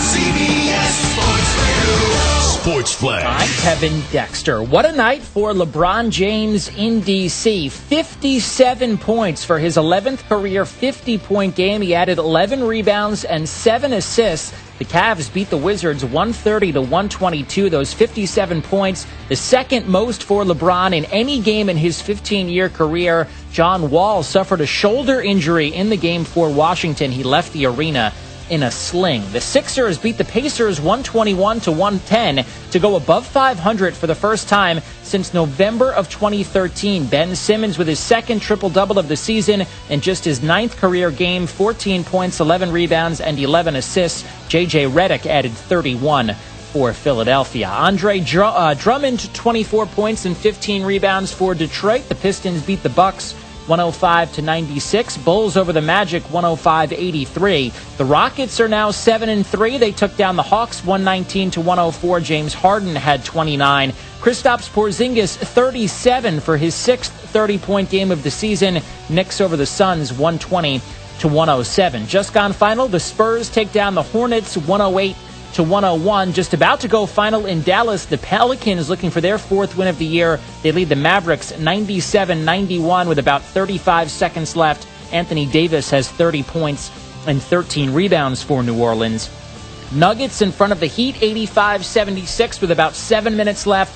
With about 8.5 left, it's the Raptors in front of the Jazz 94-86, 31 for DeMar DeRozan. Thunder all over the Celtics, 58-41, third quarter in Oklahoma City. And in Los Angeles, the Lakers out to a 25-20 lead over the Nets.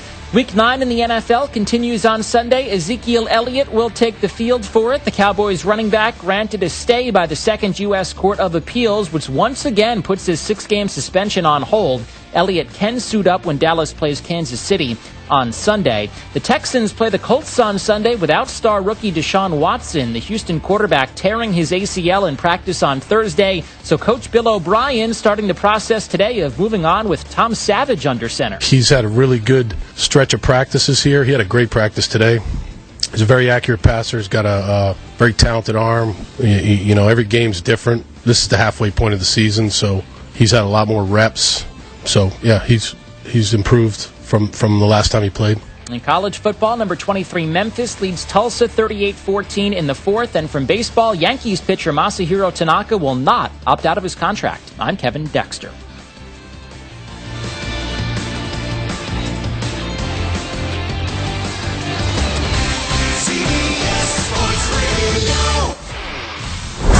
Hey, this is Sierra, and I just won $1,000.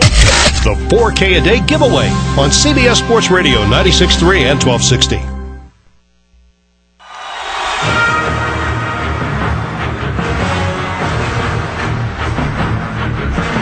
Don't get too comfy when he's calm. Otherwise, you might end up on the business end of one of these. I would no more pay $400 million than fly a kite. He's not worth $400 million. Is he that great anymore? I mean, the list of players now that are better than him is endless, is it not? It's absolutely insulting that just because you play athletics, you deserve to skate on a rape charge. When losers rape women, it's always the rapist's fault, and I'm sick of hearing otherwise.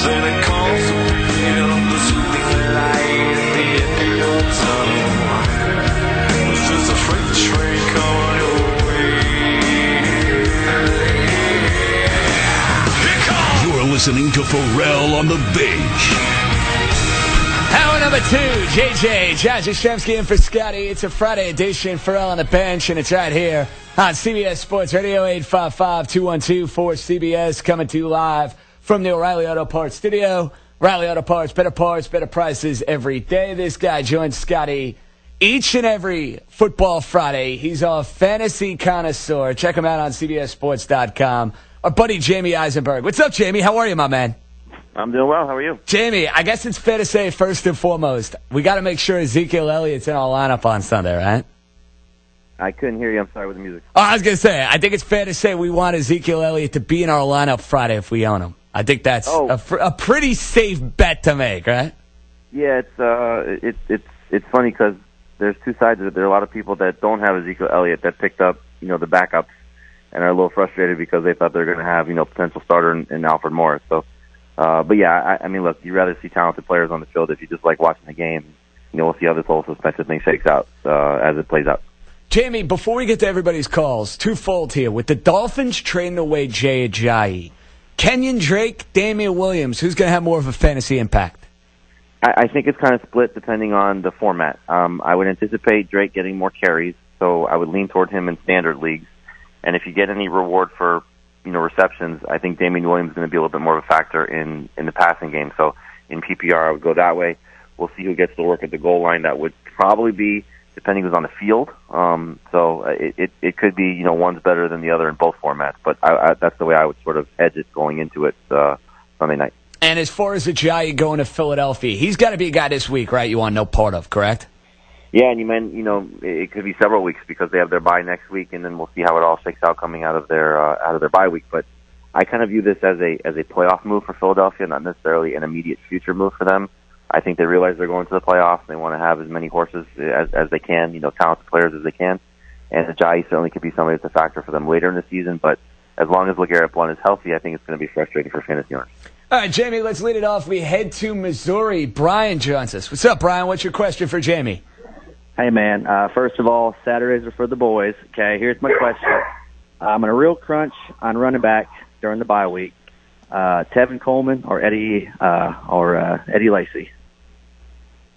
It's kind of a tough spot for the Falcons, but I still think Coleman's in a better situation than what Lacy's dealing with because even though they're talking up him getting more work, you got to see it first, and you got to see how this offensive line, even with Dwayne Brown, is going to operate. So both are going to be in timeshares, and Coleman, I think, at this point is the more talented player and certainly will be more factor in the passing game. So with Devontae Freeman playing banged up, I think Coleman should be the better bet here. I wouldn't touch Eddie Lacy with a 10-foot pole with the way he's been running the football. Let's head to Fairfax, Virginia. Steve joins us. What's up, Steve?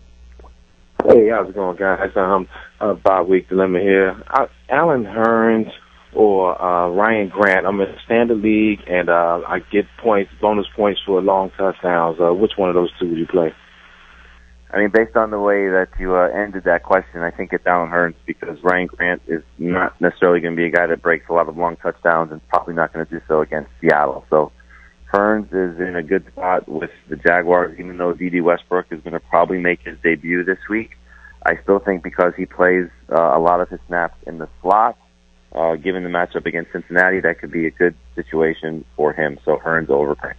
Jamie, let's head to New York. Trey joins us. Trey, you're on CBS Sports Radio. What's up? How you doing? I'm not doing too good. I lost Aaron Rodgers. I had Jordy. He ain't no good no more. Devontae Parker don't play at the drafts need.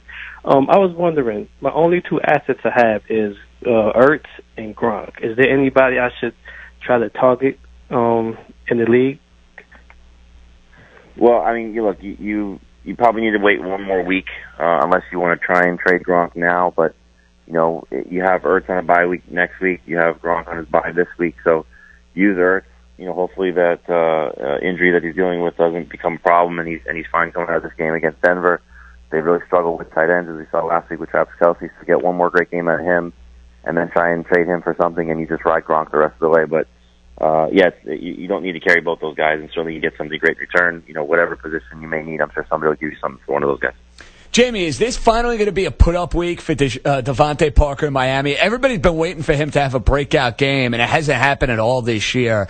They say he's a lot healthier. The Raiders' secondary is awful. Is this going to be the week Devontae Parker breaks out for the Fins? It's set up for it. Like you said, the Raiders' secondary is awful, and they're banged up. You know, their best cornerback, David Amerson, is not going to play.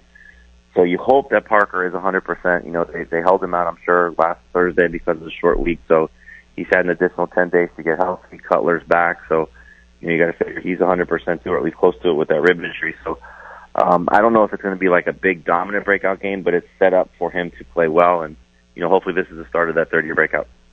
Byron in L.A. is up next with JJ and Jamie. What's up, Byron? Hey, what's up, guys? I have a rest of the season question. I lost Beckham, and I've been having trouble with my wide receivers, and I was able to pick up Josh Gordon, and Corey Davis is out there as well. I was wondering, who should I stash here? I have Thomas Ross, Josh Gordon, and Corey Davis available on the waivers. Your thoughts on these guys for the rest of the season? I would go get Corey Davis now. I don't know how good he'll play after being out since week 2 with the hamstring injury and a tough matchup against Baltimore. But if he does play well, which would not surprise me given the talent level, you want to get ahead of that before you're chasing him on Tuesday or whatever day your waivers run next week. So Josh Gordon may be a factor for fantasy owners at some point this season, but he's not going to play until week 13. So you have a 4-week window where you can see how Corey Davis does. He's one of my favorite stash candidates, and I try and pick him up wherever he's available.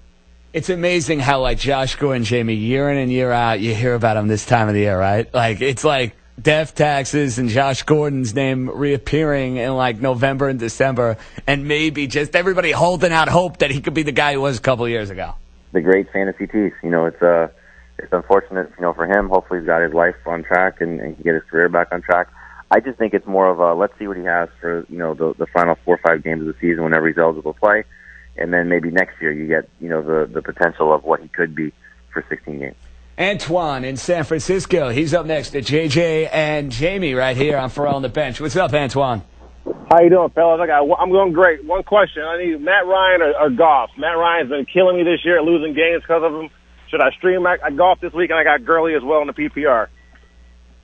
I think the Rams are going to play well. The Giants are really banged up, and Goff coming off their bye week. You know, Sean McVay knows this defense. Kirk Cousins faced them when McVay was the offense coordinator last year, and Cousins averaged 18 fantasy points when their defense was better.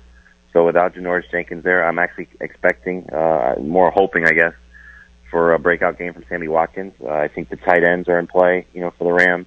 Gurley catches the ball in the backfield. I think Goff's just set up for a better day than Matt Ryan is right now in their third straight road game for a struggling offense. I think, Jamie, you're spot on there. Not only do I think Goff is going to put up big numbers against the Giant team that is reeling, look at the difference in the Carolina defense with Luke Kuechly, without Luke Kuechly. I think that's an easy one. I'm going with Jared Goff in that situation any day of the week. Jay in New Jersey. What's up, Jay? Hey, what's good, guys? Hey, Jamie. So I play LaShawn McCoy. So for my second running back, I need a high upside play. I got a Devontae Freeman, Alvin Kamara, and Joe Mixon. Who should I start? A standard league. Thanks. I'll tell you what, if you're, looking for the high upside play, it's probably Alvin Kamara. There's two things in his favor. One, he's been playing very well on somewhat limited touches. He's been getting about 15 a game, certainly a factor in the passing game. But if, for whatever reason,